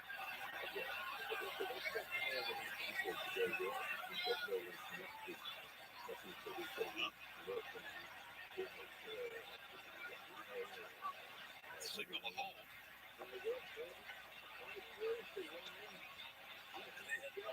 Yeah, now they got right. There we go. Hold is on the Steelers. I'll tell you this. You can call holding on absolutely every punt. During the kick. Holding. Receiving team. Number 83. 10-yard penalty. From the implicated. First down. But Al's having any fun out there today. No, it's enough fun to be an official either. Good right second, Steelers.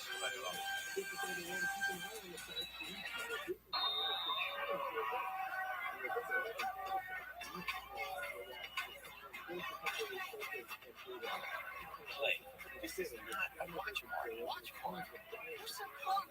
As in party time. Let's check the replay. This What Really Happened replay is brought to you by Progressive. One thing no one would challenge, protecting your home and auto with Progressive. Should pull forward a touch. Hope he's got Progressive. Spoiler facts. Susie here is shopping for a used car, but she doesn't know that nearly half of them have been in an accident. Interesting. But Carfax.com shows how accidents impact price, so she doesn't have to overpay. Unpause. Shop the all-new Carfax.com.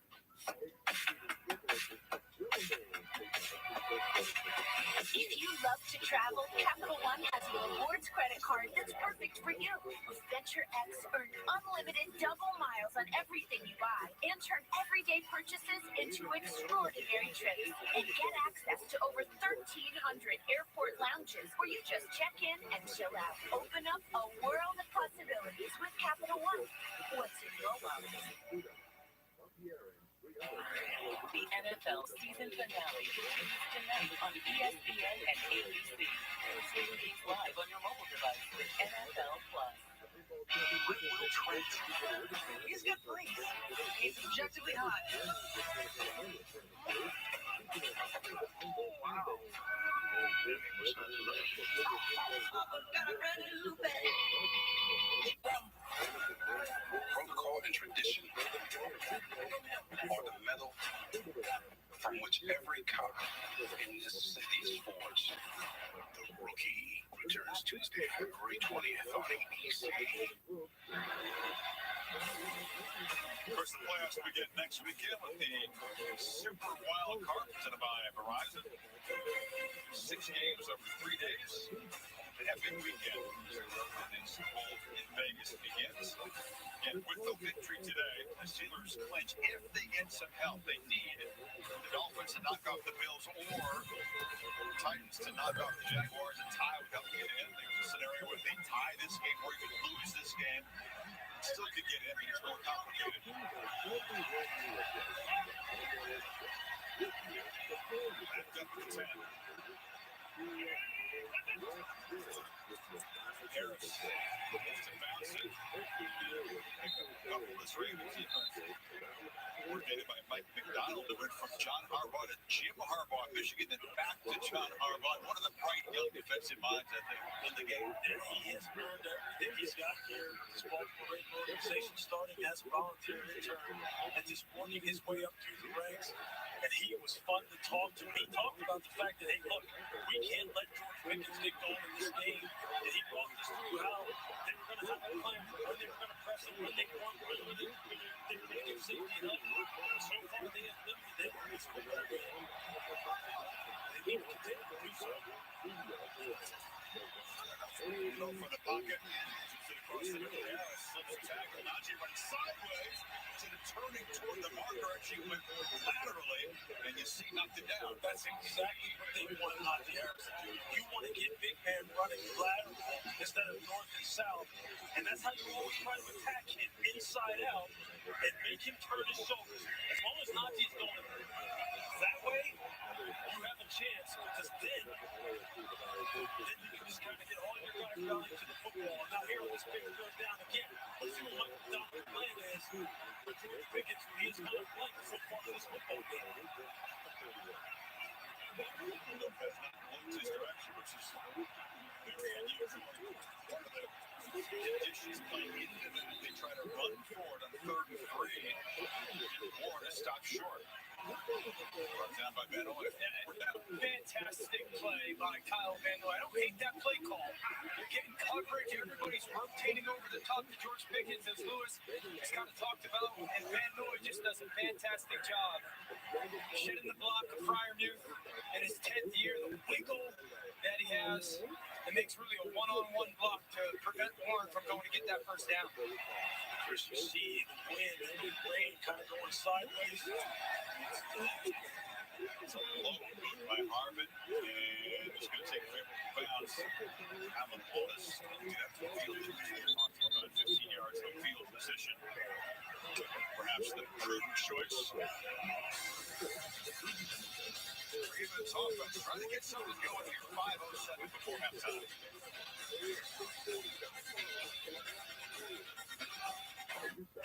COVID-19. I'm not waiting. If it's COVID, Paxlovid. Paxlovid is an oral treatment for adults with mild to moderate COVID-19 and a high risk factor for it becoming severe. It does not prevent COVID-19. My symptoms are mild now, but I'm not risking it. If it's COVID, Paxlovid. Paxlovid must be taken within the first 5 days of symptoms and help stop the virus from multiplying in your body. Taking Paxlovid with certain medicines can lead to serious or life-threatening side effects or affect how it or other medicines work, including hormonal birth control. It's critical to tell your doctor about all the medicines you take because certain tests or changes in their dosage may be needed. Tell your doctor if you have kidney or liver problems, HIV-1, or plan to become pregnant or breastfeed. Don't take Paxlovid if you're allergic to Nirmatrelvir, ritonavir, or any of its ingredients. Serious side effects can include allergic reactions, some severe, like anaphylaxis, and liver problems. These are not all the possible side effects, so talk to your doctor. If it's COVID, Paxlovid. Ask your doctor today. Ashley's New Year's sale is going on now. Right now, shop Hot Buys for every room of your home and shop new collections with 0% interest through January 2029, in-store only. Celebrate and save today. Only at Ashley. It's game day, baby. Welcome back. What time is it? Right. Miss Susie. We all love each other like one big happy family. What are you talking about? Abbott is undefeated. Amen to that. Let's go! Actually, a Ravens fan.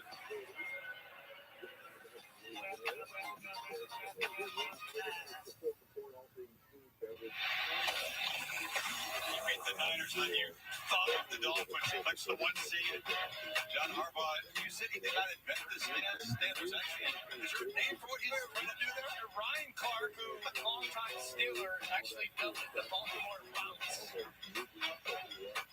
Okay, if Ryan says I'm going to believe it, hey, we're going to go with that. Harbaugh, of course, 11th season since they did win that Super Bowl back in 2012 as coach of the year 19. Jumping to play with his wife, and also with Mike McDonald and his wife to go down and hope that Jim Harbaugh continues to win the championship for the family, Michigan and Washington and Houston. Monday night at ESPN. What a great visit we had with Coach Harbaugh, right? And the work he has done both with this coaching staff, what the coaching staff has done with this football team. They've earned every bit of that first round bye. We on inside. It's a short game for Gus Edwards. Just look at some of these additions that he has made offensively and some of the changes. You know, he brings in Todd Monken. Obviously, he said he's a wide receiver coach at heart.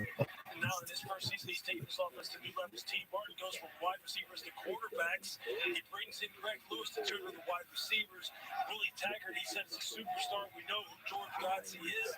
The coach of the tight ends. I mean, he touted all of these guys as just rock stars with multiple head coaching candidates. And you can't argue with it. That's a thing that his younger brother does well too. You attract, you spot great coaching talent that you inspire, give them some space to do their job. Absolutely. And just let them develop the relationships with the players and develop their skill sets. And, you know, Mike McDonald had a great quote. He said, look, you just hire good people, good quality people who entrust them, and you inspire them to go ahead and reach their full potential. Good things happen. You know, the defensive side, I think he made some changes there, too, that have worked out spectacularly as well. This was really incomplete. It's a 3rd and 9. This has not been one of the top one like to put in the time capsule so far. They have 5 yards passing. And finally, and the catch. And the guy he's looking for, Quan Treadwell. First time this year he's made a catch. It starts with help on TJ Watt. They block him, and then Treadwell comes from the left. He flattens his route to get in front of the free safety. And just a really good touch throw by Huntley. Up over some trailing defenders, right in stride to Laquan Treadwell. Treadwell, it was a very versatile weapon at Ole Miss now in his 6th year. Picked up from Seattle last season. Edwards, Chris, makes a cut. And Gus, the bus rolls down inside the 25 from nowhere. This Ravens offense has come to life. What a great cut and a great read. You got the pullers coming to the right. You see them there kicking out on TJ Watt. Then Gus Edwards just absolutely goes to work. Just look at him weaving on a bad track through traffic. And I'll tell you what, Gus Edwards, in the absence of J.K. Dobbins, who they lost at the beginning of this season, has really picked it up and had a fantastic year. Just about everywhere. So the concern there, Eric Rowe, who made the tackle out of the game. TJ Watt to stop there, but they're already down. Fitzpatrick and Trent Thompson. They don't need a safety to get out hurt today. And one of the things that they had a rough patch this season defensively, Pittsburgh. One of the reasons why was they lost some of their internal players, both in the second and third level, linebackers and safeties. Tight ends started to have success in the red zone. And Mike Tomlin said Eric Rowe coming over, just kind of solidifying their red zone defense was a big reason why they settled down. Crowd the line on 2nd and 12. Huntley back over the middle. And the catch is made. Isaiah Likely dives to the end zone. Dormant for about 26 minutes. The Raiders come to life. 27-yard touchdown strike. And that's why Likely has become a likely target for Ravens quarterbacks. Been a real bright spot for this offense. The man out of Coastal Carolina in his 2nd season. And you see him just running the wide seam right down the top of the numbers. And if you don't reroute him, if you don't get someone to carry him, you can buy some time for the free safety. That's what happens.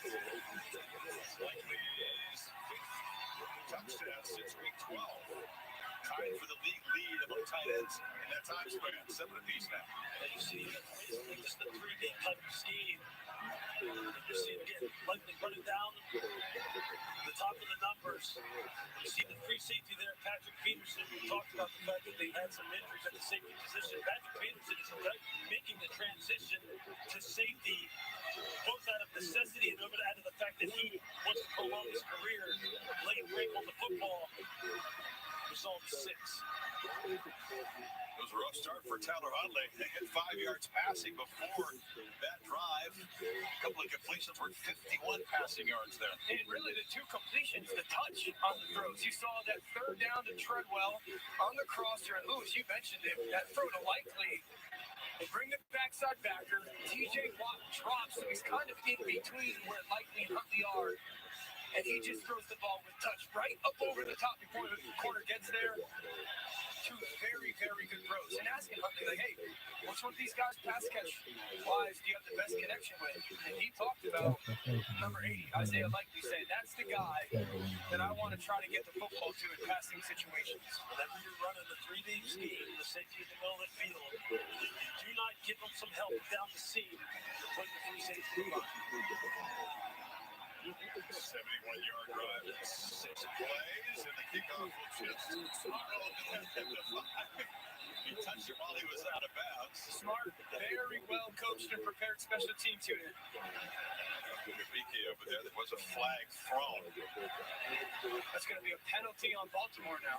Because he was able to make it an out-of-bounds kickoff for the touch. It was a slow motion thing. You let the thing, you got to have a little nerve like the thing. He was sitting there quiet out there.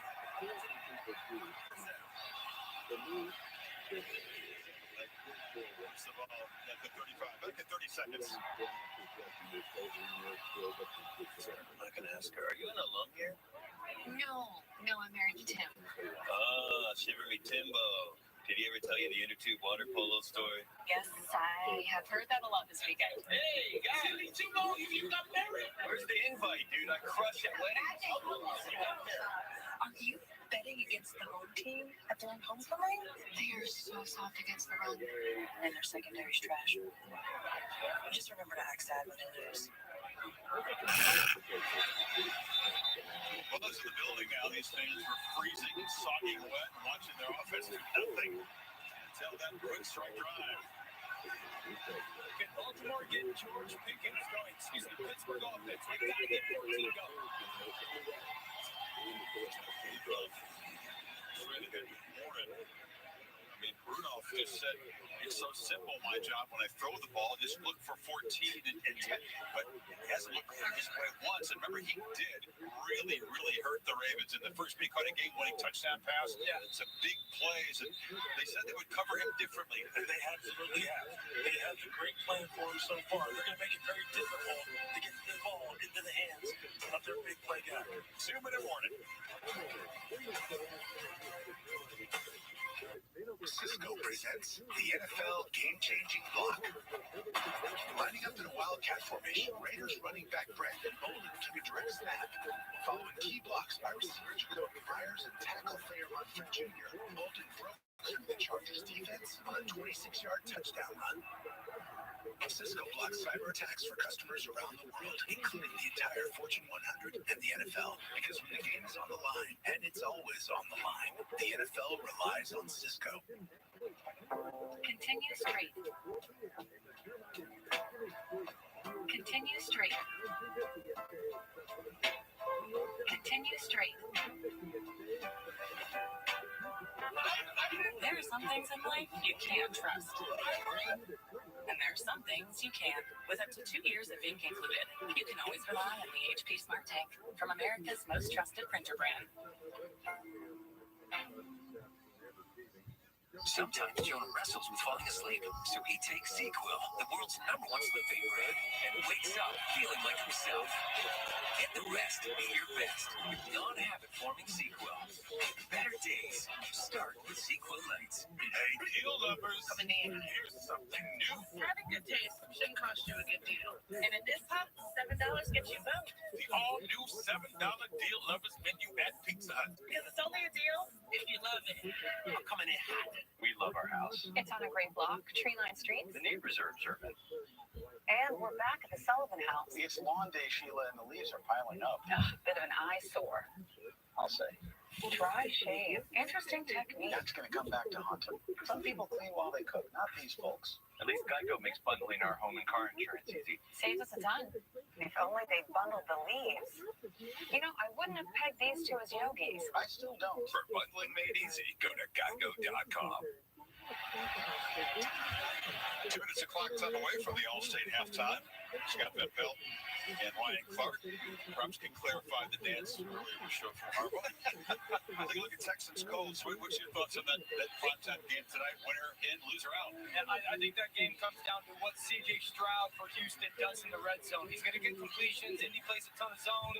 If he can be really good in the red zone, no one holds it longer than he does. If they score some touchdowns, Houston wins. Also, get Kirk Herbstreit's thoughts on the Wolverines and the Huskies at halftime. There'll be a tackle behind the line. A little extra energy now.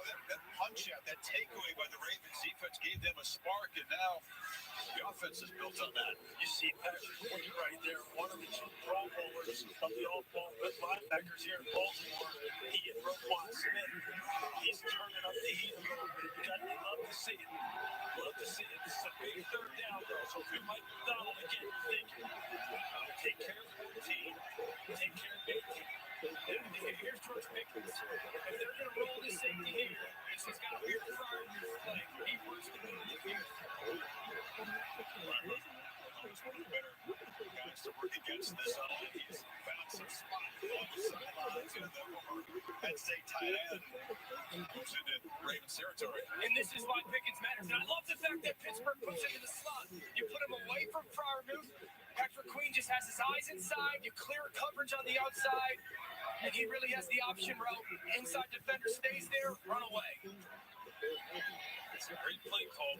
Great design on the part of Pittsburgh. Mike McDonald said, hey, look, we're going to take our chance. There's not much to throw the football there, throw the football there, and rally and tackle.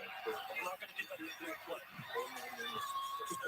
Good throw on first down. Again, the check man and Ward tackle. Short gain by Phillips. And this is a huge drive. You know, in talking with Coach Tomlin yesterday, Coach, what is this game going to come down to? We said we specifically multiple times this week did 2-minute drill because this game will come down to 2-minute drill at the end of the first half and at the end of the game. Saving his timeouts. Just gets that away before being hit. First down yard for Van Noy. Got there, break the play. It was close. This is a great job again. Mason Rudolph hanging in there.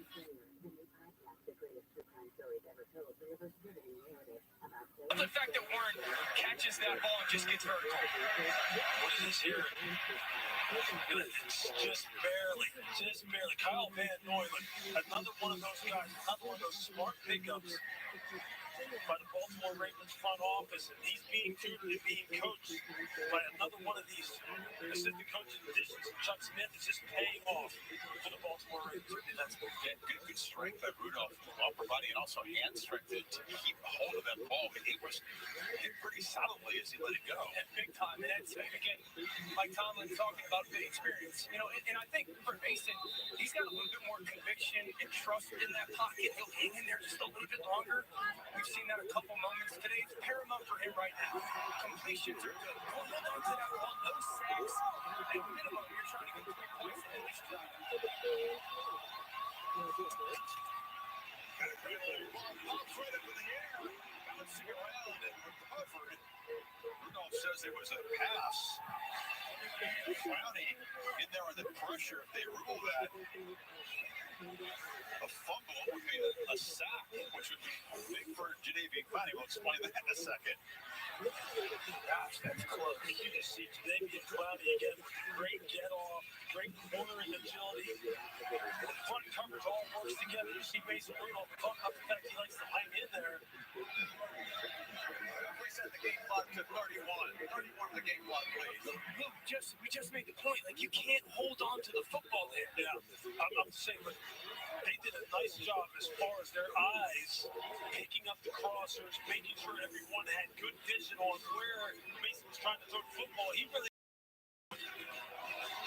That's just, again, a nice continuous adjustment on the part of this Ravens defense that has shown the ability in their zone coverage scheme to be fantastic. So Clowney with that sack gets him to 9.5, and that's that number for $750,000 bonus. He hits his plateau. I think he might be happy. Look at his, he's happy. Look at him. Look at his dancing. That dance is worth $750. I mean, no one knows why he's doing that right now in the stands. His team runs Hey, good for him, though. He's kind of rebuilt his career in ways this year. He has been solid. 15th start. He's played in every game. Hasn't done that often in his career. And the fans are picking up on this. It's like, it ain't cold out here. 30-year-old has come up with the important sack. A lucrative moment for him. That was definitely not incomplete. Tomlin able to spend the timeout down to 31 seconds. So let's see what Rudolph can do here. For the middle. It's complete. This is such a smart defense, and this chess match that's going on right now, you just gotta love it. They should not be going fast right now.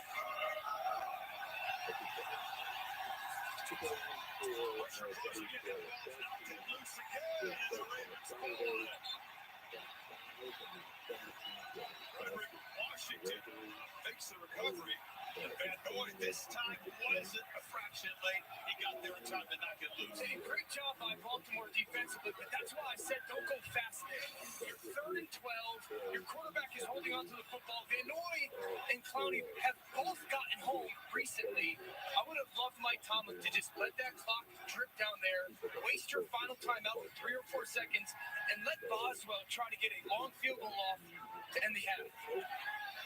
Well, Tomlin talked about the importance of the 2-minute drills. That could be decisive. The fact they got pushed back and didn't get a chance to come up with points there. Boswell's got the leg. He's got the leg to kick a 52, 53-yarder. He's used to this weather. 3rd and 12, you're not going to convert. Just let that 10 seconds drop down to 3 seconds and see if you can get 3.5. 52 yards in this weather with this wind. I mean, maybe he could. I understand your point. Or run the football. That's the right. I understand your point.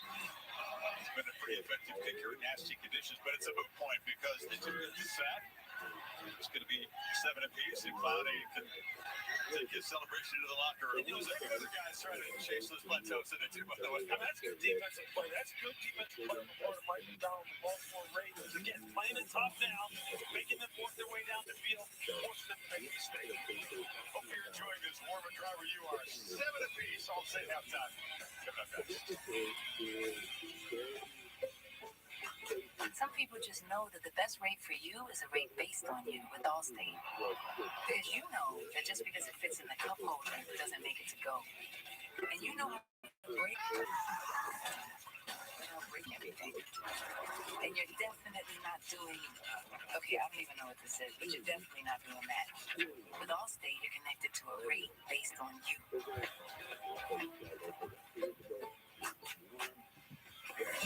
This is the Allstate Halftime. Welcome to the Allstate Halftime. Ryan Clark, I'm Scott Van Pelt. It's temperatures just above freezing. It's pouring rain. Ryan, I'm looking at something like, man, how miserable to play in this game. And you said something I hadn't even thought about.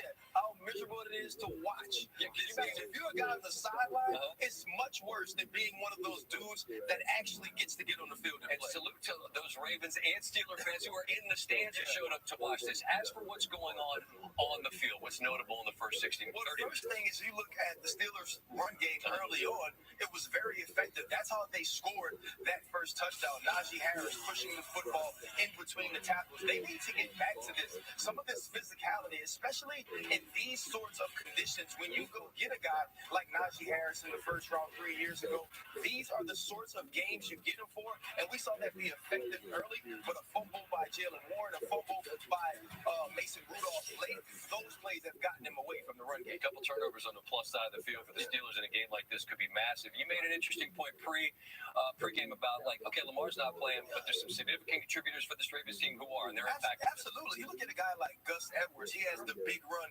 on the Isaiah Likely touchdown drive. When you think about those players, those dudes have been effective and important for this team the entire year. And then you think about the defensive side of the ball. Kyle Van Noy, a big pickup early. Now he makes a play off the edge. We see Jadeveon Clowney dancing around because he hits that big incentive. But those sorts of players are still in the game. And a guy like Patrick Queen, he makes his first Pro Bowl this week, and he's still playing in this game. And so for those people that thought it could be a cakewalk over the Baltimore Ravens, no, there's still a lot of good players on the field.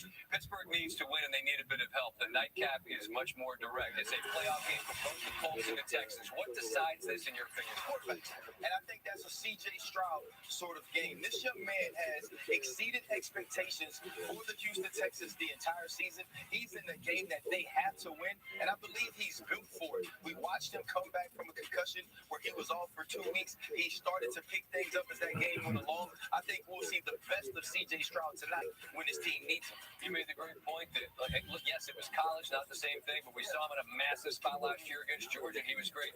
The Gardner-Minshew relationship with his head coach, Shane Steichen from Philadelphia, you can't overstate the familiarity and the trust I would think the head coach has been able to have with this guy all year long. Well, you know what he said? He said, man, I may be little out here, but I'm not little all the time when Max Crosby was trolling him throughout the game. But when you think about him and Shane Steichen and what they've been able to build after Anthony Richardson was injured, I think that's huge. To me, Shane Steichen's the absolute superstar, but you have to give a lot of credit to Gardner Minshew for being ready for his moment, capitalizing and executing. What is this? Steichen and D'Amico Wise have both done fantastic work this year. When we continue at halftime, Kirk Herbstreit joins us from Houston with his keys on what will determine the national championship matchup Monday between Michigan and Washington. We'll be right back. You're watching the Allstate Halftime. Allstate, you're in good hands. I'm a parking gate and I'm all out of whack. It's going to take a lot more than a little ticket to get out of here. And if you have cut rate car insurance, this could leave you all bent out of shape. So get Allstate and be better protected from mayhem. Yeah, like me. Oh, someone! That's broken too, pal.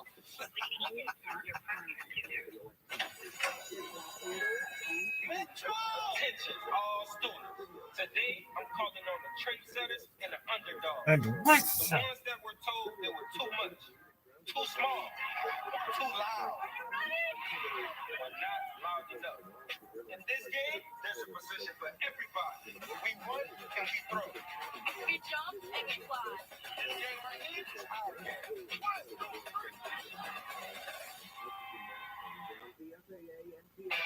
This week on Sunday NFL Countdown before the final day of the season, everything you need to know about Sunday's playoffs. 7 reporters and 7 games. Plus, Adam Schefter with the latest news on possible coaching changes.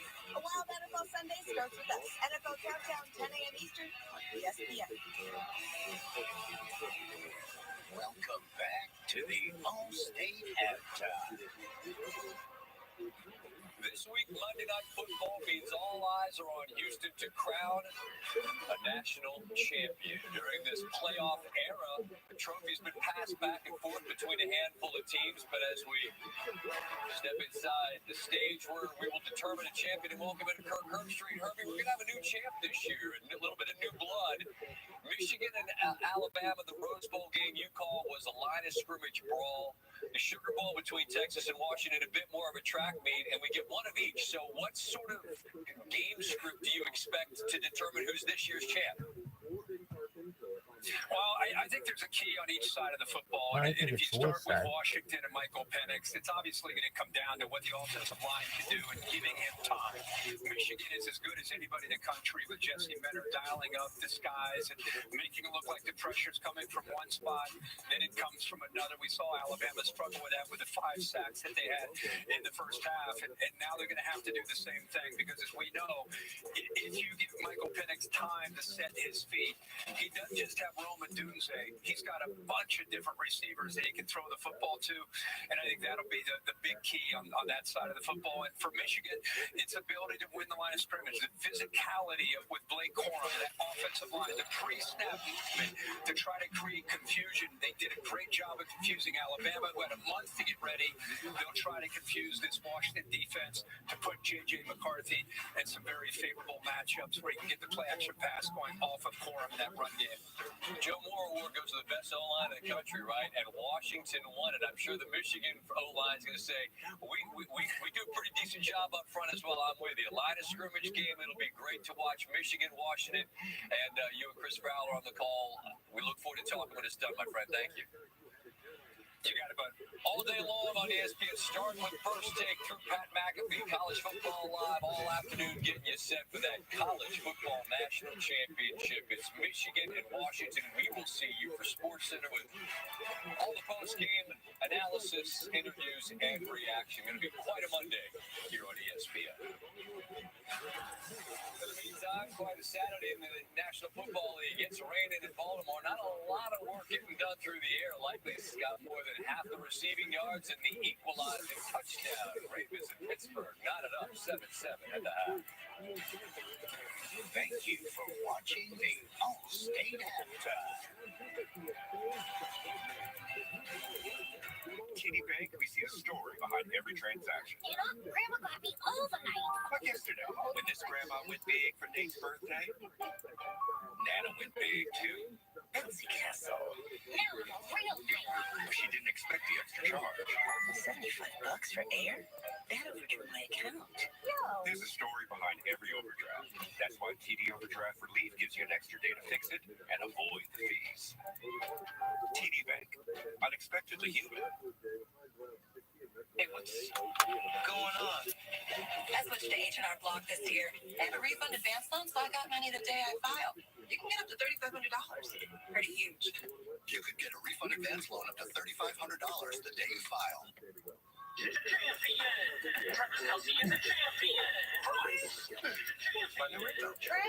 sip it. It's you here, big guy. Let's get you ready. With 16 grams of protein per can in chunky spicy chicken noodles, soup that eats like a meal.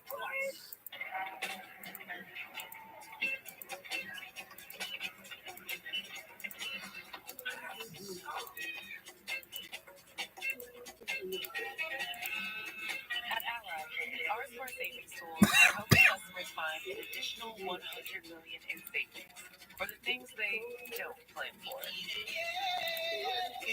Whatever expenses come your way, we're all better off with an Ally.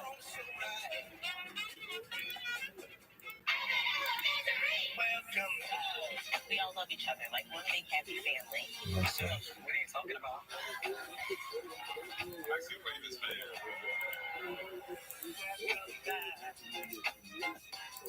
I am Dr. Sean Murphy. I'm your dad. People meet forward. I'm ready. The Good Doctor season premiere on a new night, Tuesday, February 20th on ABC. This is how it feels to do more with less asthma, thanks to Dupixent. Dupixent is not for sudden breathing problems. It's an add-on treatment for specific types of moderate to severe asthma and can help improve lung function for better breathing in as little as 2 weeks. Dupixent helps prevent asthma attacks and can even reduce or eliminate oral steroids. Imagine that. Dupixent can cause allergic reactions that can be severe. Get help right away if you have rash, chest pain, worsening shortness of breath, tingling, or numbness in your limbs. Tell your doctor about new or worsening joint aches and pain or a parasitic infection. Don't change or stop asthma medicines, including steroids, without talking to your doctor. Who knows what you can do when you do more with less asthma? Ask your doctor about Dupixent, the most prescribed biologic for asthma. The 3 for Me only at Chili's serves up more deliciousness for just $10.99 than you'll find anywhere else. I mean, have y'all seen those fast food prices lately? It's like even they want you to come to Chili's. This Chili's 3 for Me is the best $10.99 you can eat. When Doug and Andre came to TurboTax, We navigated a turbulent housing market by Buying a motorhome. I made their move count. We've guaranteed 100% accurate taxes for millions of new homeowners. Intuit TurboTax. By NFL Productions, private use of our audience. The use of this broadcast or any patrons, descriptions, or accounts of the game without the consent of NFL Productions is prohibited. Tonight's first half highlights are presented by Target. Like wild football, come to the right place. Around the edge, Warren matching his speed and his sloppy Brett Harris. That's not a trap block, that's a knockout. Ball comes out, Pittsburgh with a massive takeaway. Great job punching at the football. And there's a score again.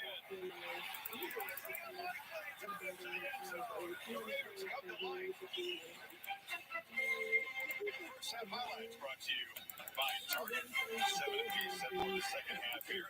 Guys stepping up and giving an opportunity. Sean Phillips steps over, filling in for the great Warren Smith. He's the guy that punched the ball loose, knocked it out of the hands of Jalen Warren. That turned around the first half. Then all of a sudden, guys, the Ravens offense came to life, but had to score, and the pass rush cranked up late in the second quarter. Yeah, when you create a couple of explosive plays off of a turnover like that, it's funny how momentum gets going, then everything really starts rolling. The passing game, the middle of the field passing game, looked like it really came to life for Baltimore late. Yeah, and I think for Pittsburgh, 2 things are going to be paramount. 14, George Pickens has got to get involved at some point in this football game. I do value them running the football with Najee and Jalen Warren. And really, this game is going to come down to what team, once they get into scoring area, that red zone, values the football and doesn't get some of those costly turnovers to kind of flip their game. Well, I think you said something smart at the end of the half. Pittsburgh had an opportunity to at least come away with 3 and take the lead at halftime. Pass rush got after Rudolph. Pittsburgh team that's playing for their playoff life, guys, they have a lot more at stake in the second half than the Ravens do. Just hearing guys like TJ Watt say yesterday, I've never won a playoff game. In his 7th year, they've lost their last 3 playoff games, and there's a lot of hungry, accomplished players in this Pittsburgh side that would love to turn this around in the second half. And it's going to be on the backs of their defense. Tyler Huntley, you had mentioned, Chris, got hot a little bit on that one drive in that first half. The touchdown pass, I like was great. Off the ball, back to pressures, block drops, and there's a touch throw over the top right before that corner gets there, before the safety gets back to Likely, and it was a fantastic job by Tyler Huntley using his eyes, getting that ball out on time, and hurting a defense that blitzed in that moment. Huntley with 5 completions for 56 yards. Couldn't find the helmet, so he's a little late getting out here. The play clock is going to wind down. They're going to have to think either spend the time out or take the 5 yards. Oops.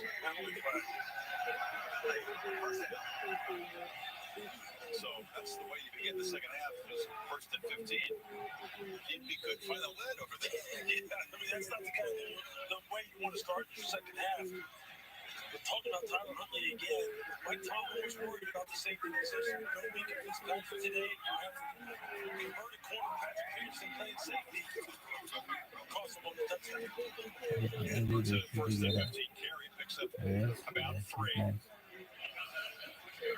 So you think it's fair to say, Pittsburgh, defensively, if you guys want a chance to get in, like to have those games matter tomorrow when you're watching, you're going to have to be the unit that carries you to win this win in the second half, right? Backups, Baltimore offensively, TJ Watt, Highsmith got to be different, guys.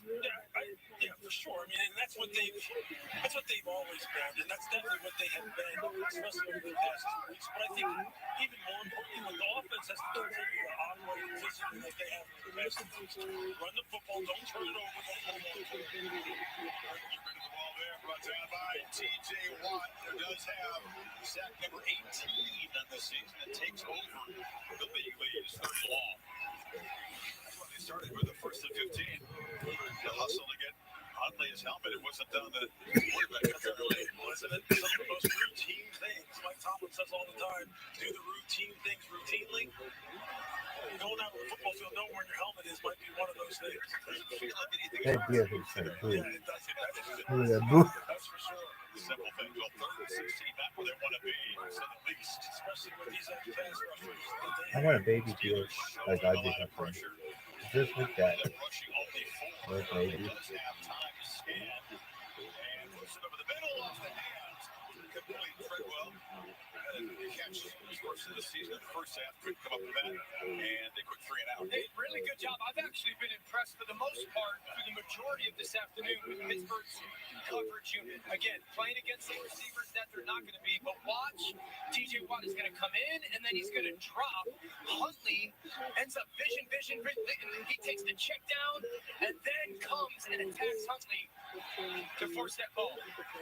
Stout has done a terrific job hunting in these conditions. It's driven back, and Austin had to go off the fingertips, but it was so long that coverage didn't get down there very quickly. Able to turn things around and avoid a disaster. Gets the ball back to the 35. Chris, I'm going to go out and say that ball security is going to determine this football game. That's why you're at the top of the game.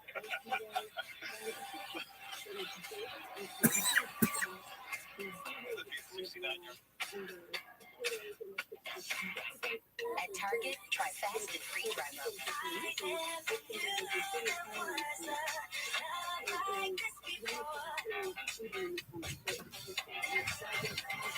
Try fast and always free dry mode at Target.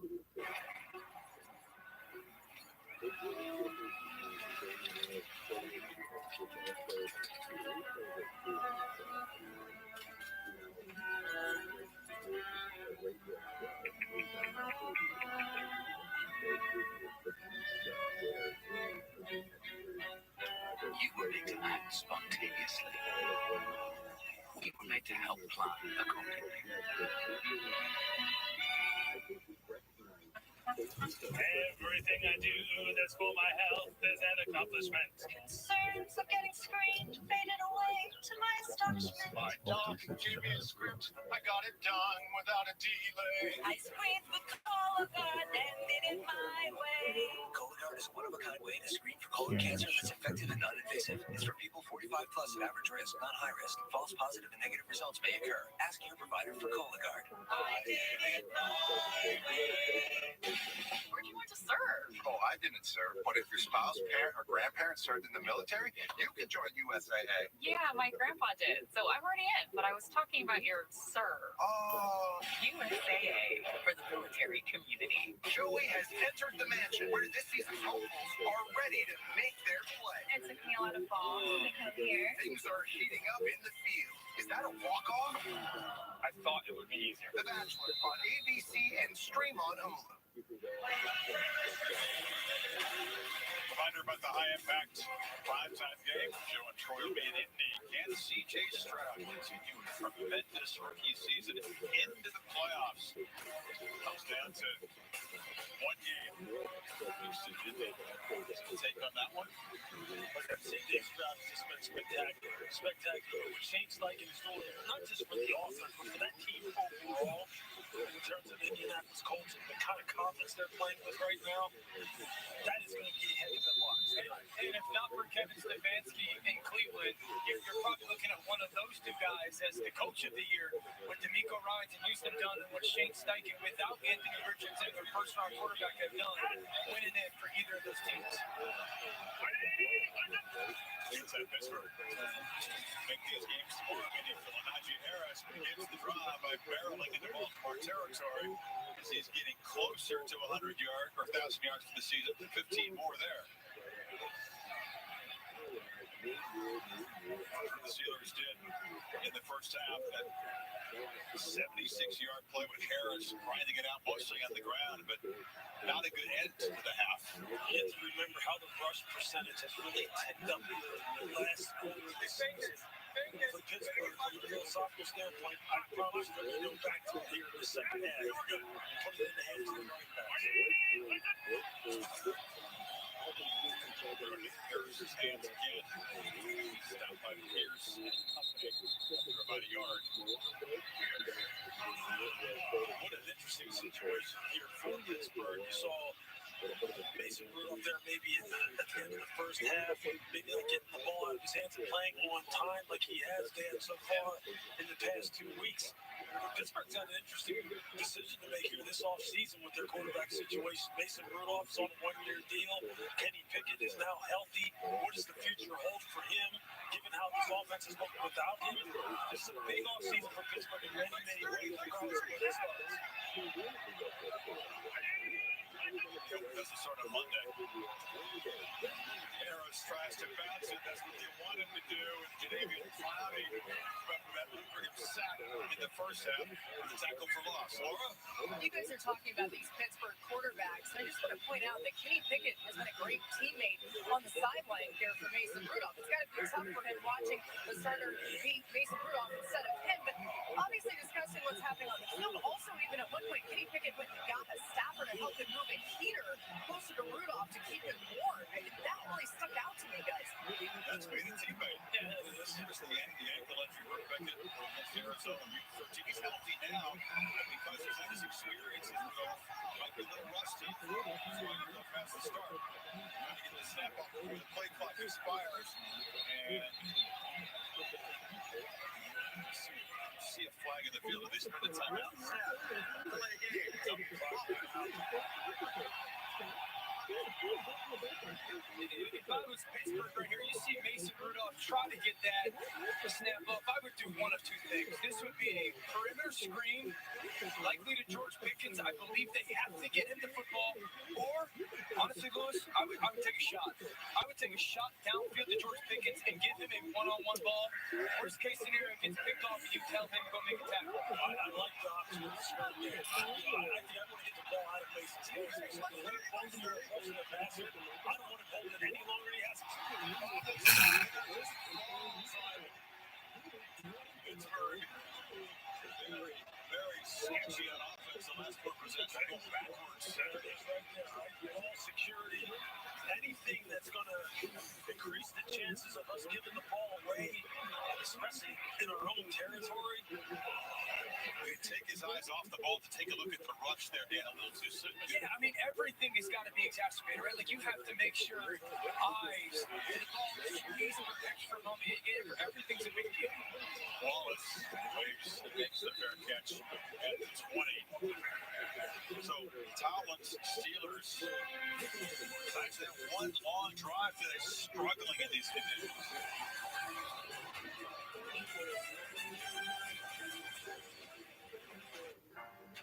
Where there is light, there is hope. And it only takes one person to bring that light to thousands. To the mentors showing kids how powerful their voices can be. We see you. We all need fiber for our digestive health, but less than 10% of us get enough each day. Good thing Metamucil gummies are an easy way to get prebiotic plant-based fiber with the same amount of fiber as 2 cups of broccoli. Metamucil gummies, the easy way to get your daily fiber. Missing punches. Unnecessary. Check reversals. Unnecessary. Time sheet correction. Unnecessary. Unentered signal. Unnecessary. Go!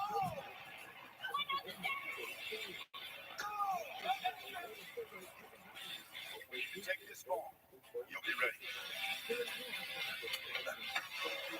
Make the unnecessary unnecessary. Let your employees do their own payroll.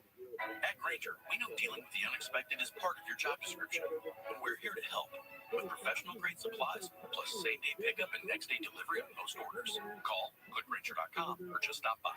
Grainger, for the ones who get it done.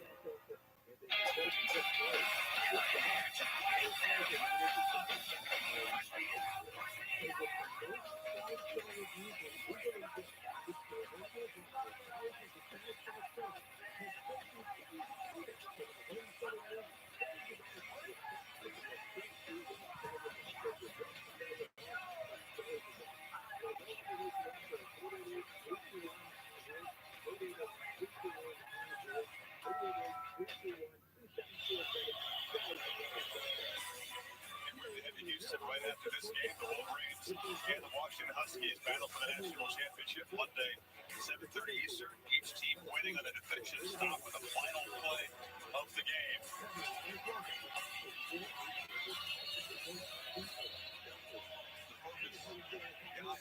Won a college championship ring with the Georgia Bulldogs, but has not made an impact today. Continue to see who get the ball back in. If they can find number 14 somewhere, it's becoming a bigger and bigger storyline as this offense struggles.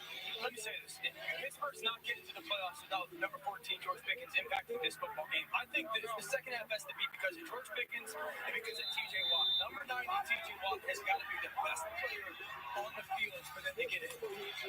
Ravens have just nipped over 100 total yards this game. I'll give it to Edwards for a short one. And if you're Todd Monken and you're looking at Pittsburgh's defense and you're trying to knock them out of the playoffs, I am attacking between the numbers, off of play action, and I'm going after these safeties. It's what Mike Tomlin is worried about.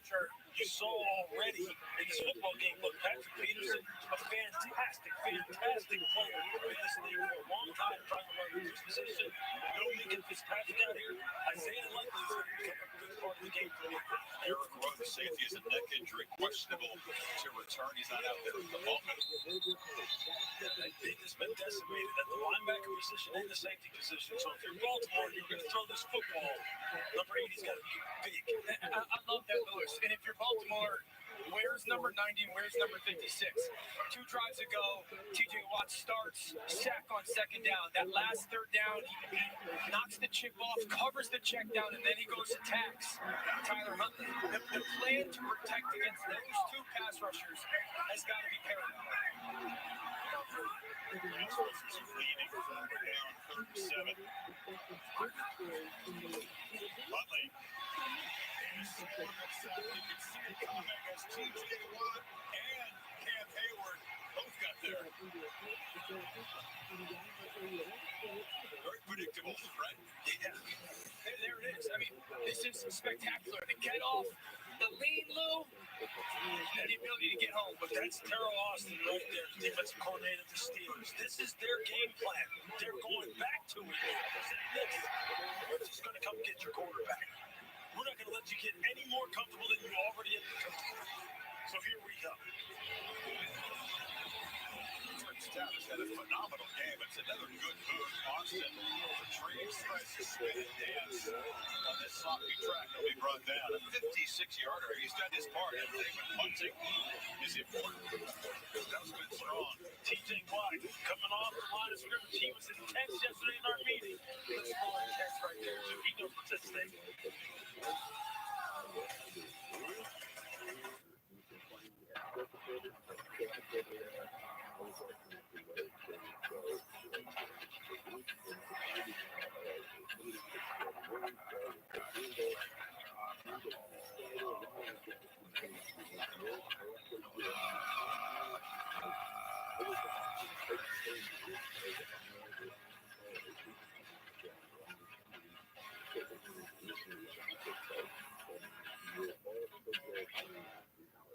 Rainbow sprinkles, jammy filling, and frosting.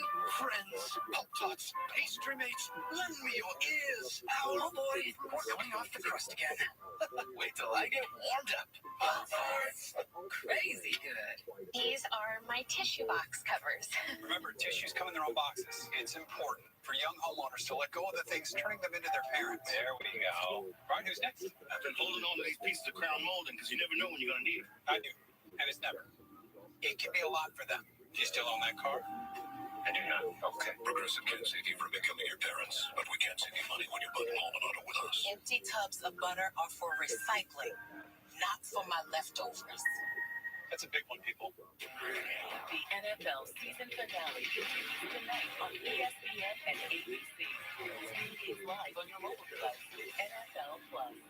American Idol goes all over the nation. The hometowns, big And small. Home is where the dream starts. Inspiring. That Idol is where the dream takes off. You're going to Hollywood.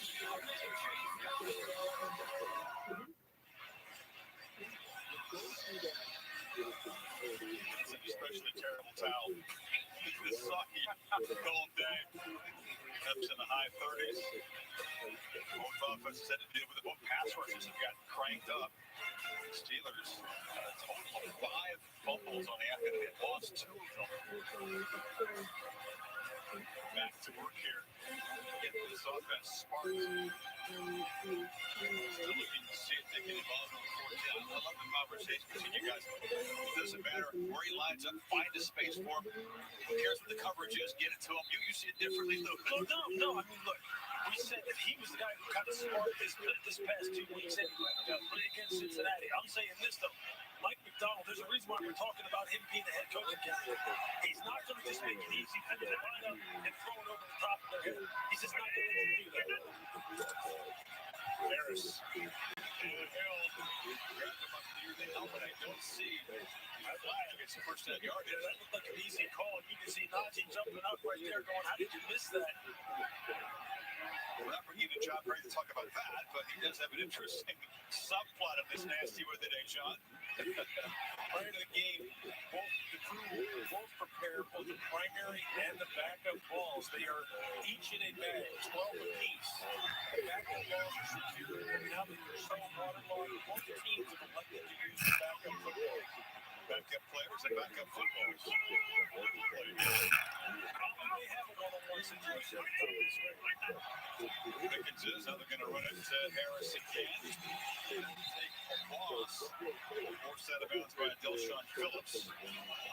Baltimore will take that all day long. You want to toss the football to Najee going laterally? We'll play you that way. If you want to get Big Boy going that way, that's my right into our hands. You've got to keep it going north to south. And Lewis, for Pittsburgh offensively, they really haven't had much success outside of one play running the ball to the perimeter. But they have running in between those tackles. 2 big runs in this second half have come from that inside zone. That's what they need to lean into in the second half. Jalen Warren only has 6 carries so far. So Rice is not being a part of this one game with that. Harris motions out empty backfield. Trees to get the ball away. Off the blitz. Trent Simpson, the rookie. Exactly. This is a guy who they really said they wanted to get him going, and he's working hard, learning the defense. Super explosive player out of Clemson. You just see it right here. Starting from deep, starting from depth. Offensive guard James Daniels sees it late. It's too late. I mean, Trent Simpson's a 4'4", 40 guy, which is freakish athletic. You saw it there. Ends up being just a 4-man rush. Simpson not accounted for. Each team with 3 sacks. Now 3rd and 20. They dump the ball down to Warren. Another quick and unproductive series for the Steeler offense. Still haven't looked Pickett's direction. And the frustrating thing is, for the past couple weeks, it's been so good. And right now, I feel like they're getting in their own way offensively. They're not getting the ball to George Pickens. We've talked about them running the ball in the perimeter instead of trying to run right at Baltimore, which they've had a little bit of success about today. They need to get focused on those two things. Marion Williams is back to receive the punt. Marvin gets it away nice. For a catch made back at the 18-yard line. So which mistake, which turnover is going to decide this game? That's a feeling going at that.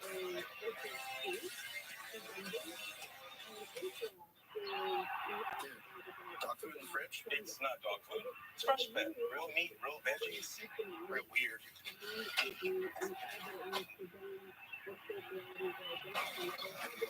He was bad luck anyway. I feel like I lose track of it when we clap on the dog. Yeah, maybe that's because you saw your spreadsheets. Haven't you heard about Rocket Money? No, but you're probably going to cut me off and tell me about It's it. an app that automatically tracks your spending in real time, lowers your bills, and finds and cancels sneaky subscriptions with a tap. Okay, I'm listening, but how does that help me with my $500? Easy answer. The app can also help you make a budget that works for your income. And anytime you get close to your spending limits, which it sounds like you do regularly, it alerts you. Sign me up. Start the new year off right and download Rocket Money today. The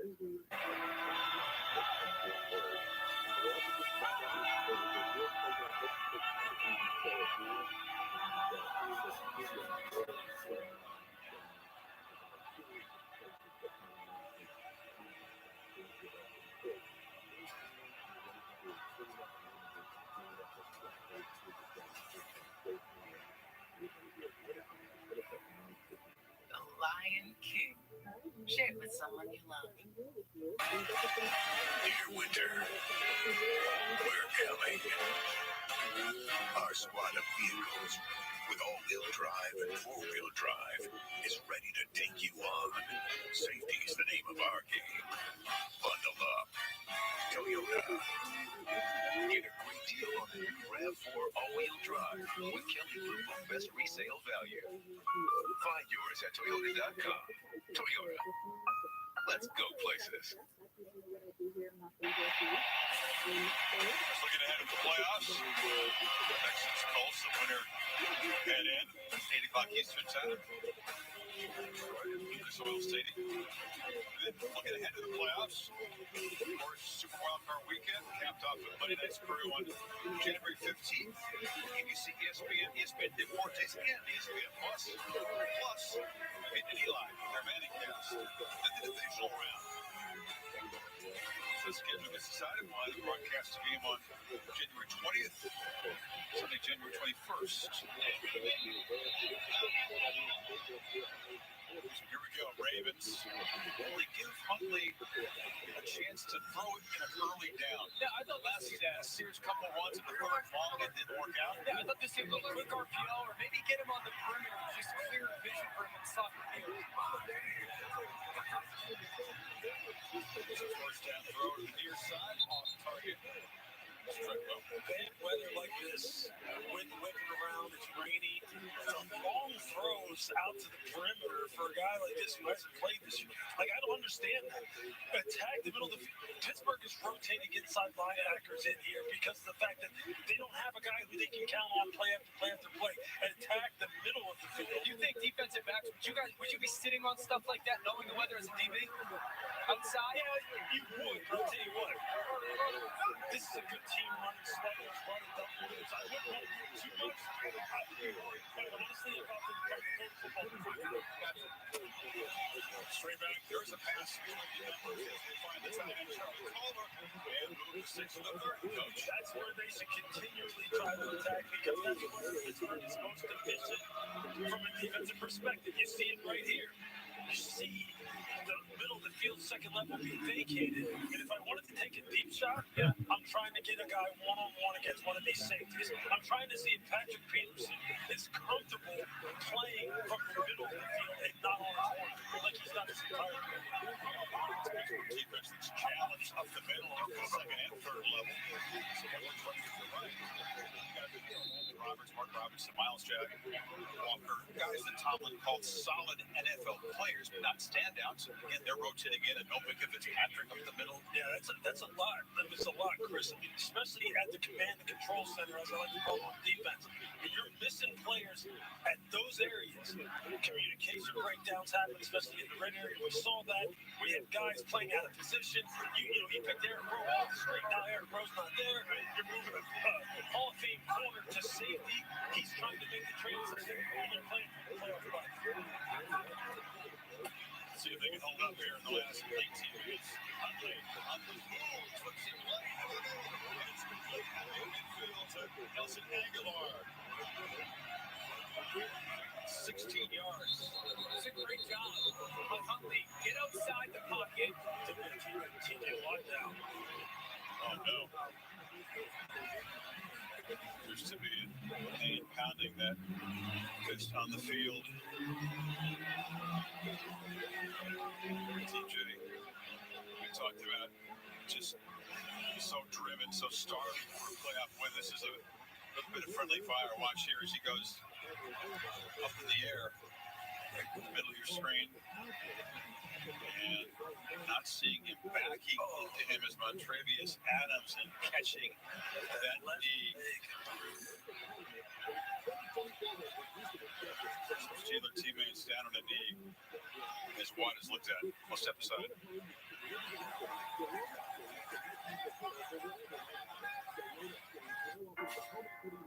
We're always given the spotlight. But the people out there lifting up our next generation, they deserve their shine too. Like Marquise, who saw that students need mentors they identify with. Or someone like Brianna, who helps young people who have been overlooked land jobs that could change their lives. To those who deserve more of the spotlight, we see you. I'm lucky to meet so many amazing women, and I hope they feel lucky to meet me. I'm ready.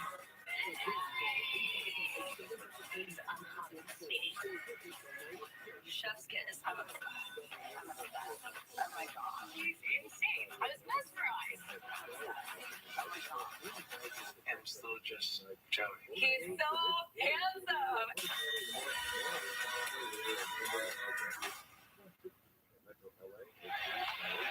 KJ Watt moments ago was able to walk with some assistance in the medical tent.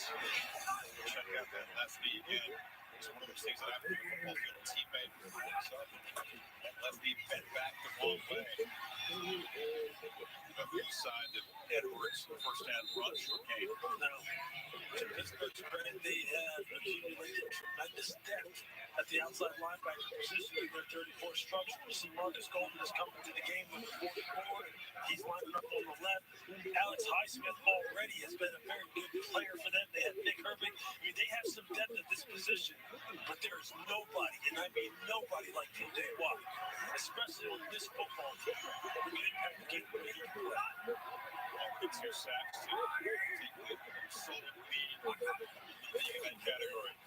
Julius brings some pressure on the pump faking, dancing around now, trying to create on the move, and just throws it away. Third and long now coming up. I think again, they're trying to, it's going to keep repeating it. They're trying to see Isaiah Likely, Justice Hill coming into the football game for the Ravens. You're trying to make sure you continue to work the middle of the field. And now without TJ Watt on the field, you're hopeful that because you'll have some more time to throw and survey and pick apart the zones. And I think Pittsburgh needs to try to do everything they can to not allow Tyler Huntley to go make creative plays. 2 times today we've seen or allowed him to get outside the pocket and keep his eyes downfield. Keep him in the pocket.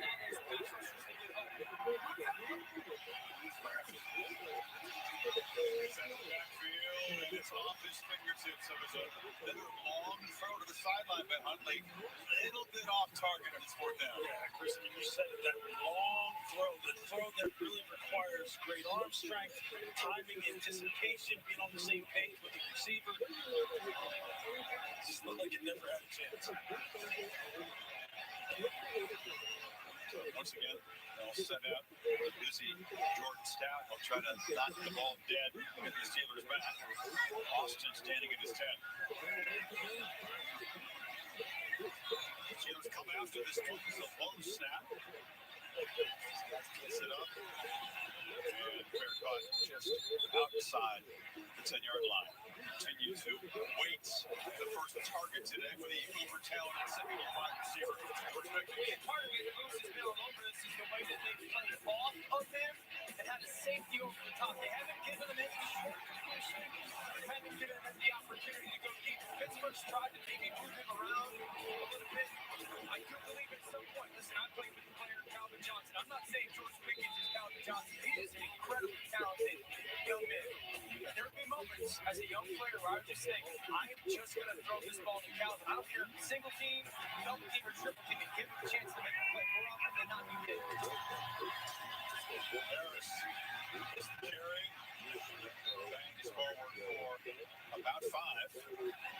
Najee once again very close to a 1,000-yard season. TJ Watt makes his way toward the locker room. He's looking okay.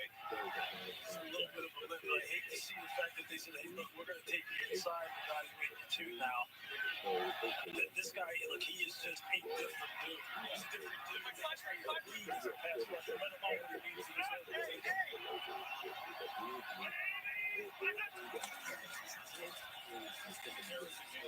TJ talked about taking that next step beyond being a leader, which he has been for a long time, and trying to do what he can to make every single teammate around him better in some way.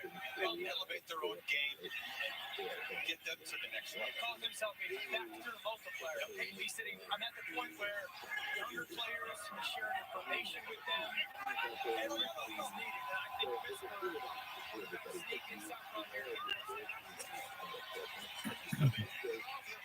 Of the game is Pickens on an end around of all things, and he does turn the corner and buries it for a first down. Know what you had in mind? That's not what we had in the old bingo card.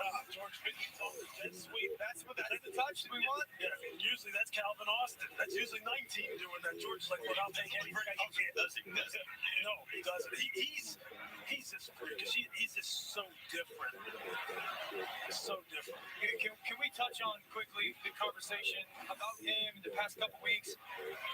Well, we're looking first of all at Delshon Phillips, the guy who made the big play to punch the ball loose. They check him out. We'll step aside.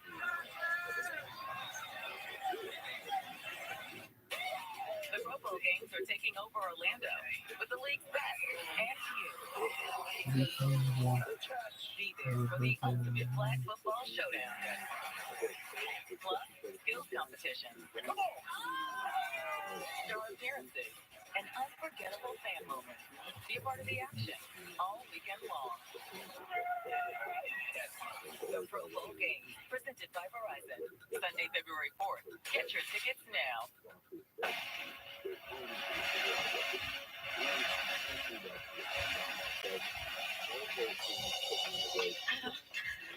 Sorry, everyone. I ran out of space and time. Why are we even doing this? Try, John. Lord have mercy. You know what this is, right? Trash.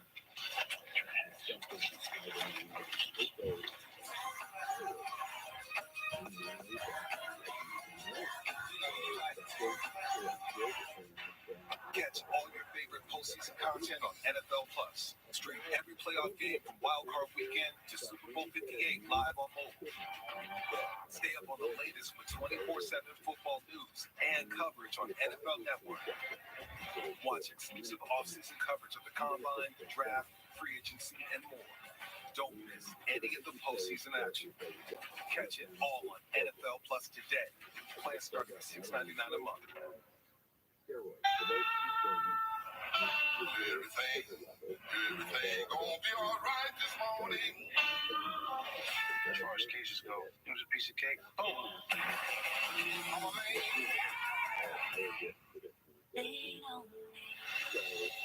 This is our city. We're here to protect people. We have a little family of brothers and sisters. Remember that.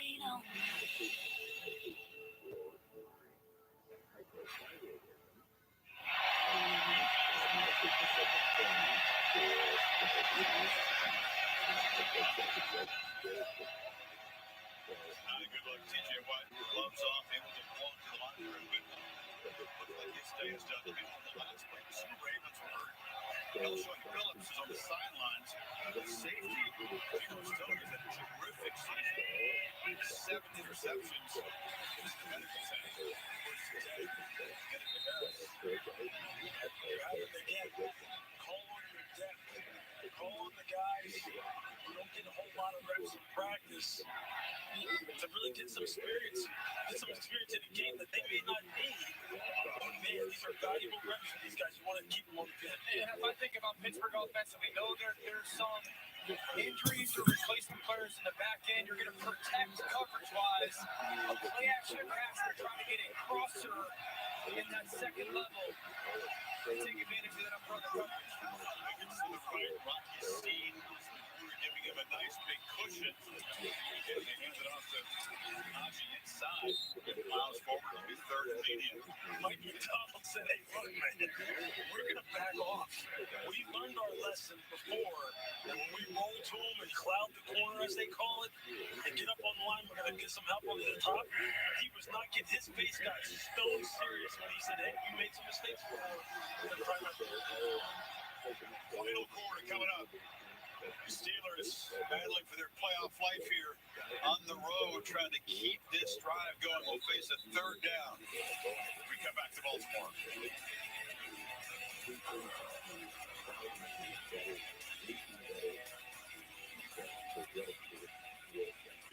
It's going to be a hell of a new year. Eagles back with all the stars and more in 2024. Next week, you've got Robert Downey Jr., Jodie Foster, Anthony Anderson, and Iowa Devery. Jimmy Kimmel Live returns new Monday on ABC. Introducing Ned's Black Psoriasis. He thinks his flaky red patches are all people see. Otezla is the #1 prescribed pill to treat plaque psoriasis. It can help you get clearer skin. Don't use Otezla if you're allergic to it. Serious allergic reactions can happen. Otezla may cause severe diarrhea, nausea, or vomiting. Some people taking Otezla have depression, suicidal thoughts, or weight loss. Upper respiratory tract infection and headache may occur. Live in the moment.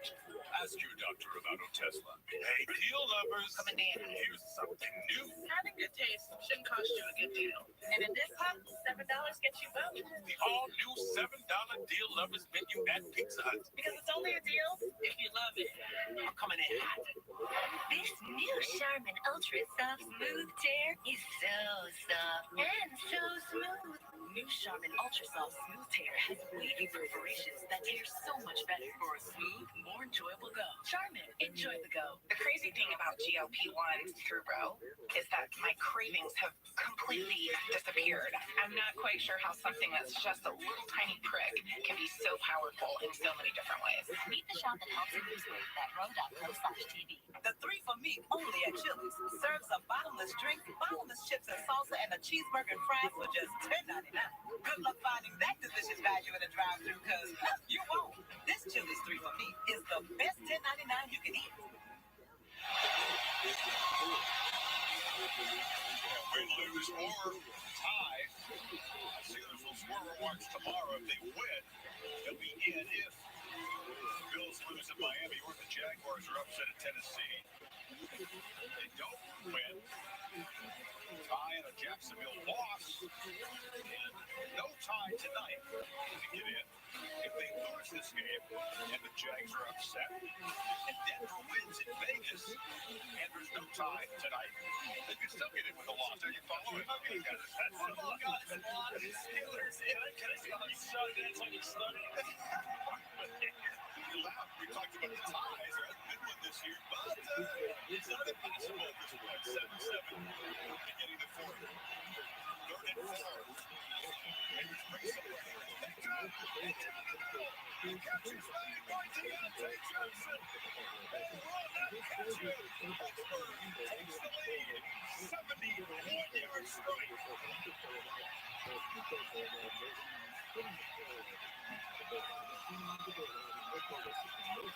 I swear I was just thinking, whichever offense can make an electric big play in these conditions is going to win the game. But it's the Steelers who take the lead here. First play of the final quarter. And partly because there's some new players on the back end for Baltimore. It's a fantastic job by Mason Rudolph using his eyes, adjusting, hanging in the pocket pays off. And an absolute strike to Deontay Johnson. Deontay Johnson, complimentary receiver most of the year, has been the main guy today. Pat Freiermuth is going to come and sit up right here. Now watch as this safety trips. Mason Rudolph is going to do a fantastic job with his eyes, peeking downfield, and then here comes Deontay Johnson on that wrap in route. The double team to Freiermuth, ball comes out in stride. Outstanding job. And see, that's a veteran safety. That's Marcus Williams. Who knows better than this? You know right here, look, that's safe. The tight end is underneath Patrick Queen. He doesn't go over top of him.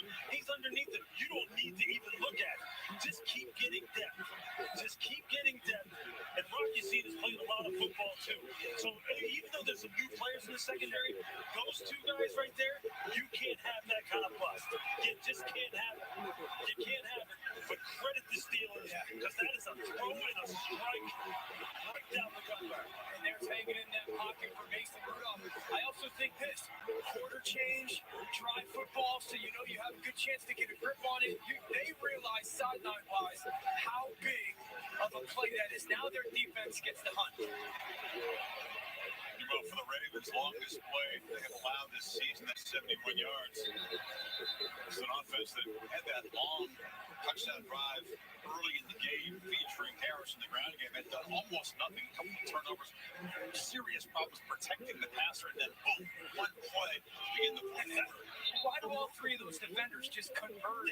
That's just polarized. Like that's look, a lot of times you got some offense, you rely on defensive players looking at you and going where you want them to go instead of knowing how to play to the integrity of the defense. There's no reason for Marcus Williams to stutter his feet and kind of motor it down when Pat Freiermuth had gotten on top of it. So you're saying Freiermuth is going underneath the linebacker says stay high. Exactly. You just forget him. The only time you even concern yourself with him is when he gets high on him and gets over the top of him. Meanwhile, on the PHC, there was a penalty. Necessary roughness on Justin Madubuike, so Pittsburgh taking off from the 50 into the end zone. Boris, a lot going on down there. There absolutely is, and the Steelers are going to be without T.J. Watt for the remainder of this game. He is out due to a knee injury. As we showed you, he was able to walk off the field on his own power. He's still in the locker room, has yet to emerge. As you guys know well, he's the heartbeat of this defense, the leader of this team. We'll keep an eye on whether or not he returns at least to the sideline. 300-pounder, teammate Adams, who landed and knocked into that. Hopefully you won accidentally. Tyler Hunt will have to answer. Ravens. So, down 7 again. First down run. Gordon for 6. Yeah, I mean, that's a nice way to start now. But now you're in 2nd and 4. Now you've got really your whole playbook open to you, right? And I still continue to believe that they have to start doing some of the same things that Pittsburgh did just right there. Right? They're still attacking the middle of the field with that inbreak. Sure. Don't try to throw the football deep and outside. Run in the middle of the field. That's where they miss the ball. Attack that area.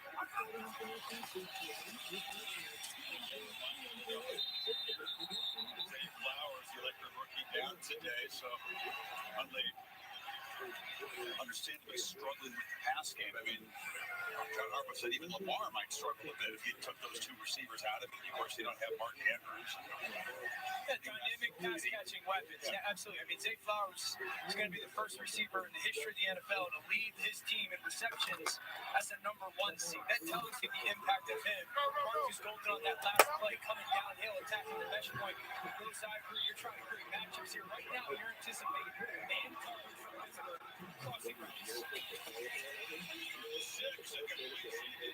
incomplete. His way for the first time is Aguilar. He's very close. Yeah, he'll be baby.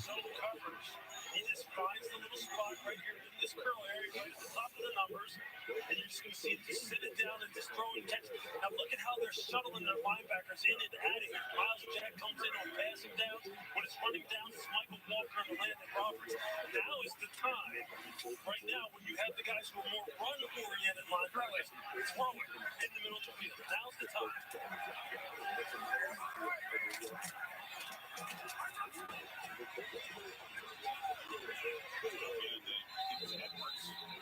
Melvin Gordon, I should say, first down. Hasn't seen much action since that fumble early in the game. Yeah, ball security being at such a premium here. It's kind of hold your breath and hope Melvin is able to run the football with great fundamentals. You see, we had a quick flash there. Larry Ogunjobi, number 99, who made the tackle for the Pittsburgh Steelers, their defensive tackle. He has been fantastic over the past couple of weeks. He is an absolute playmaker up front. Does a lot of good work.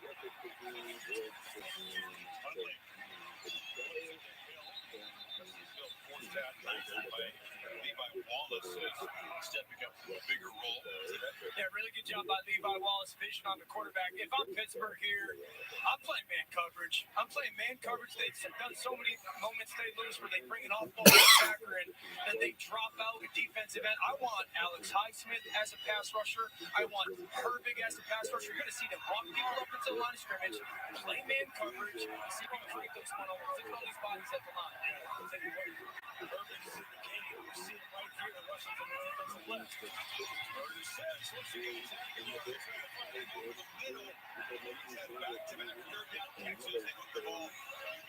And there it is. There's the end breaker right in front of Miles Jack. You see him just running. You see Miles Jack kind of buzz out to that hook curl area and he overruns it. I mean, these are just the kind of things like I just wouldn't. You see Jack right here. I wouldn't. He bobbled the ball, collected it just as Peterson was closing in on it. I would go get him right there exclusive.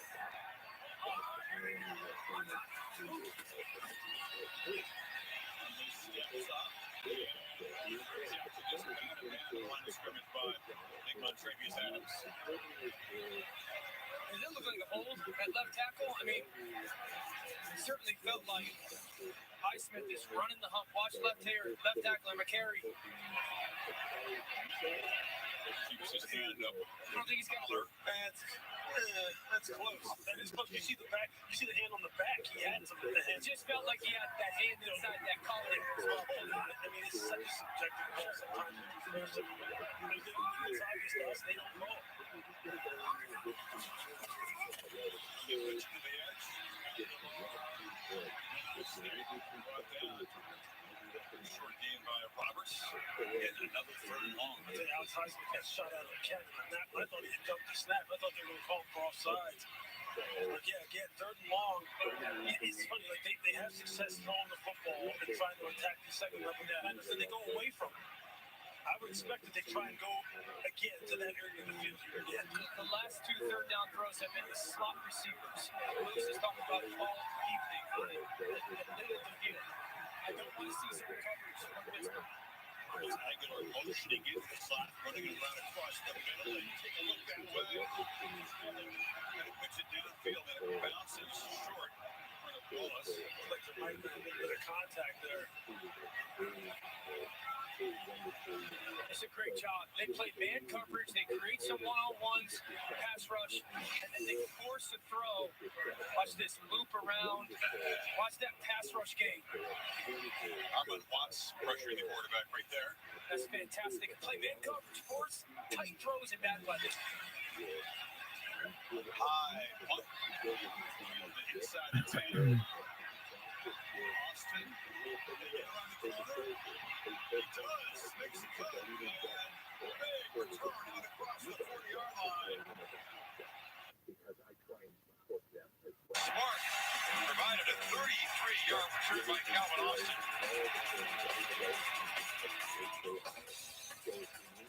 In just 1 year, I had over $900 in banking fees, and I had enough. I realized just how much money I could save.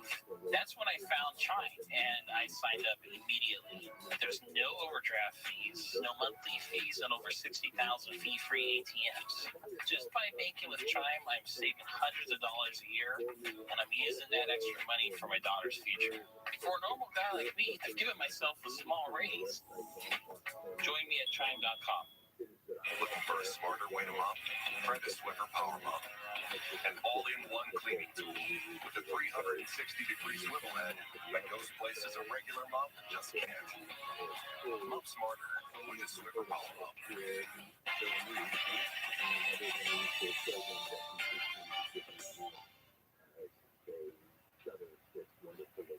Golden fries dusted in Mexican. What can I do for you, man?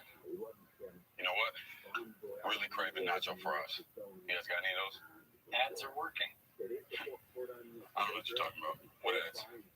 Oh, like all the pictures I put over here in your bedroom. I put that there. See that, man? Unwheeling the mop for the tight. The final chapter, and the stakes couldn't be higher. National Championship Monday at 7:30 on ESPN. February 7th, the Cutters are back. I'm scared, Daddy. Celebrate a brand new season. Did you bring over a large bouquet of beer? I'm planning on making a stunning arrangement for my belly. The Cutters, season premiere February 7th on ABC. Ready for Super Wild Card Weekend? Saturday, January 13th begins. We'll be with you on Monday night from Troy and Company. About Eastern Time, as we don't know matches yet. Coming up, 8 o'clock Eastern Time, CJ Stroud, Houston Texans went on the road against Sydney. Their playoff spot.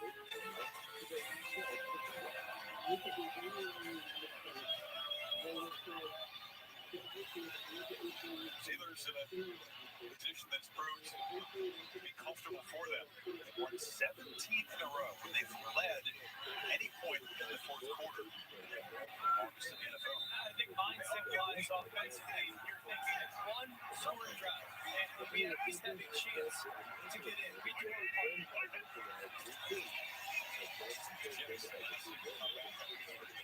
Last year.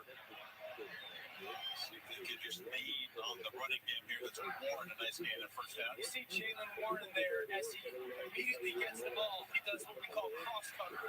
Basically, 2 points of the football are in each palm and both hands overlap. This is very good. See, rip at the ball, that cross cover. He better be cross covering. He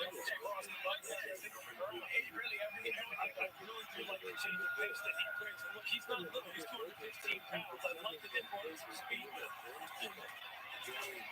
Drew again. Has to bounce it. And smacked hard. Simpson, the linebacker, right into the line of scrimmage. They can say the ball came out. You know they're going to be attacking and ripping at it every single play. He's had some issues with ball security in this game. Still no signal of a turnover. And it is Pittsburgh football. But I can totally understand why when Tomlin wants Jalen Warren in the game, you see him right here, spinning, fight pressure, come that ball is out, obviously. Wow, it definitely is loose. Very, very fortunate to retain possession to fumble up back-to-back carry. The ball still isn't integrated. Just a bunch of bodies there. He has 23 rushes of over 20-plus yards. He is an explosive guy, but you got to be able to get him. Harris is back in there on this third and 5. Rudolph from the pocket flips Simpson to him. Najee. He dropped for a loss. Simpson back to back. Nice plays, and the Ravens defense does their job and gets off the field. The young rookie, Trenton Simpson, again, displaying really nice vision. When work goes away from you, you're going to see Trenton Simpson right here. Just watch. Crosser goes away, eyes get back. He sees Najee leak out of the backfield and start to cross, and then you just break downhill on it. That's great discipline on the part of the young rookie. Ravens defense without Geno Stone and Phillips, who are both questionable to return. Good job done on carry into the end zone. Ravens back to work. Midway final quarter.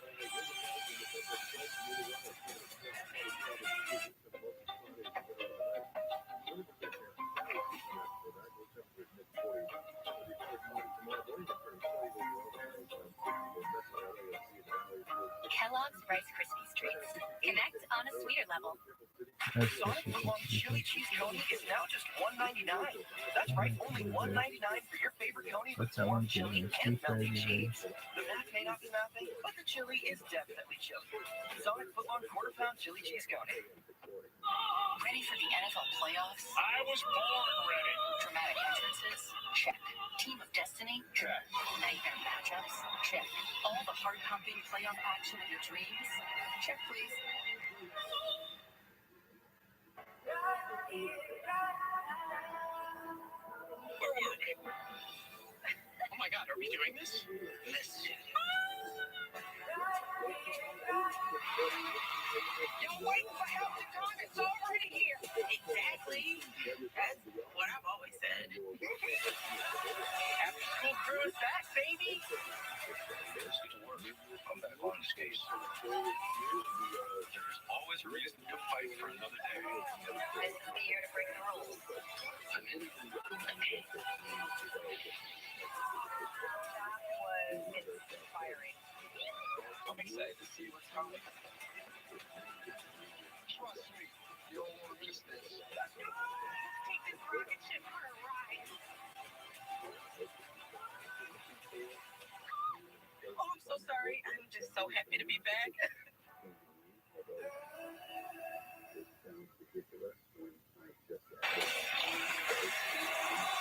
Steelers of Baltimore trying to fight for their life. George Pickens has not been featured, but his buddy, the receiving core, Deontay Johnson, your guy at Toledo, looking the pass to Rudolph, and touchdown has Pittsburgh ahead. See how effective the Steelers have been. Alligator pear is what they call avocado before it went mainstream. That's crazy. 55 total yards so far, but it's a defense that doesn't have TJ Watt, who's done for the day with left knee. Nathan Fitzpatrick didn't go today. Still been second best in the NFL in terms of points allowed in the final quarter. And some of their veteran experience is going to have to show up here. Patrick Peterson, we've talked about. Eric Rowe, we've talked about. Landon Roberts. They do have veteran players that have been in these moments. That experience has to show up over the next 7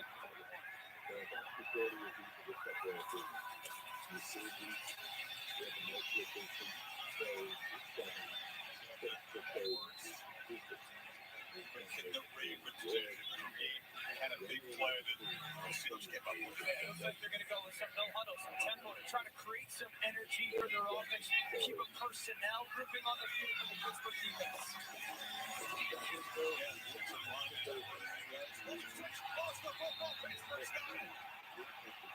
The ball comes loose. It was punched out. And John Harbaugh's team loses the ball again. This will be their second turnover. Keanu Benton, the rookie from Wisconsin, has really been emerging. He's got a monster future in the middle. Got the football. And it looks like Eric Rowe is the guy that comes in and punches that football out. Another example of a deliberate punch. Just talked about some of the experience on this defense. Rowe, who left the game, they were checking out his neck. He was questioning the return. Gets back in there. Marcus Golden comes away with the football there. Nobody has played as great as Eric Rowe over the past 2 weeks. This is the guy, you see it right there. Boom, there it is. Eric Rowe's a former corner, a big corner who's somehow made the successful transition to safety. He can switch back and forth between positions. And he has been big for them. A lot of tackles last week. You're a defensive player now. The NFL, get in the boxing gym and practice your punching skills. I'm telling you, that really be effective. It's Peanut Tillman, man. Charles Tillman was the guy that really originated it, and it showed up 5, 6, 7. I was about to say, and then like 4, 5, 6, yeah, it's been a fun. The Steelers now midway in the quarter up a touchdown can just about put the Ravens away. Harris picks up 9. And that's been the best run for them today. That has been their best run when they go underneath center and they bring a tight end from backside. They cut the line of scrimmage. Everybody from the right side collapses down. It's an inside-out block. Hayward leads up. And Najee Harris has got great vision on his offensive line. Lewis started the game talking about that unit. You can feel how close they are to kind of making today's game matter. You see how big boy's shoulders go right down. Parallel to the line of scrimmage. This is downhill. That's Najee Harris. Let him downhill. That's his 20th carry today. Number 21. So good again after a side step. The low tackle doesn't bring him down, but they never do bring him down. They just won't go pistol. He's lifted up off and run. It's the same play the other side. 3 tight ends on the field, 13 personnel. It's the same exact play. Now watch Hayward come from the right side of the formation. This is called split flow zone. Everybody zones from one side, and a guy comes across the other side. You're creating angles and leverage for your offense. And those 3 tight end package run games rolling for Pittsburgh. That zone has been causing a little bit there. I remember all the way back in the early 2010s. The Philadelphia Eagles and Eagles used to call that zone back. They used to call that block a back block. Now you can't get back across the formation. The Steelers let the game clock, play clock wind all of it out and spent a timeout then.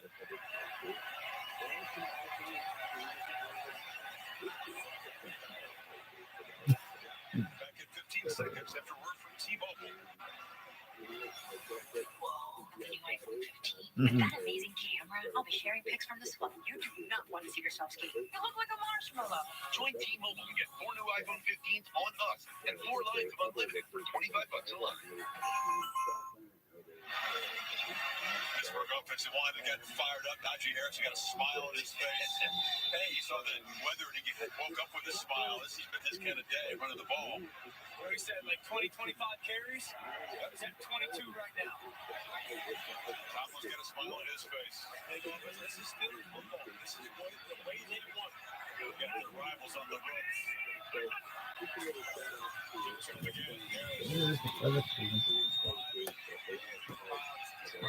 Folks for about 5 more. You see there, big number 78, James Daniels, is playing some of his very best football since they got him on this football team a couple of years ago. Mason Cole, Broderick Jones. Talk about some milestone to this game. Harris, back-to-back 1,000-yard seasons. The first to do that in his first 3 seasons. He's one time, career high my for mom touchdowns in a season. burned some Number 8 here today. That's spectacular. macaroni and cheese, and I absolutely would not eat it. And my parents were like, "Eat it, or you're gonna wear it." I said, "I'm not eating it." I did not eat it. I went to bed without eating it. The next day, I went to breakfast. So I got macaroni and cheese for breakfast. I'm not eating it. Lunch, dinner for the next day. I remember taking it and throwing it in the trash.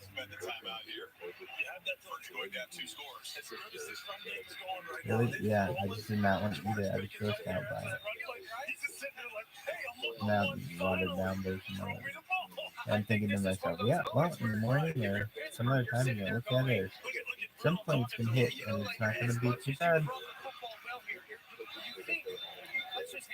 So, my mom would say, it is? Oh, for sure. You sit there and go, man, we got to give him an up. I think they lean into running the football field. Some things, though, I promise you, he went back to basics and said, hey, you see that? Yeah. You see what they did tonight? Let's keep that in our bank. He's been a good sport. I decided your question is attitude. His life as a football player should have never had a game where he's been targeted. It's never happened. That's a great point. He's still engaged. You guys are advice for them, yeah.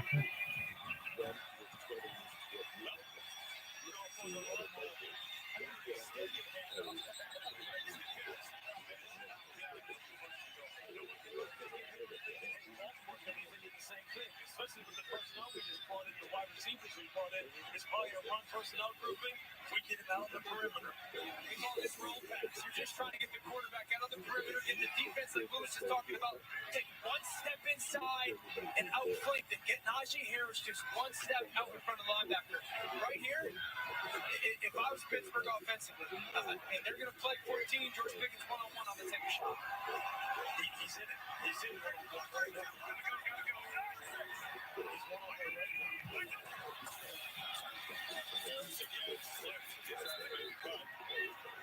Getting that first and goal inside the 10 is kind of a worst case for the Ravens. They have spent one timeout. They can only stop it twice more. The Steelers can just grind this down and kick a shot if they want to. Yep, you see right there the slip by Najee Harris on a bad field. The rule is you can't change direction. You're trying to cut on your inside foot.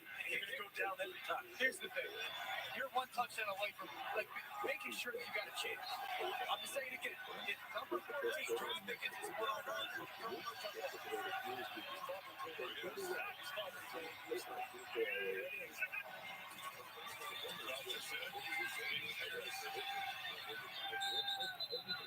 I'm just intrigued by this subplot. I think at the end of a touch and a target against the coverage, he's waited about 3 hours. He's right.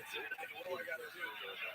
What do I got to do to just get one shot? But they've done a great job of being disciplined. They've taken time off the clock. They've pounded the rock. They've forced Baltimore to use some timeouts. Like the philosophical aspect of it, I do appreciate the discipline of Pittsburgh. What do all offenses have on down here inside the pen area, especially the low right there? Run the football. Yep. They are trying to impose their will and lean on this unit that has carried them here over the past 2 weeks. The offensive line. A team that says they relish the challenge of coming in here to ball. They actually enjoy playing this house-to-house. On the verge of making it 7-8 against the Ravens. Harris and Warren both in the game now. Voted goal. And Duran, and the good back is stopped by Simpson. Nowhere to go. Now comes the field goal team. That's 2 big plays by Trent Simpson now. Where you just love to see him go up right before your eyes. You see him there getting on the line of scrimmage. Just watch the vision here. Get straight upfield. Don't let him outflank you. Don't let that jet sweep, that motion catch you off guard. That's smart football. Great play by Trent Simpson. Sometimes offensive coaches just get too cute. You run right at this defense this whole drive. Just continue to allow that inside unit to dominate the line of scrimmage. Calvin Austin has burned people on that before. He probably figured this the time. I'm with you. Ultra reliable response. Well, we've missed 2 all year. 13-5 yardage to make this a 10-point game. Final 3.5 minutes. Correction on the game clock. Set to 3:17. Take 2 seconds off. And you just heard Mike Tomlin. You saw him voice no timeout. So as much as we wanted a shot to Pickens or something, they went on a drive. They took 4 minutes off of the clock and wasted all 3 timeouts for Baltimore. That is a good, efficient drive. Perfect for Pittsburgh. Gibson, only 3, but they take about 4.5 minutes off the clock. 9 plays to go just 25 yards. Now they're on the 3. Touchdown scored Najee Harris. 76-yard early drive by the Steelers. Baltimore's only touchdown.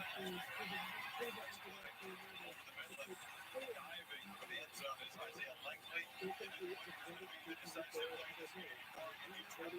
Deontay Johnson. First play, final quarter, gets loose. And you got to credit Pittsburgh. You got to credit Mason Rudolph. Very clear understanding of what the mission was for them today. It's not done. 3:13 left, but hang it, make some plays. They've done that. Now their defense finds a way to get one more stop. they become huge. Miami Dolphins, Tennessee Titans. This is what you like to see right there. You see the interaction right there between this and the Vegas. I may not have gotten mine today, but we're hopefully going to get this win. You see it there. You see his interaction on the sideline. The maturation process continues. What a fantastic talent. Mike Tomlin 100% behind the development of these young men. That's just good to see. Expected the Ravens offense to struggle without Thomas, and they have 5 second-half possessions, 4 punts, and a fumble. Tomlin wasn't sure what he was going to do if they get the win. Watch these games where he didn't have a plan, but I'm going to tell you, even though Sean McDermott, Buffalo's head coach, is his college roommate, he's pulling hard against the old roommate. He needs the Dolphins to kind of come back to life, as short-handed as they are, and knock off the Bills, or have the Jags stumble in Tennessee. If they can hang on, the fact that he has led this team to a 10-7 record, regardless of what happens, is another notch in the belt of why and how he is a Never had a losing season.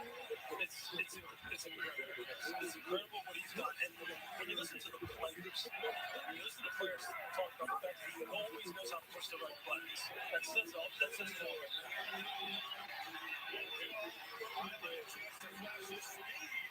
Makes the short pass and races out near midfield. Serious urgency now for the Ravens. I like where they're attacking. They're talking about the second half.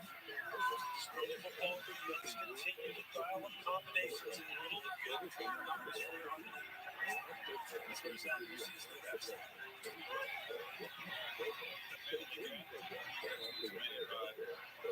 Kohler. And if you're Pittsburgh defensively, without timeouts, you're okay with some of these short completions. The biggest thing you're trying to allow the clock to run down.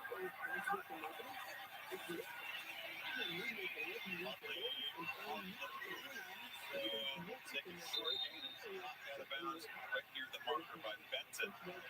Just short. He's a big young Benton. You mentioned it earlier, Chris. We talked about how much Mike Tomlin likes him. Big man running out there, chasing Huntley down.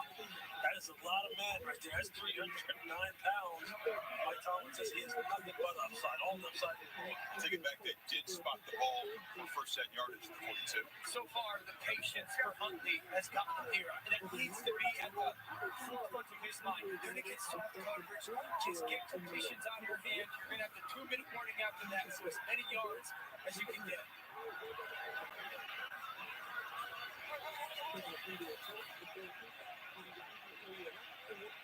I thought they'd spotted it short, and they did mistakes for first down. Now they've changed their mind. Move this ball back and do 3rd and 1. Replay assisting there. If it's 3rd and 1, if I'm Baltimore, I'm running the football here. You got the 2-minute warning coming.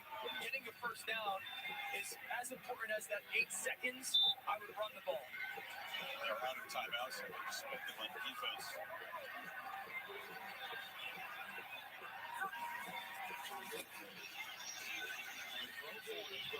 And it's incomplete. Hill was turned around off his hands, and now it's 4th. He had Charlie Cole wide open. Patience, right at him. Patience, patience, and patience. He looked right at him and didn't throw it to him. I said it last play, I'd say it this one. Because of the 2-minute warning and the 2:03, I would run the football. You know the clock is going to get stopped. If you're Pittsburgh, naturally they come after him, but I would probably give up the first down and move up the clock and no explosives. But the Steelers can't prevent the Ravens from converting it. Secure their 10th win. Huntley able to scramble, dodge a tackler, dive forward for a first down. That will be the 2-minute warning. Mike Tomlin said, we like Baltimore. Their chances against the Ravens. Up 10, but 58.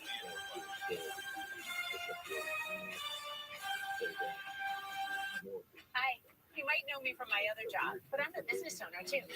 Here at Once Upon a Farm, we chose the new Capital One Venture X business card with no preset spending limit. Our purchasing power adapts to meet our business needs. Love it. And unlimited double miles means we earn more too. Sweet, right? And when we travel, we get access to over 1,300 airport lounges. I can get used to this. The Capital One Venture X business card. What's in your wallet?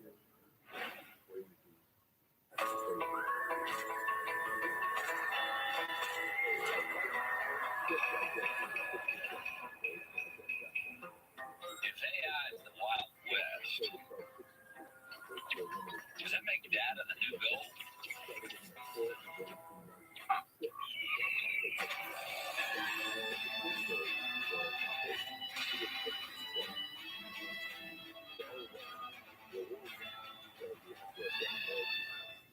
Someone in this room stole my autographed basketball, signed by the 1948 All-Star team. So I've called in a specialist, an e-specialist. Okay, let's start with what we do know.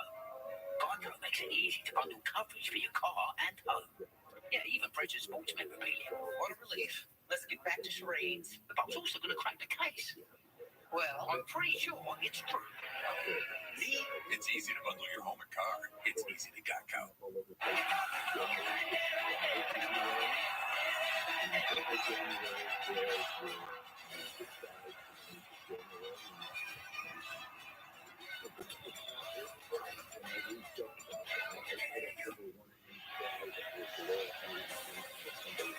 Gardner Minshew and the Colts trying for a home field win against Houston. They beat the Texans on the road. That's when Richardson was not out of the game early this season. From Florida, Minshew had to come off the bench. Off at that point, looked like the Colts were going to be a playoff team. Found themselves in position, hoping to get there. Yeah, they have really galvanized. They really have. That's a fun team to watch. They really play hard on defense. That's an explosive playmaker, Jonathan Taylor. Fun football team. I mean, on our network, you're going to watch the team that's the 1 seed, and their quarterback's the MVP at game 1, and you got a kid who's probably going to win Offensive Rookie of the Year in game 2. Lovely. Grabs the high snap and steps off. This will take off again. He starts running away from the fall down. It's a first down. The 26-yard line. He can stop the clock. It's really important here for him to remain patient. I know the clock seems like it's going down so quickly. Get out of bounds if you're a pass catcher. They work the middle. Out of bounds as Wallace. Yeah, made a first out of the 15 as the clock runs. I like this. Call plays. Don't clock the football for at least under 1 minute. They again on the move. Scanning. About time. Inside the 10.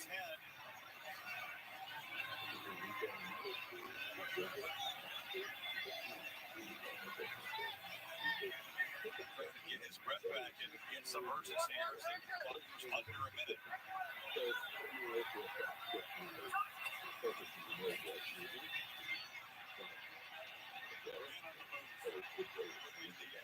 And lobs it over the head of Treadwell.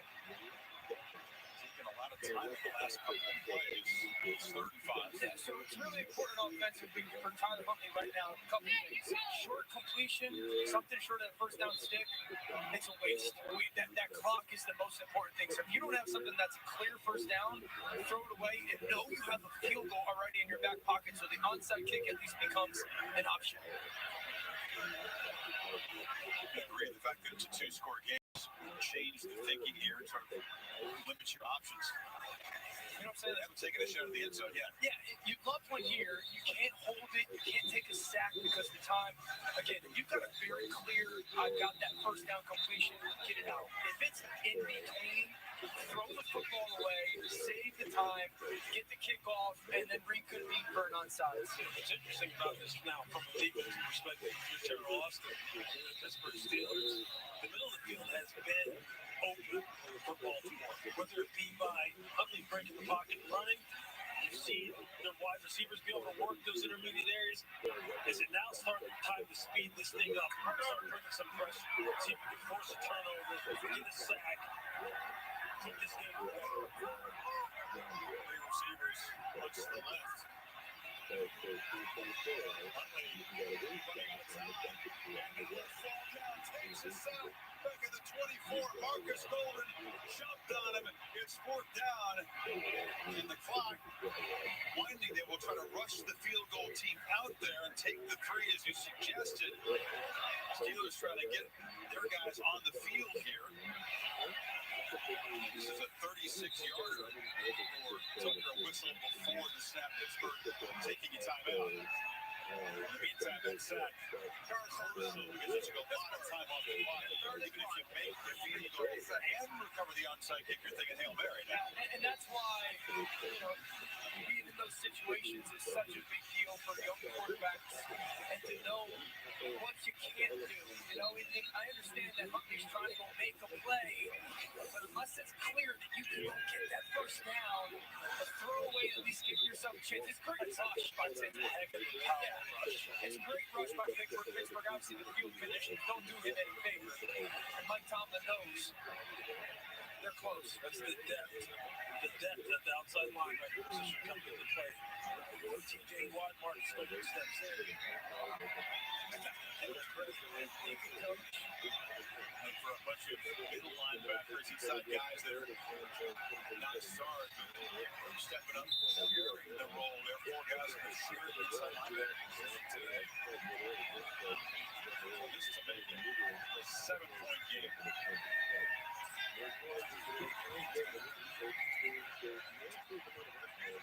Tucker will set up and try to breed some action with the onside kick.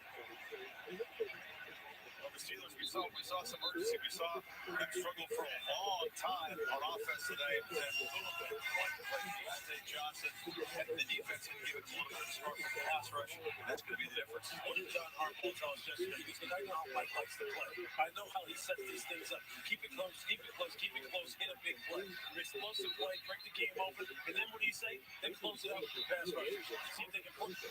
He's almost forecasted exactly how many times against him. I think he knows it. But this is why you get nervous with these 10-point leads late, because field conditions, onside kick. He's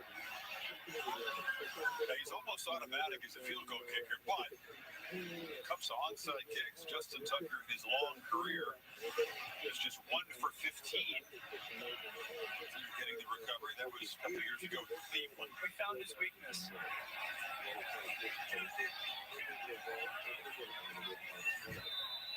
Here would change positions. Steelers hands team. The punts along the ground, and on a slippery day, it's going to be recovered by Pittsburgh, and they're going to get a hard-fought road victory against the Ravens and improve the chances of getting into the playoffs with just a little bit of help tomorrow. Connor Hayward fell on the football. So a 10-point fourth quarter from the Steelers. Get the job done. Think about the coaching job that Mike Tomlin and this Steelers staff has done. 3 straight losses, really to start the month of December. They find a way to make the quarterback change, win 3 in a row, 2 against division rivals. And they at least have given themselves a shot. How about 20 straight seasons finishing 500 together as an organization? Like for 17 of them. I mean, that's incredible. How about a 10th time winning double-digit games as they get to 10-7? Also impressive. Continue to dominate this rivalry recently.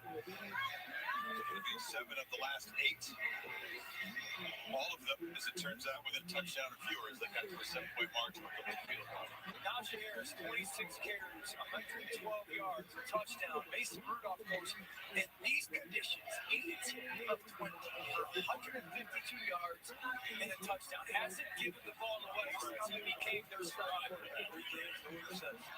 This game very different from the first 2 when they were lighting up the scoreboard. It was difficult. It was always going to be difficult in these conditions. In Baltimore, Rudolph making the big play. The Johnson Pickens, a very interesting day. He got a touch on a jet sweep for a couple of yards to move the 6 and not targeted at all as a receiver. Hey, how about Baltimore, though? Kyle Hamilton on our screen. Credit Pittsburgh coming here, getting that win.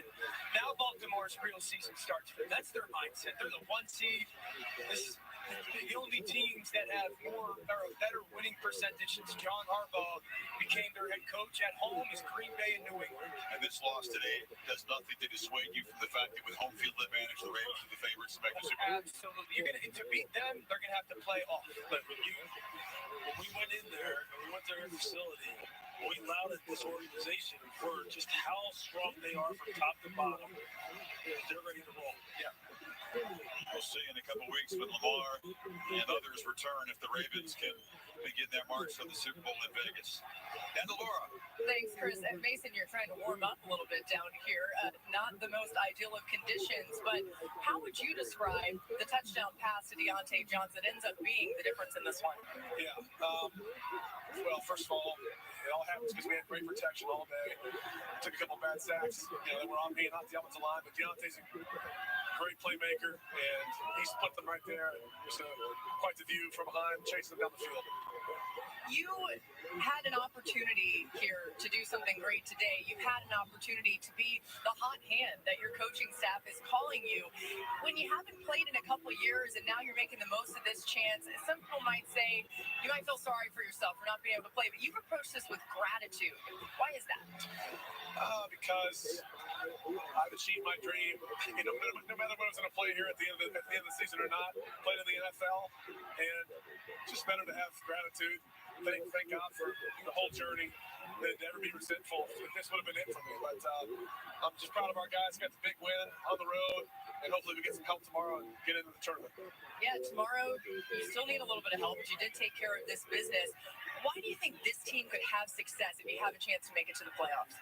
I just think we're complementing each other well right now. We're running the ball extremely well. You have to do that in conditions like this, and we're in for 150 yards. So just proud of the guys up front. Defense got huge stops. I just think we're kind of hitting our rhythm here and late in the season. You got any plans for any watch parties tomorrow to figure this whole thing out? I'm sure we'll gather around and cheer on a couple of the teams that we need to, but we're going to enjoy this one and get back safe. Thanks. Thank you. Chris. Jimmy, the Dolphins besides. Thanks, Laura. Tough conditions down there. Great job. The guy that we think looks like Clark Kent didn't have to play like Superman today, but he only had a couple of incompletions, took care of business, gets a 3-0 as a starter. We'll see if the Steelers did enough. We've enjoyed our little run here. Thanks to Brian Ryder, the producer, Jeff Evers, the director. Guys, it's been a blast in the regular season. Been an honor in Vegas. It's been fantastic, man. We've got the Super Bowl. If you're in Australia, New Zealand, we're on a cruise ship. Touch you from Vegas. SVP and this messages, and of course the big one coming up.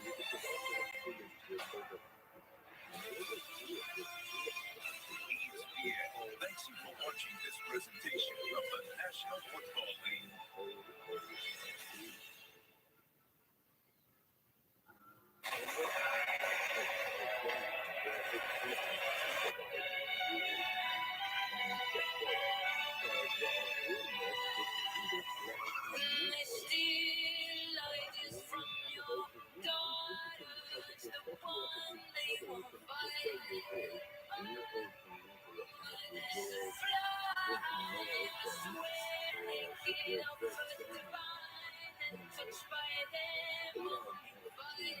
At Domino's, we believe nothing should get in the way of hot pizza. That's why we're plowing unplowed roads across the country. Thanks. You're welcome, Judy. Nominate your town at plowingforpizza.com so you can carry out 2 medium 2-topping pizzas for $6.99 each from Domino's.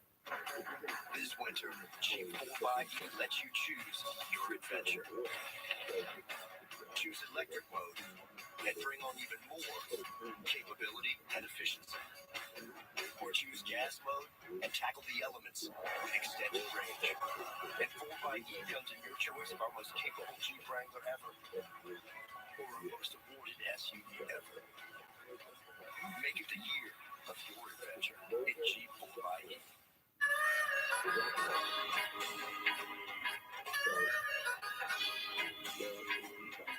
Help your family warm up to mornings with the protein to help fuel your day. Wake up to the goodness of Jimmy Dean. For over 25 years, Lovesac has been rewriting the rules of comfort. It's okay to change your style. It's okay to change your mind. And to change things up, get messy, get immersed. With Lovesac, you make the rules. Every time you call on me, I got what to do. You are my best friend and we got some things to do.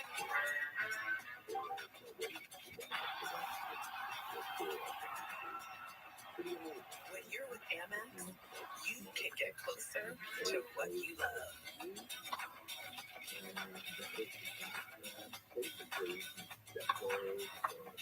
That's the powerful vacuum of American Express. Did you know most dish soaps don't remove all the grease, even with scrubbing? What?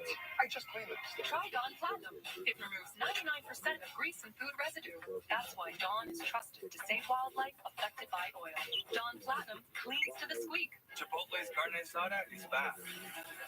It's our most tender cuts of steak, grilled and seasoned with cumin, oregano, and coriander. Finished with fresh lime and hand-chopped cilantro. Carne asada. This is our best steak ever.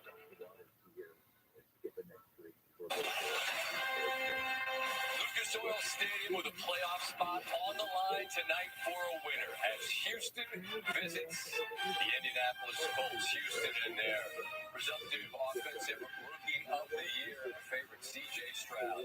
Not just the 21 touchdown passes, really protecting the football, just 5 picks, averaging the second most passing yards in the National Football League. And Gardner Minshew has done an excellent job as he has filled in for the injured rookie and has helped lead the Colts to a 6-2 record in their last 8 games, which puts them in this win and you're in spot.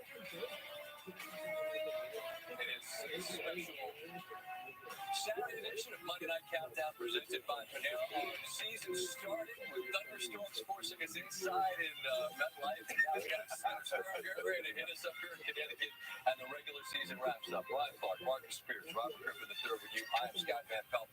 We're going to dive into this one as much as we can in the time that allows, and we're going to get to that Pittsburgh win in a moment. But first, let's welcome in Adam Schefter. Adam, it is a big win for Pittsburgh, undoubtedly, but we saw Watt go out with an injury. What can you tell us about that? Well, Scott, the Steelers believe that he's got a grade 3 sprained MCL pending further testing that will occur tomorrow in Pittsburgh. TJ Watt was arguing to go back into the game as the Defensive Player of the Year candidate was told he couldn't go back in. He knew how important it was for him to be out there. He went down on this particular play, stayed down. The initial testing did show, again, that it was a sprained MCL, which seems like right now it could be the best case scenario for the Pittsburgh Steelers. We'll see if they get the help that they need tomorrow and if they can make it to the postseason, and if somehow Watt, the Defensive Player of the Year candidate, can make it back for that game, Scott. Adam, thank you. It was his reaction that's always concerning. They say a player knows if he is injured or not. He was slamming his hand on the field. Marcus, how do you best quantify what this man means to that team? He's everything for the team, especially the brand of football that they like to play. Lou and Dan mentioned it in the broadcast. This Steelers team just wants to get you to the fourth quarter within striking distance.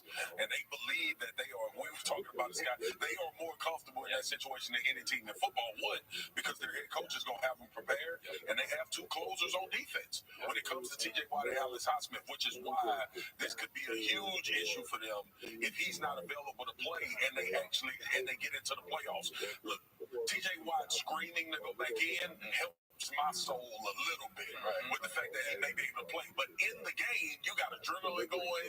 You don't feel what you're gonna feel tomorrow morning. Exactly. So hopefully he can recover if these guys get in, because he's, to me, the most important part of them having a shot at making anything happen in the playoffs. Hard to argue that the path for them was very specific. It started with a win in Baltimore. That was required for any of tomorrow's football to matter.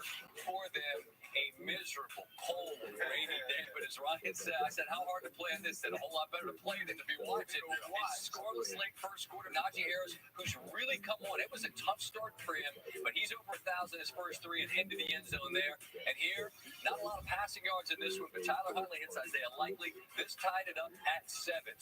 Chris Ballard said There's clearly going to be just one play for the team that would flip this game on its head, and it does. It's Rudolph to Deontay Johnson. That is a 71-yard touchdown. And in these conditions, having the struggles for the offenses wouldn't prove to be enough. Well, a little insurance would be helpful. Gus Edwards puts the ball on the deck. Each team had a couple of turnovers. The Steelers were able, and man, this is a skill that has become so refined. Punching the ball out. That turned into a field goal. Ravens a late field goal. Pittsburgh recovers the onside kick in those rainy conditions. And now it's pretty clear.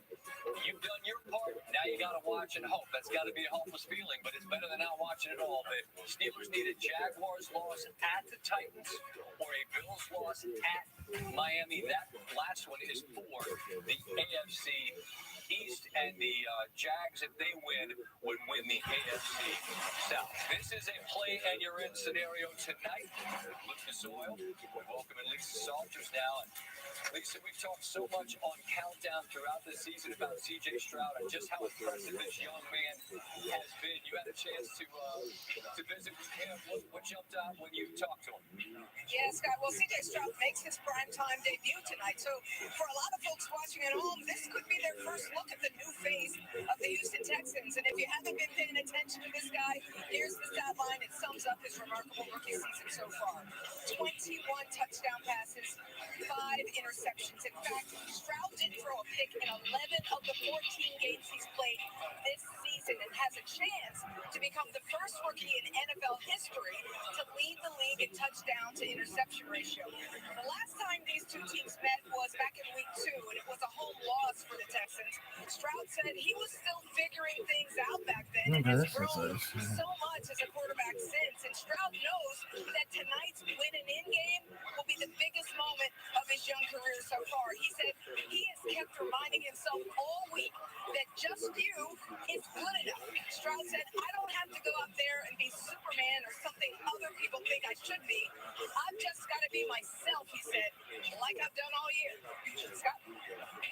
Man, you got to believe you're enough. And Ryan, I know you're a big fan of this young man as a human and as a player. How big is this moment, and is he ready for it? I think this moment is big for him, but nothing compared to some of the adversity C.J. Stroud is going through as a young man, but also some of the things we've seen from him to lead him to this moment. The reason that he was the resounding choice for the number 2 pick for the Houston Texans was what they saw against the Georgia Bulldogs in the college football playoff last year. There were so many questions about C.J. Stroud, which is crazy because if you go back to the tape RG played for us earlier, he could make every throw. But we saw him use his legs. We saw him face the top defense in the entire country. And along with Marvin Harrison Jr., he absolutely carved up his defense. We saw him get out of the pocket. We saw him use his legs to convert first downs. We also seen him push the football down the field. And this was when he was being questioned. He's now the unquestioned leader of the Houston Texans, both in that locker room and on the field. And I expect him to step up similar to what he did in that moment. RC, you alluded to that tape. RG, it's your turn. Take us through the tape. Oh, I didn't even know we had a tape again, baby. Hey, come on now. We talk about C.J. Stroud. He has a story to tell, and he's telling it with his play. When you watch him throw the football, his stroke is so natural. It's unbelievable when you watch the way that he hits these outside breaking routes. Right here, he's getting free access from the corner, about 5 to 6 yards off. They're going to run a nice little Omaha route. C.J. Stroud throwing this like taking candy from a baby. Look at the ball placement, putting it outside, getting it to his receiver so he can turn upfield. But that was free access zone. Let's show you cover 2 man. Same similar route, still, boom, right on the sideline. I call him a dot specialist. Whether you want to say that's definitely on target or damage over time, we'll get to that in a second. Right here, he's got 7-man protection with an Obama route on the outside. He's going to make this throw off a 7-step drop with a defensive lineman in his face. He didn't even get to finish this one. What is that? Dot right on the sideline, away from the defense. It's unbelievable. But let's show you to the other side. They run a little play action, and this throw right here, most quarterbacks in their 7th year aren't making this throw because of this underneath defender. What does C.J. Stroud do? Layers it over him, dot right on the sideline. So when I say definitely on target, I think everybody knows that. When you say damage over time, it's really what he's doing to take these free access throws that really disheartens the defense. When they're like, man, we can't play zone, we can't play man. This guy is tearing us apart. That is what C.J. Stroud does, and he's been doing it every single week that he's played so far in the NFL. What the Colts like to play? Is that appetizing for the way that young man likes to play?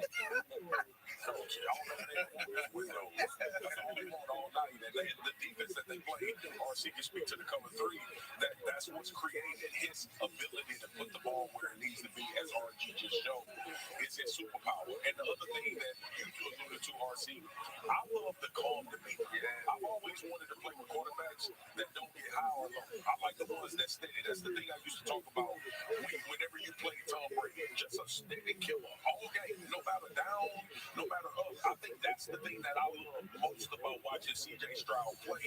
It never seems to be an emotional thing from him. He's going out, he's executing. His guys have 100% confidence that they can do whatever they want to do offensively at any time. And I think for you to be a rookie in this league, as hard as it is to play this position, it's something that comes around very, very few times when we see a guy in this position with this type of mentality. Like right now, he's in the middle of this huddle, but he's also showing humility. He had an opportunity to appear on Tom Brady's podcast, and before they ended the show, he asked Tom Brady, "Is there any advice you have for me?"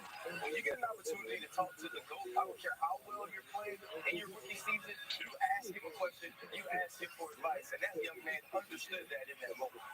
He was with us earlier this year on Monday Night Countdown, and we all remarked about how impressive it is that this is a young man who's stepping in a room full of grown men.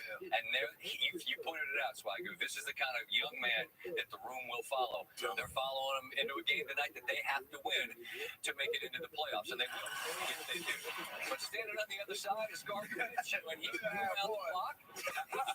Hey, look, he's got the exact same opportunity that Stroud and Houston have. Win, and we're in. We'll hear him mic'd up on the field as we continue a special Saturday edition of Monday Night Countdown.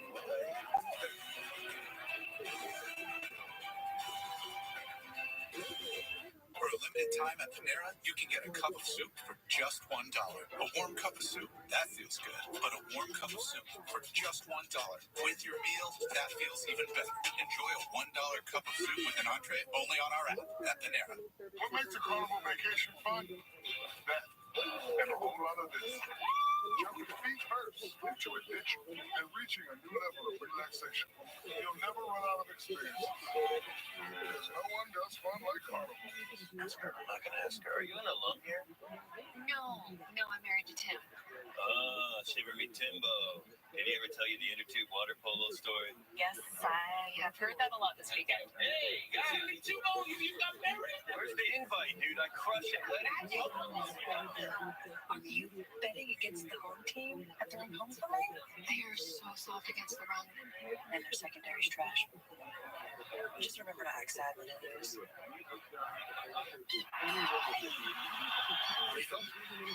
Help yourself, man. Dog food in the fridge? It's not dog food. It's fresh fat. Real meat, real veggies, real weird.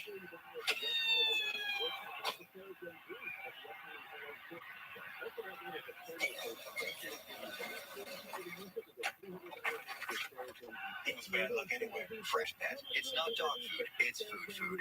Right now, get a free footlong at Subway. Like the new Daily Heroes. Buy one footlong in the app, get one free. It's a pretty big deal. Kinda like me. Order in the Subway app today.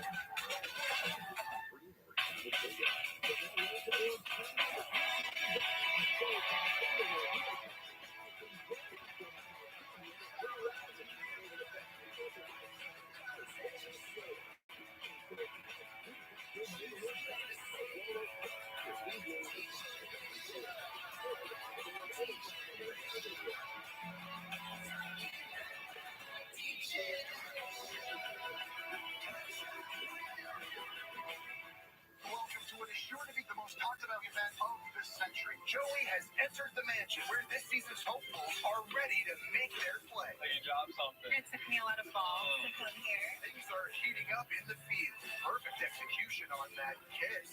10 out of 10. We are sisters. Interesting night one strategy here. Wait, is that a walk-off? What the hell? I thought it would be easier. The Bachelor on ABC and stream on Hulu. It's game day, baby. Welcome. What time is it? It's time for the Western, you fucking bitch. We all love each other like one big happy family. What are you talking about? Abbott is undefeated. Amen to that. That show would be good. Actually, what do you guys say? Will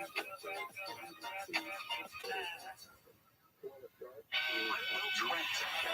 He's good, please. He's objectively hot. Wow.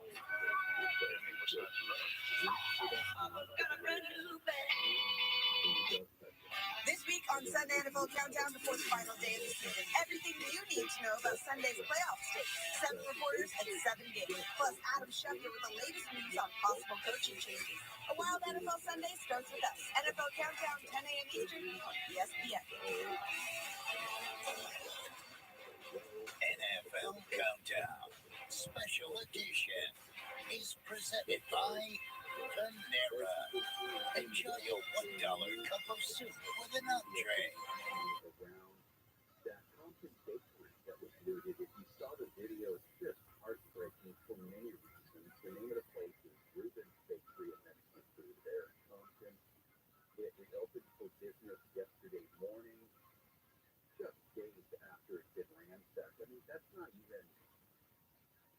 doesn't even really do it justice. You're talking about driving a car through the window or through the doors there, and then just chaos. 100 people or so going in and just raiding this place. It's been around for decades. Located there at 2701 North Santa Fe Avenue.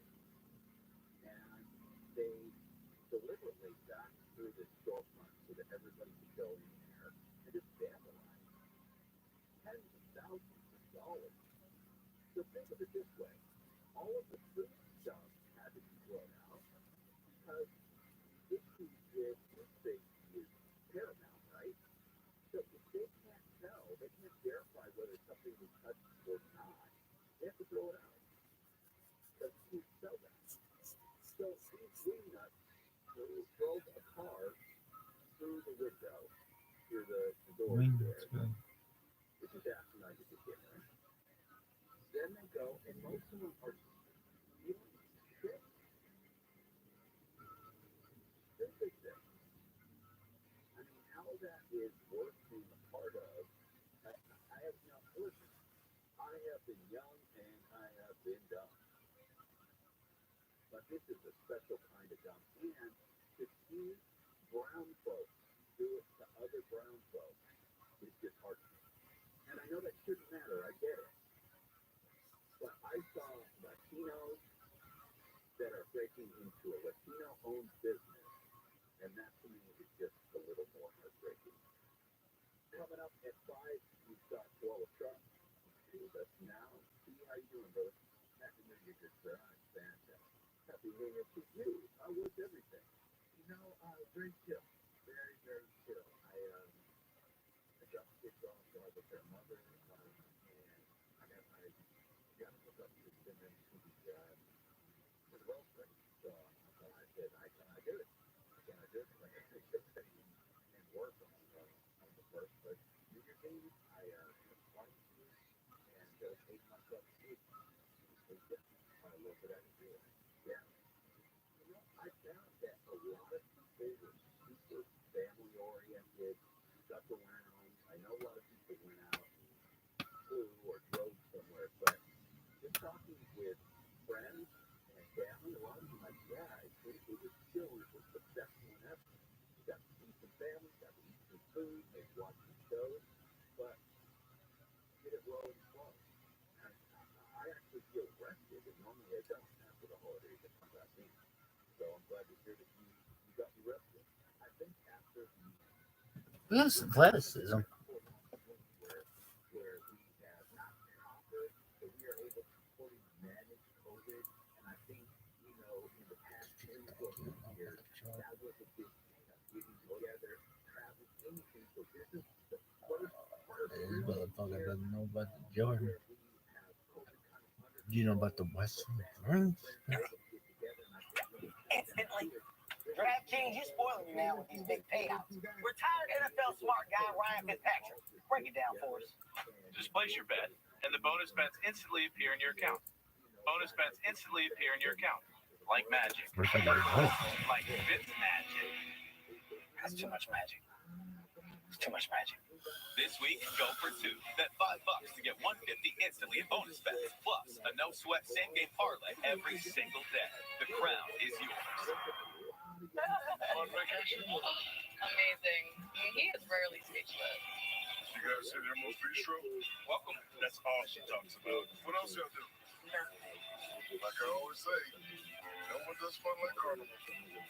I heard every time you order Little Caesars during the Pizza pregame, you score a fun perk. And I heard Justin Jefferson is the most handsome receiver of all time. Yeah, you can't believe everything you read on the internet. I heard people say it. Order pizza and Pepsi online on game day for a chance to win Super Bowl 58 tickets. Pizza. Once upon a time, 4 superstars went I love somebody noticed it. the golden ticket road. They searched hometowns big and small, leaving no voice unheard. I can see brighter things ahead. What's that? That's Hollywood, where all dreams come true. There's no place like American Idol. The season premiere Sunday, February 18th on ABC and stream on Hulu. Everything gonna be all right this morning. As far as cases go, it was a piece of cake.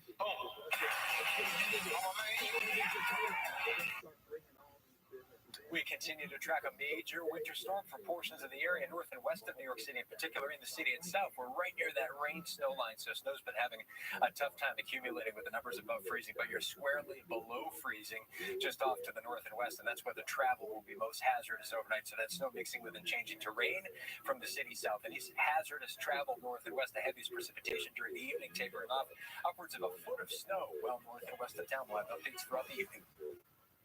New Jersey. If you need health insurance, open enrollment is here. Get Covered New Jersey is offering quality, affordable health coverage with increased plan choices and more savings than ever. 9 in 10 people get financial help to lower their costs, and many can find a health plan for $10 a month or less. All plans provide free preventive care, coverage for prescriptions, emergency services, and more. If you have questions, we are here to help. Enroll by January 31st at getcovered.nj.gov. Find the health plan that is right for you. Win and end.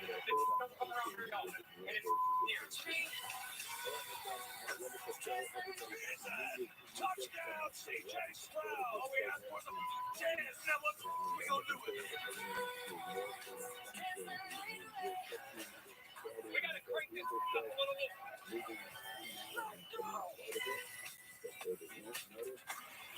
It's a good question. What's the answer? What are you going to do with this chance? CJ Stroud, he's been exceptional, valued the football throughout this season, and has been spinning it as well as ever. That is not Gardner. Not Gardner Mitchell. No. No, I have more faith in this. I have more faith in this Gardner Mitchell. That looks like Gardner Mitchell. Exactly. Faith in that one. Then I do the other. Gardner that ate them all. Game picks. Quickly, gentlemen, who we like tonight, Robert? It's guys, you know this. It's when you're in, lose you lose. So I think CJ Stroud is going to have the Houston Texans ready to go. No Noah Brown, no Robert Woods. So expect a huge dosage of movement, creative screens, and then them using play action. It's going to be a hell of a game. I'm taking the Texans. I think D'Amico has his team ready. Yeah, I think this game comes down or goes down to the wire, but I have the Texans as well. All right, this is the single human theory. I mean, a single human anywhere you talk to or listen to people talk about sports, say the Colts. Now you have home team. Colts to move on and make the playoffs. We appreciate you being with us. We will see you at the half. And Ron and I'll see you on Sports Center when this is done. Joe Charles on. Enjoy.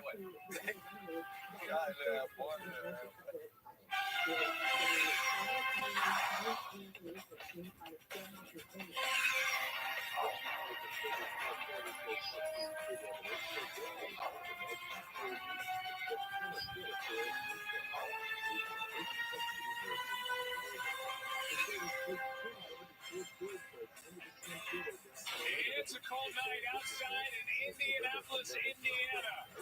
Inside, it's nice and warm and toasty. For the Texans and the Colts, Gardner Minshew is getting set to go, making his 13th start of the season. On the other side, how good of a season has C.J. Stroud had? About as good as he can be. Trying to guide his young team into the postseason with a win here tonight. Welcome to the Progressive Kickoff.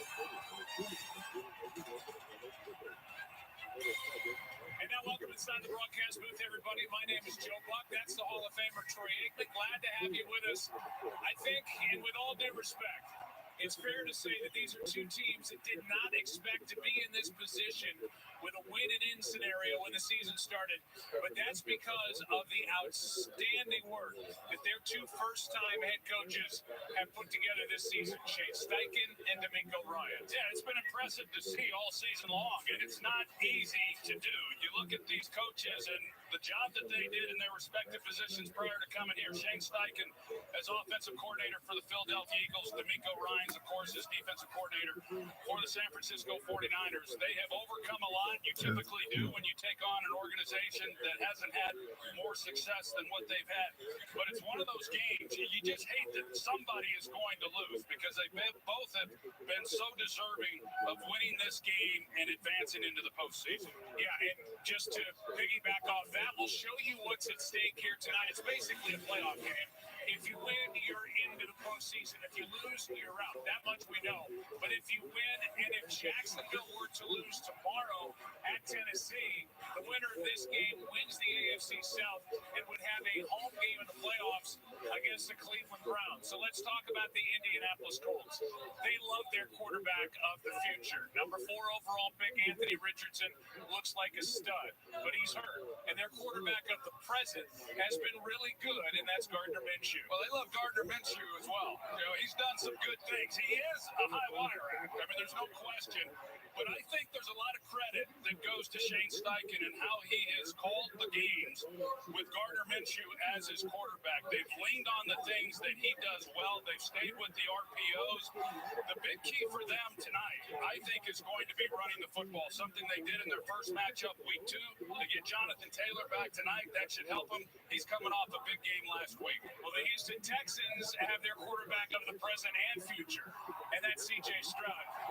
You were a high draft pick.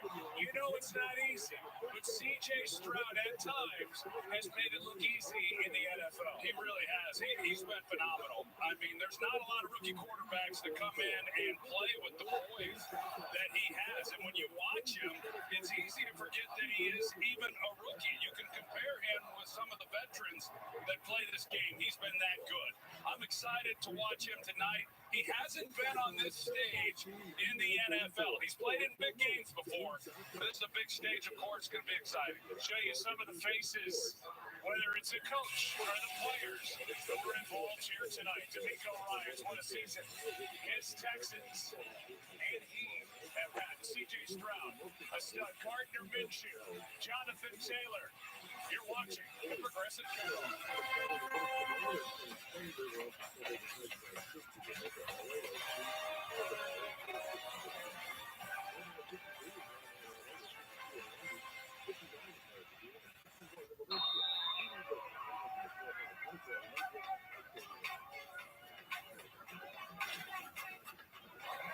Play.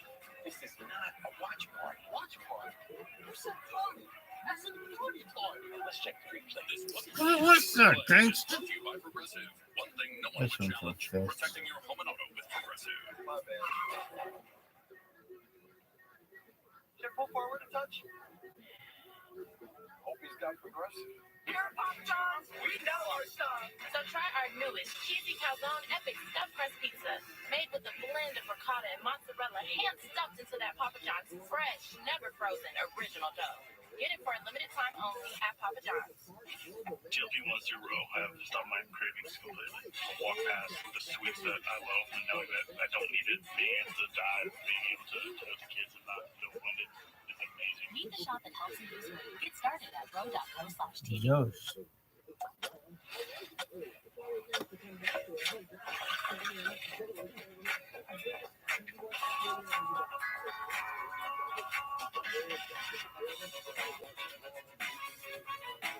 Welcome to is sure to be the most talked about event of the century. Joey has entered the mansion where this season's hopefuls are ready to make their play. You dropped something. It took me a lot of balls to come here. Things are heating up in the field. Perfect execution on that kiss. 10 out of 10. We are sisters. Interesting night one strategy here. Wait, is that a walk-off? What the hell? I thought it would be easier. The Bachelor on ABC and stream on Hulu. It's game day, baby. Welcome back. What time is it? Right. Let's do it. We all love each other like one big happy family. What are you talking about? Abbott is undefeated. Amen to that. I'm actually a Ravens fan.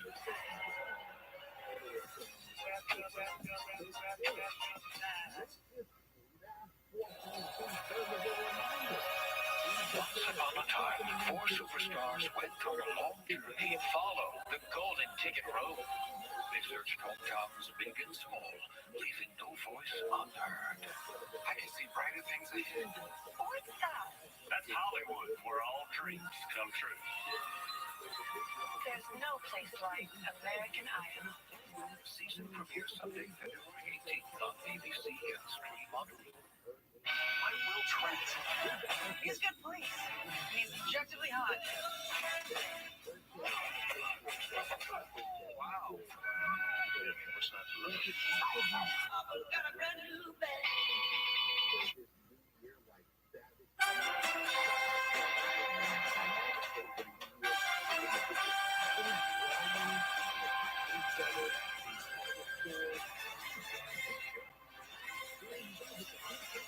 City of Indy is ready. Looking playoff atmosphere inside Lucas Oil Stadium. For the Texans, there's having a good draft, and then there's nailing the draft, which is what they did. Timeout. They send it down to Lisa Salters for a performance brought to you by Jersey Mike's. Lisa. Joe, last year, Jets wide receiver Garrett Wilson and quarterback Sauce Gardner became just the third set of teammates in NFL history to win both offensive and defensive rookie of the year honors in the same season. And now, this season, C.J. Stroud and edge rusher Will Anderson Jr. are pushing history to repeat itself. In 9 minutes last April, it changed the franchise. The Texans made Stroud the second overall pick in the draft. Houston then immediately traded up to get back on the clock and took Anderson Jr. at number 3. And these two 22-year-olds have already become the faces of this Texans team. Stroud is the odds-on favorite to win Offensive Rookie of the Year honors for the remarkable rookie season, including the best touchdown-to-interception ratio in the league entering the week.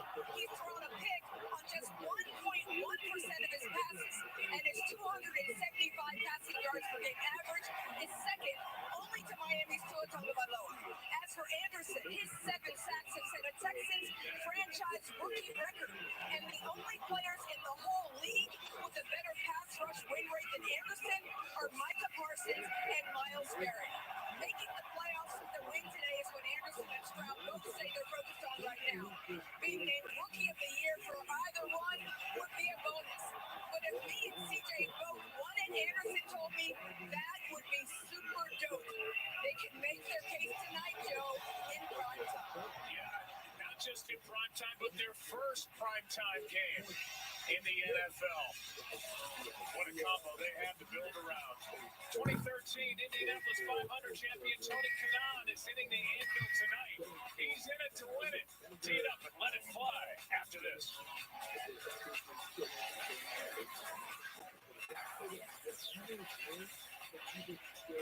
At Jersey Mike's, they slice your sub right in front of you. Watching that always takes me to my happy place. Wait a minute. Jersey Mike's is my happy place. Slice right in front of you. It's a Jersey Mike's thing. This winter, Jeep 4xE lets you choose your adventure. Choose electric mode and bring on even more capability and efficiency. Or choose gas mode and tackle the elements with extended range. And 4xE comes in your choice of our most capable Jeep Wrangler ever, or our most awarded SUV ever. Make it a year of sport adventure in Jeep 4xe. At Jersey Mike's, they freshly grill your hot stuff right in front of you. You can't get that smell anywhere else unless you have one of these. Don't mind me. Take the sizzle to go. Grill right in front of you. It's a Jersey Mike's thing. I am lucky to meet so many amazing women. I hope they feel lucky to meet me. I'm ready.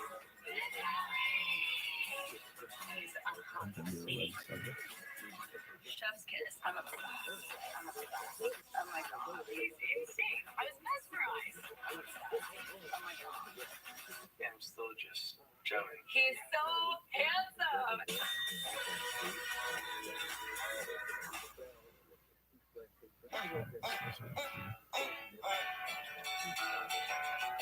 Stop. Welcome back. This is an excellent school and your children are learning. Yeah, right. Yeah, it is right. Single file line, most flammable kids first. What's happening? I'm just so happy to be back. Do you work here? This is embarrassing for you. The wait is over. Abbott Elementary returns February 7th on ABC.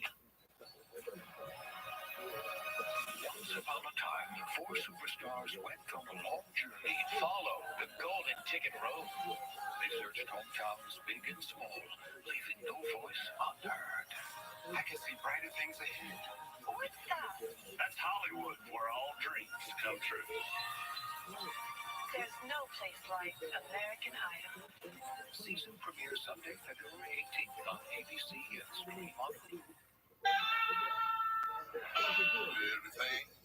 Everything gonna be alright this morning. As far as cases go, it was a piece of cake. Boom.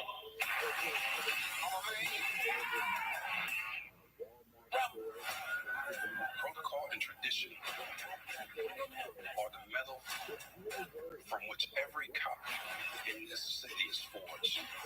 The Rookie returns Tuesday, February 20th on ABC.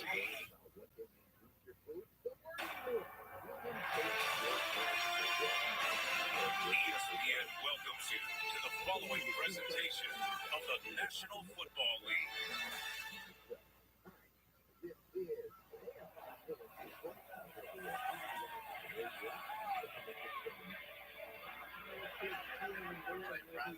This is stuff you dream about, you know, these kind of opportunities, these big games, Saturday night, that's right, man, it's gonna be fun.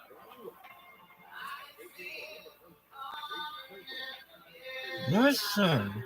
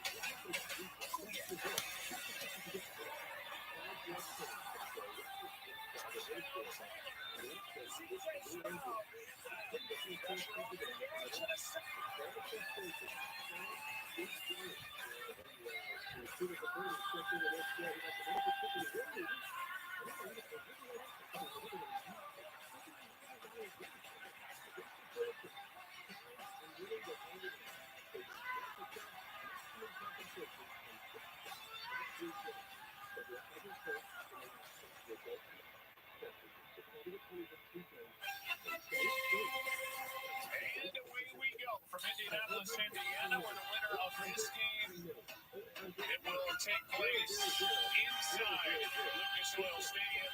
We'll go to the playoffs. And a feeling we're going to be saying that once, twice, maybe 11 times here tonight. There's Will Anderson Jr. He is getting set to go. Houston won the toss. They defer, so we will see Will and company here right out of the gate. The Colts getting set to receive. And Josh Downs, the rookie, going to return the kick from Fairbairn. With our producer Steve Ackles, our director Derek Mobley, Indiana's home. Derek Mobley, we're glad you're with us. Lisa Salters, Troy Aikman, Joe Buck. 2024. Here's the start of week 18.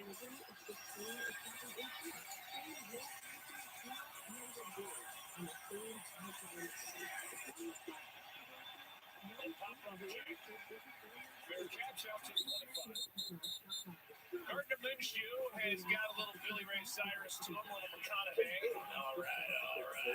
A little Spicoli. But don't make the mistake and think that he is not really good at operating this offense. He did for 2 years in Philly under Shane Steichen, and he's the guy Steichen wanted to come here to teach Anthony Richardson, the rookie, this offense. Yeah, I think he's got a little Kenny Powers in him as well. But yeah, he's a guy who knows this offense, perfect for a backup. He's been having to play, of course, a lot more than anticipated when he was signed back in March. Here is Taylor, the guy who going last week off his best game of the season, and a guy who started the season on the physically unable to perform list gets 3. For Shane Steichen, he's got Taylor as his main back. He's got 2 really good receivers and a rookie who's had an outstanding year in Josh Downs. The offensive line, Troy, is much better this year than a year ago. Yeah, and that's really the key for this offensive group is the re-emergence, you can say, of this offensive line, because they did have a disappointing season last year, and they've been able to get that running game going. Here's a toss to Taylor, and that play was made very well by Christian Harris. A flag is down on the play, and that very good young linebacker made the tackle. Bill Finovich is our referee here tonight. Means we're again. His hands, hands to the face. Defense number 25. That's Desmond King, who is guilty of the hands to the face, and that wipes away that good play by Christian Harris. But look at the defense. D'Amico Ryans, the head coach, is the man who's calling the defense. And boy, did we enjoy watching what he put together for 2 years as a coordinator in San Francisco. Yeah, and he's taken a lot of those same principles, of course, and he's put them into place with the Houston Texans. And boy, they have really improved in this first season under D'Amico Ryan. First throw, big shoot. Michael Pittman Jr. is good for 6.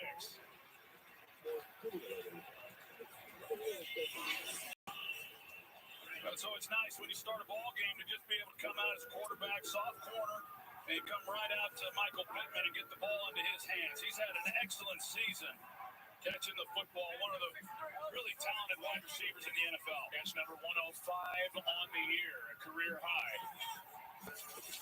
On second down, Minshew underneath. There he is again. A bobble, but a catch and a first down for the Colts. Gain of 7. Big body receiver, 6'4", 223, and able to hang on after that initial bobble on the throw by Minshew. 2 teams that like to use tempo.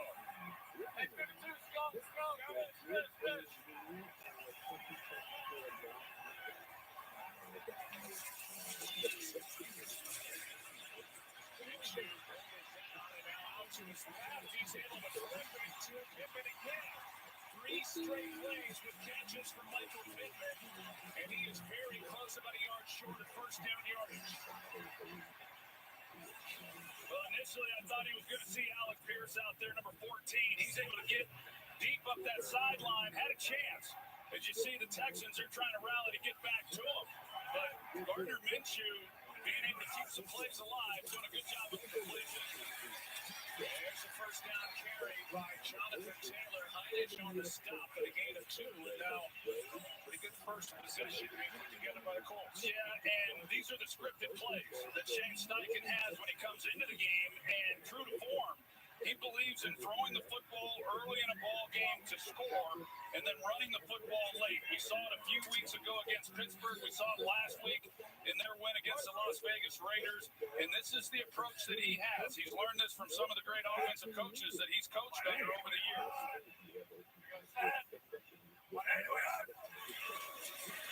Play action from Minshew. In the pocket, time runs. Minshew. Got 9.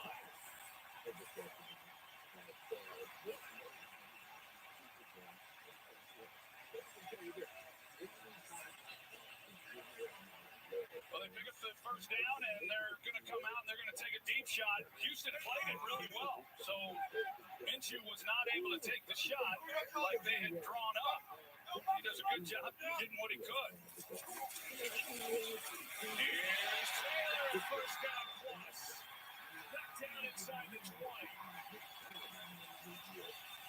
Harris missed a tackle along the way and a 14-yard carry, and the Colts are right back to the line of scrimmage, trying to hurry things up. Yeah, they change up the tempo. You're going to see Jonathan Taylor as he hits this hole. I mean, just an excellent job on his part.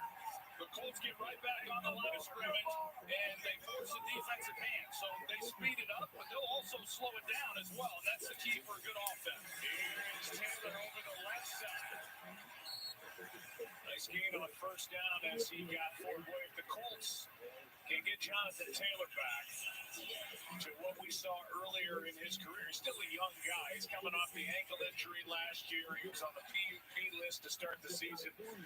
He's had the thumb issue this year, but if he can just put all that behind him and start rolling, this team looks a lot better, no doubt. And I thought last week was a good start for him. He didn't get his 100 yards rushing, but he started looking like the Jonathan Taylor that we've come to know in prior years. Here he is again. And well played, Christian Harris, who is one of two really good younger linebackers that D'Amico Ryans features, the other one being Blake Cashman. Third down. Well, right now, big third down, because you go back to week 2 when these two teams met, and Indianapolis was able to win that game, and they built a big lead early in it. The key was their success down here in the red zone. They were 4 for 4 in the red zone, so you've got them now to third down, and as good as Indianapolis has been on this opening drive, defense is able to force a field goal. That'd be a nice job on their part.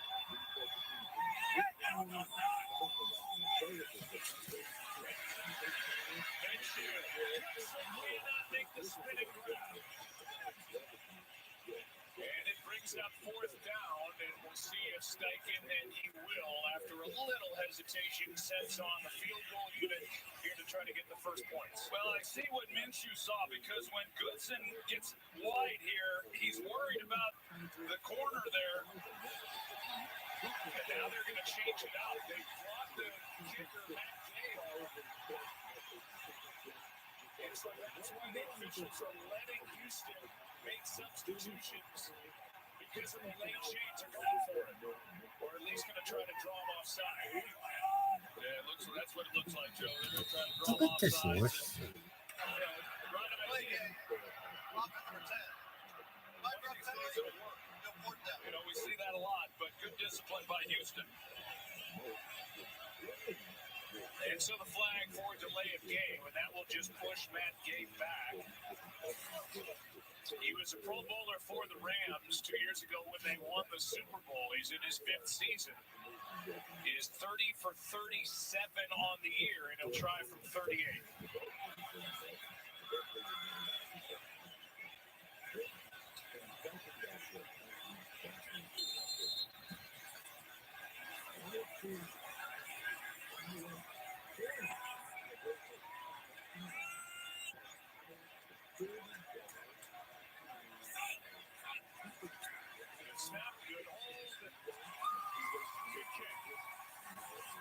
So the drive, which started off so promising for the Colts, hit the brakes at the 20. Now C.J. Stroud will head to work, trying to answer his Texans down 3. It's been so long since I've seen you. You guys should come over and watch the game again this Sunday. We would love that. You said you didn't want to watch the game with them. What? No, I didn't, sweetie. You said they never stop talking. Girl, I never said that. She just be making stuff up. We don't need to see the replay. Let's check it. This What Really Happened replay is brought to you by Progressive. One thing no one would challenge. Saving money on your bundles, home and auto with Progressive. CW Kendall Gibbs. Instantly. CW Kendall Gibbs. Now with these big payouts. Retired NFL smart guy Ryan Fitzpatrick. Break it down for us. Right, just place your bet, and the bonus bets instantly appear in your account, like magic. Like Fitz magic. That's too much magic. It's too much magic. This week, go for two. Bet $5 to get $150 instantly in bonus bets. Plus, a no-sweat same-game parlay every single day. The crown is yours. Ready for the NFL playoffs? I was born ready. Dramatic entrances? Check. Team of Destiny? Check. Nightmare matchups? Check. All the heart-pumping playoff action of your dreams? Check, please. Welcome to what is sure to be the most talked about event of the century. Joey has entered the mansion where this season's hopefuls are ready to make their play. It's a out of ball, so come here. Things are heating up in the field. Perfect execution on that kiss. 10 out of 10. We are sinners. Interesting 9-1 strategy here. Wait, is that a walk-off? What the hell? I thought it would be easier. The Bachelor on ABC and stream on Hulu. You're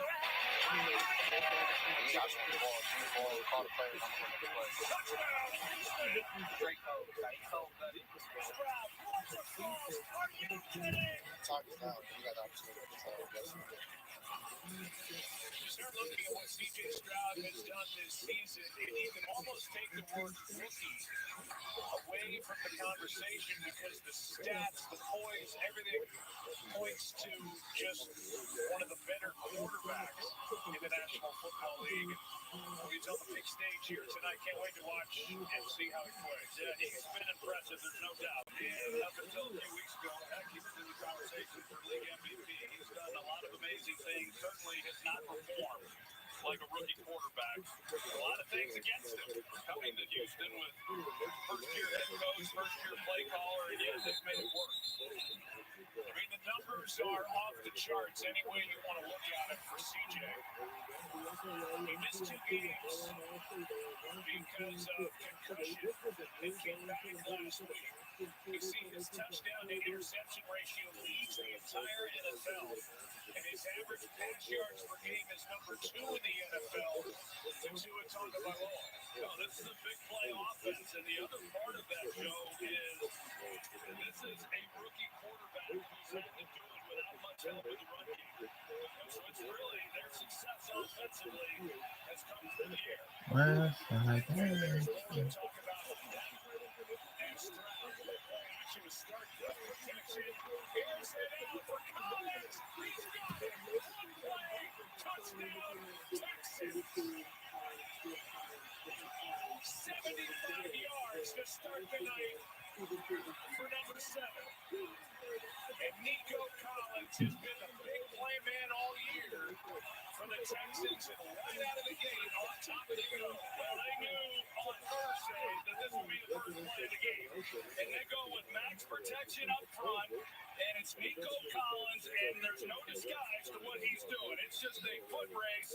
He takes off on the deep post. It's rookie Juju Brents who's in coverage on him. And another perfect throw down the field by CJ Stroud. He's been doing it all week or all year long.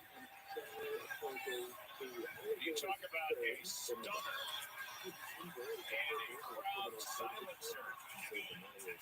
CJ Stroud with the 474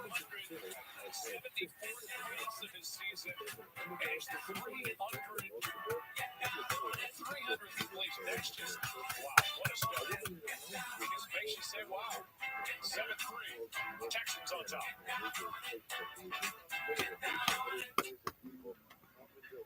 It's nothing. Sounds like something. When you have major hyperindigestion, Pepto-Bismol coats and soothes for fast relief when you need it most. What do you have? I like this. Actually, make it around to the bottom. The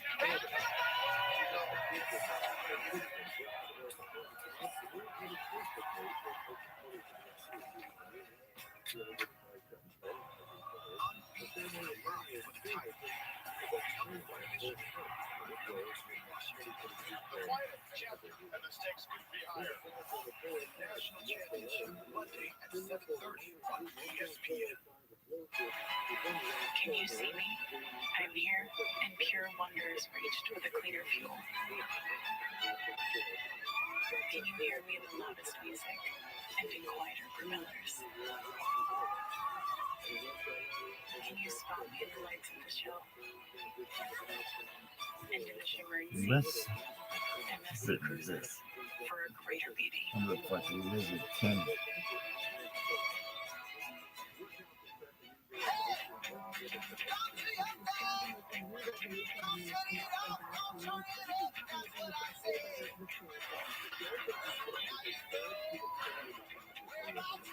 Oh, the fucking lizard king.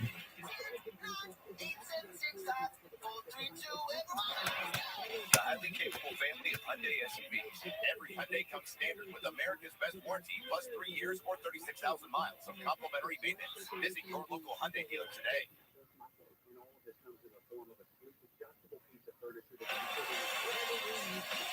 Well, just a stunning start for the Texans. A Scrimmage, a 75-yard touchdown to a man who has just had a phenomenal year. Nico Collins, whose season is more than he had in his first 2 seasons in the NFL combined. He's a proud Michigan Wolverine.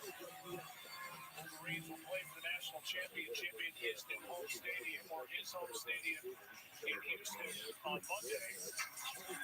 And C.J. Stroud on the return. Got able to make it back to the 25 and will go to the touchdown throw a second ago. Yeah, you see Nick Cross right here. He's the safety, but as soon as Dalton Schultz comes up the field, he's got to honor that, and it leaves then the deep post for Nico Collins on the outside, one-on-one on the rookie Juju Brent, and I mean, just a perfect read then by C.J. Stroud with time in the pocket, with the max protection. He's been one of the best deep ball throwers in the game this year. It's been really impressive to watch. They're the first team to score on their first offensive play of the game this season. They almost came away with an interception. Steven Nelson flashed in front of Alec Pierce at second down and 10. Well, these corners, I really like them. And you think about the cornerstones that you mentioned the draft earlier and what they were able to do with Will Anderson and bringing him in. But a year ago, they brought in Derek Stingley, number 24 there. And he's an awfully good player. He's had a great sophomore season. And then opposite of him, Steven Nelson. I like both of those guys on the edge. Second down and 10. Will Anderson Jr. was in the medical draft. Here is a sack by Christian Harris, who's already off to a great start. And Anderson is out of the medical tent. He's been dealing with a high ankle sprain. And on third down and long, he'll come on to rush the passer.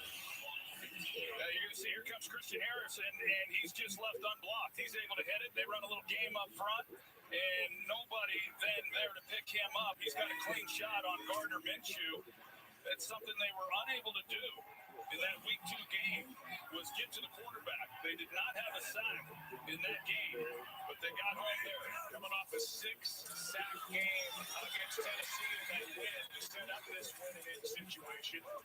On third down and 18, Taylor carries a gain of 9, and that'll be a 3-and-out for the Colts on their second possession. Yeah, and Shane Steichen at that point just running the football, just trying to, really be conservative and not do anything too crazy at this point in the ball game, and try to play as much field position as you can.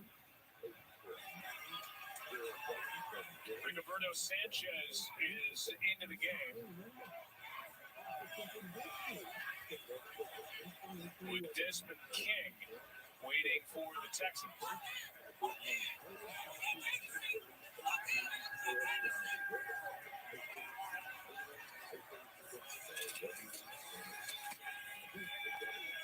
Sanchez hits a good one. Inside the 25. 52-yard punt, nothing on the return. Christian Harris with a sack. Off to a good start for the Texans. Lead by 4. Get better sleep this new year with a new mattress from Ashley. Receive a $300 instant gift with the purchase of any Tempur-Pedic or Purple adjustable mattress set. Plus, pay 0% interest through January 2029 on in-store mattress purchases. Only at Ashley. Welcome to the Sonic Burgerverse. It's like a universe, but with 2 new cheeseburgers. Old hickory barbecue, garlic butter bacon. The possibilities are infinite. The new cheeseburger lineup at Sonic. I'm glad you picked me. I'm glad I picked you. Or did you pick me? He is both pickers. Pickers and gritters.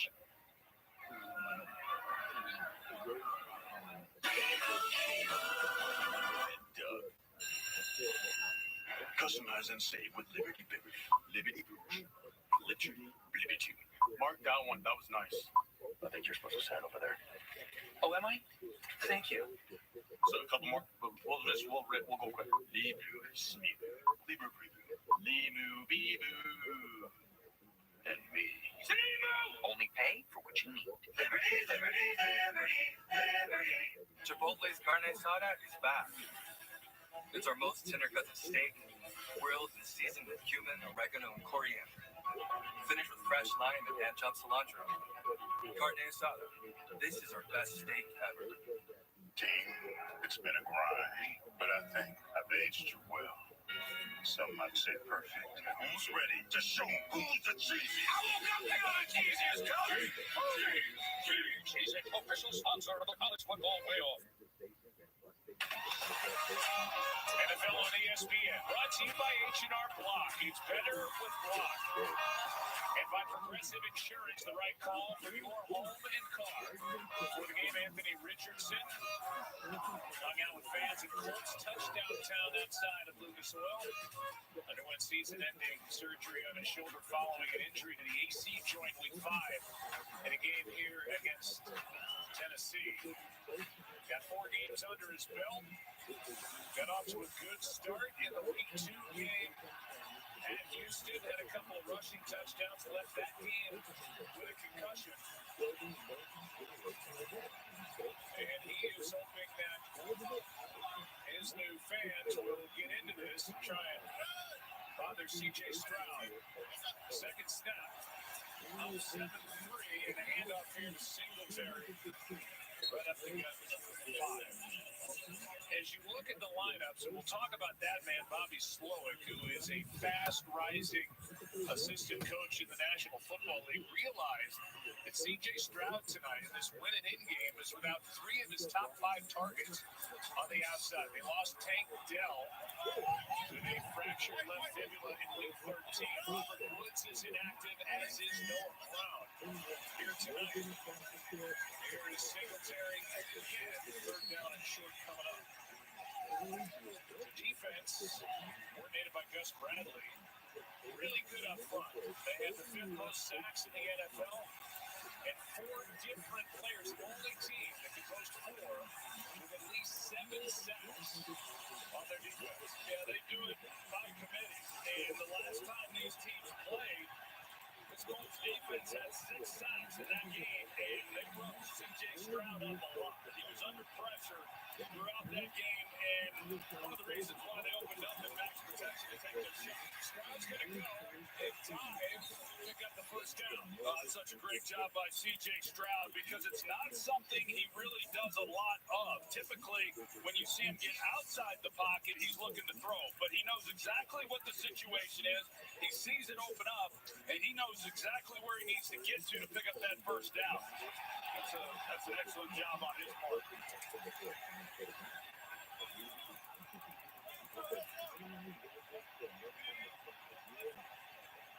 First down to the ball at their own 35.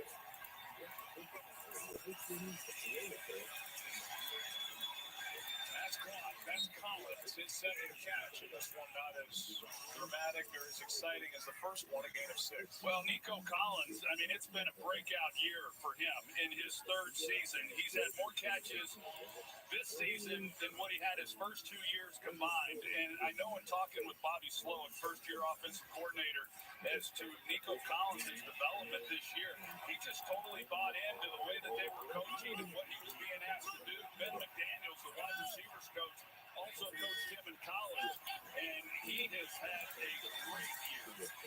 Singletary brought down short of first down yardage, 3rd and short coming up again. as Rabbi made the tackle, a gain of 3. And Bobby Slowick is on this constantly growing coaching tree with Mike Shanahan at the top, Kyle Shanahan right below, and then all these great assistants who become head coaches themselves. It's pretty crazy how successful the Kyle Shanahan, Mike Shanahan tree has been. And the next in line is Bobby Slowick. He's done a good job with this group this year. It's found by the Colts defense as they get a stop on 31. Franklin and E.J. Speed, a loss of 1 to bring up 4th down. Well, this offensive line for the Texans, they've got their hands full against this interior group by the Indianapolis Colts. That's where they're strongest, is inside, and they showed it there. They flex their muscle on 3rd down and short and force a punt. That means that Cameron Johnston comes on with Josh Downs, the rookie. Typically, it's Isaiah McKenzie returning punts. He's been suspended by the team. Conduct detrimental to the team, and so he's not available. Johnston hits it end over end. So back to work is Gardner Minshew. It'll be possession number 3. The guy who knows where the camera is and how to steer daggers. Or just look at that crazy. Down 4. Dad, you okay? This old, tired phone can't be traded in. That's a bit dramatic. I've stuck with them forever. A better plan is Verizon. We can all trade in our old phones for a new Galaxy S23 Plus on them. I can trade this in. Okay, you get it. Goodbye, old friend. Save the drama and get a new phone on Verizon. Trade in any Samsung phone in any condition for a new Samsung Galaxy S23 Plus on us. Only on Verizon.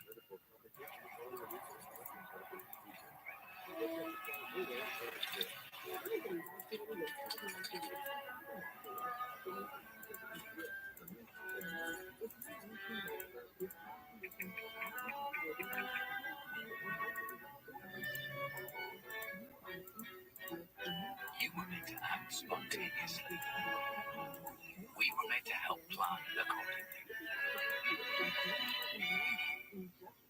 Take control of your health by boosting your force field, the immune system. Aura tells you when your temperature is higher than normal. Live smarter, stronger, healthier with the Aura Ring. No freezers? How unusual is this for a restaurant? I think that that's unusual because a lot of restaurants have freezers. But we don't have freezers, we have fresh food every single day. How fresh is fresh? It's real food that's coming to our tables. That's what sets us apart. Wow. Everything we build is from the ground up. Every great idea, every crazy idea, every next idea, every truck, and everything in it. Everything you hear, everything you see, everything you feel when you drive it. What is this? I've never seen anything like this. Oh, I got a thumb up. Oh, that means somebody loves your content. You basically just be out there. I definitely didn't do it. Tonight's aerial coverage is brought to you by Goodyear. City all lit up, Indianapolis. Colts with the ball, 3rd time they've had it. That's Mark Perlman, the line judge tonight, working his last regular season game after 23 seasons in the NFL. His first season, Troy, was your last season of 2000. He was the line judge. Week 11 game against the Bengals, in which your Cowboys won 23-6 in Dallas. Well, congratulations to Mark Perlman, and I know all his family's watching tonight on an outstanding career. Good for Taylor as he got first down. Wrestled down after a gain of 14 by DeAndre Houston Carson. And we'll get a Will Anderson update from Lisa. Joe, you already mentioned that Will Anderson Jr. has been in and out of the medical tent. I'll give you the report after the snap. Okay, first down. With the ball at the 27.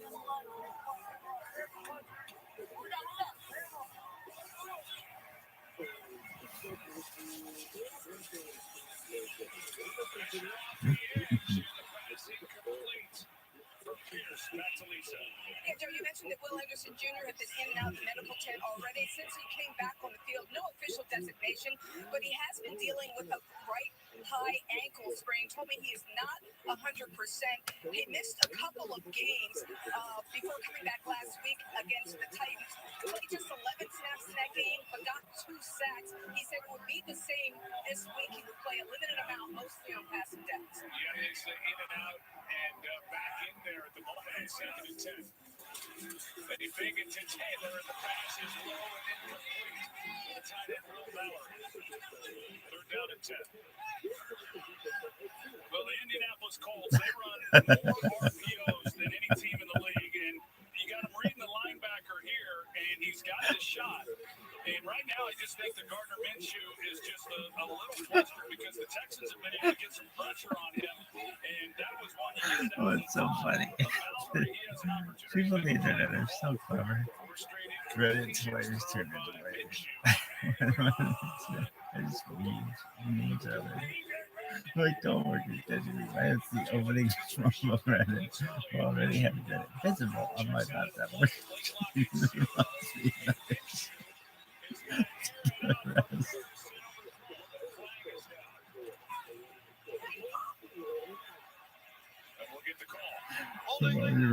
Officer 72, penalty decline, softball play, 4th down. It's against Braden Smith, who is in his 2nd game back and really bothered by a bad knee. Guilty of a hold, it's 4th down. You look at this Texans defense and some of the things that they're doing, playing a little bit more man coverage than what we've seen of them throughout the season, bringing a little bit more pressure as well. Kind of mixing it up, D'Amico Ryans is.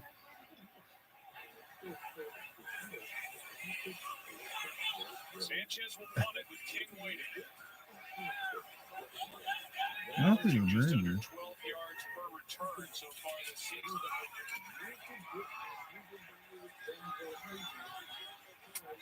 Kick from just outside of the 20. Nice initial move and a good return. Decent starting field position for the Texans. With an offense coordinated by the man on the far left, Bobby Slowick. Here is just part of that tree, and young coaches, and I mean young, look at those faces, of the 2013 Washington staff. Slowick, Matt LaFleur, head coach of the Packers, Sean McVay, head coach of the Rams, Kyle Shanahan, with the home field advantage, the top-seeded 49ers, and Mike McDaniel, the head coach who just racking up his exceptions. Yeah, Joe.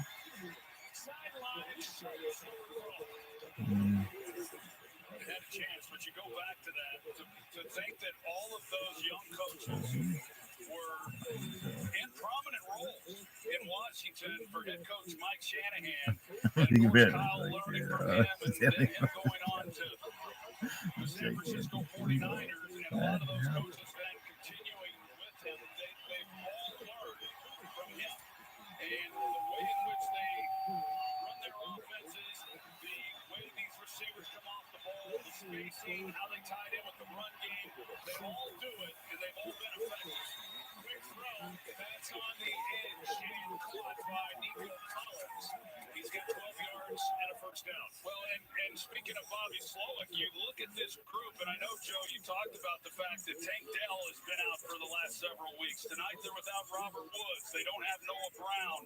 They've had lineup changes in the offensive line throughout the season, and yet, as a first-year play caller and a rookie quarterback, they've been successful. They're 10th in the league in offense. They've moved the ball.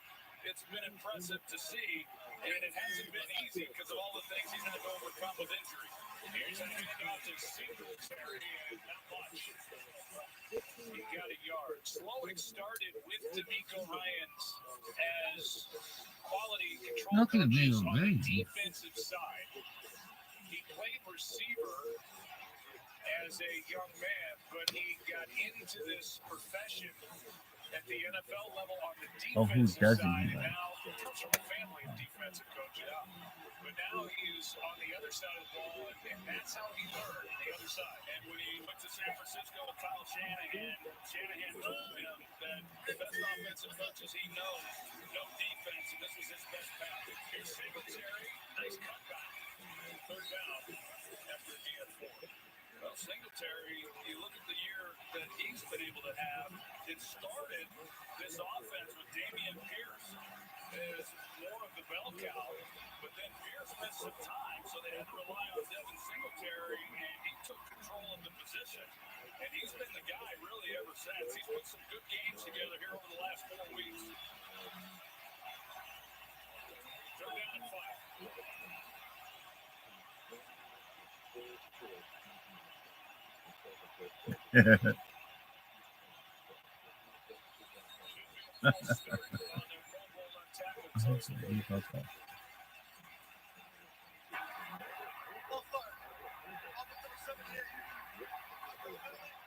What's an SF episode?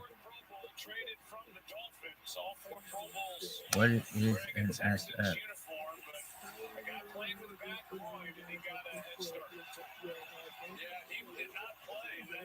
Super. He really is irreplaceable. One of the best left tackles in the game. Protection. He was going up against Devin Campbell, the opposite side, and was just trying to get out with his speed that Upcom has. Burgess and Stroud underneath. Collins will get it. That's just a little baby. For the Colts, a gain of 7. And there'll be extra time for D'Amico Ryans to decide what he wants to do because we are at the end of quarter number 1. Ball is in Indy territory. What a start to this one. Colts put up 3 in a blink. 75 yards from Stroud to Collins. Still 7-3 Texans. Now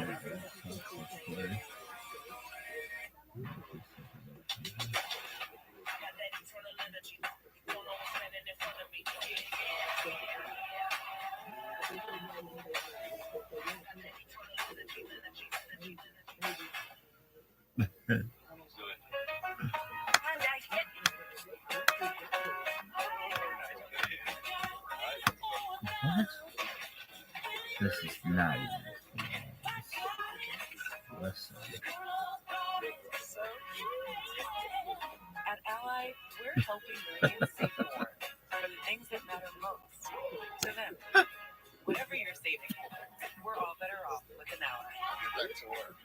Oh, this is so funny. If it's why I think it's so funny. One of the things in the game. And in this box, $7 gets you both. the all-new $7 deal lovers make you That's good.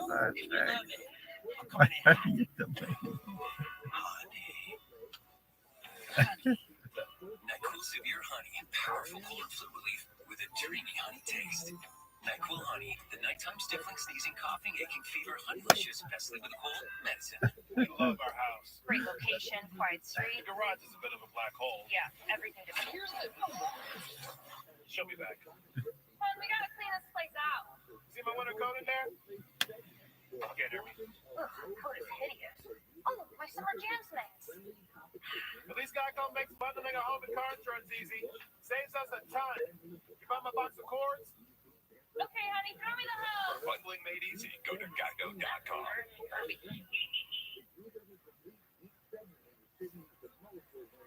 Dunkin' Rewards members score big with a $2 medium hot or iced coffee every day. Scan the QR code or stop by your local Dunkin' to get in on the deal. Not a member? Join today and order ahead on the app. America runs on Dunkin'. All right, we start the second quarter. It's 4th down and 3. The ball is at the 46 of the Colts.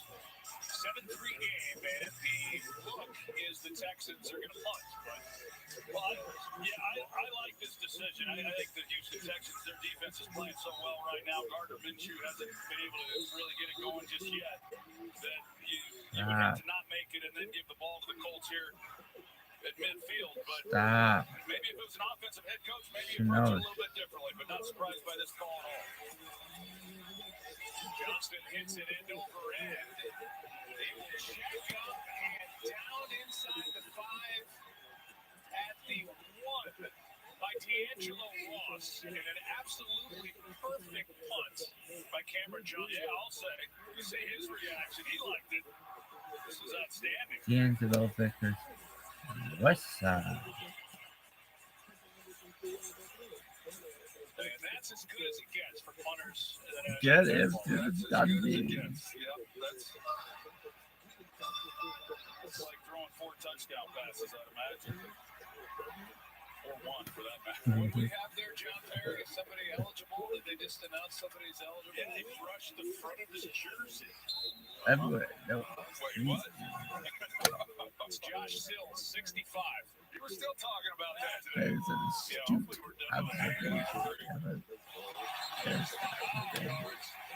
that's a good job. That's a really good job. To your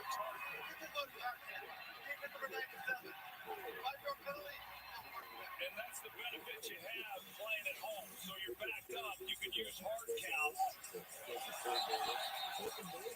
And you get an easy 5 yards. You do not use hard count when you're going in to score because you're not going to gain much if you use it inside the 5 as opposed to getting backed up.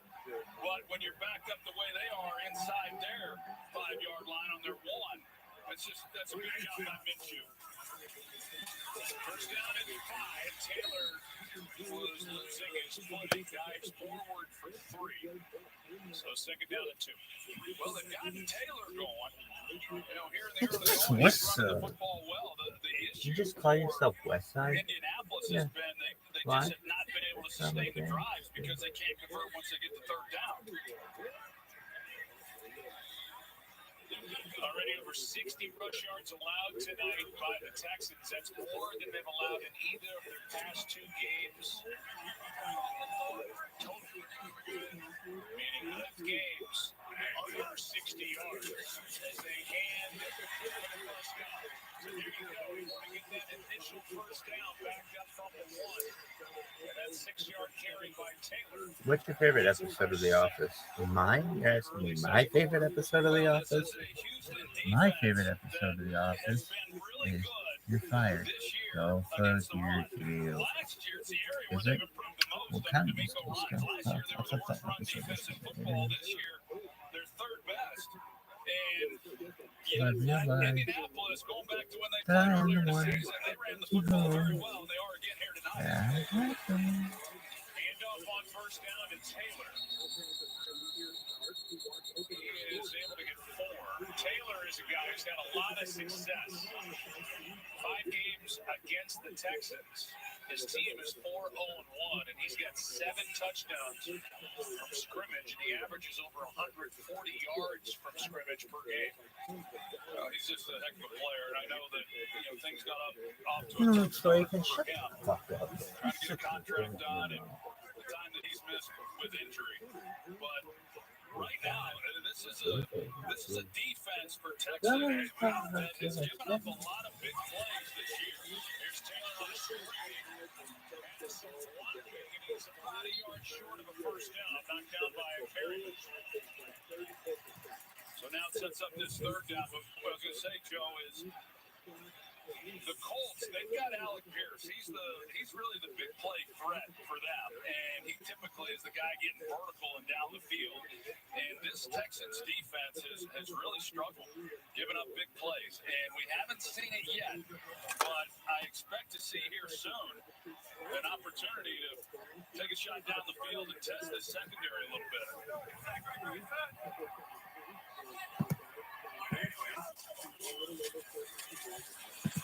Down to the 0 and into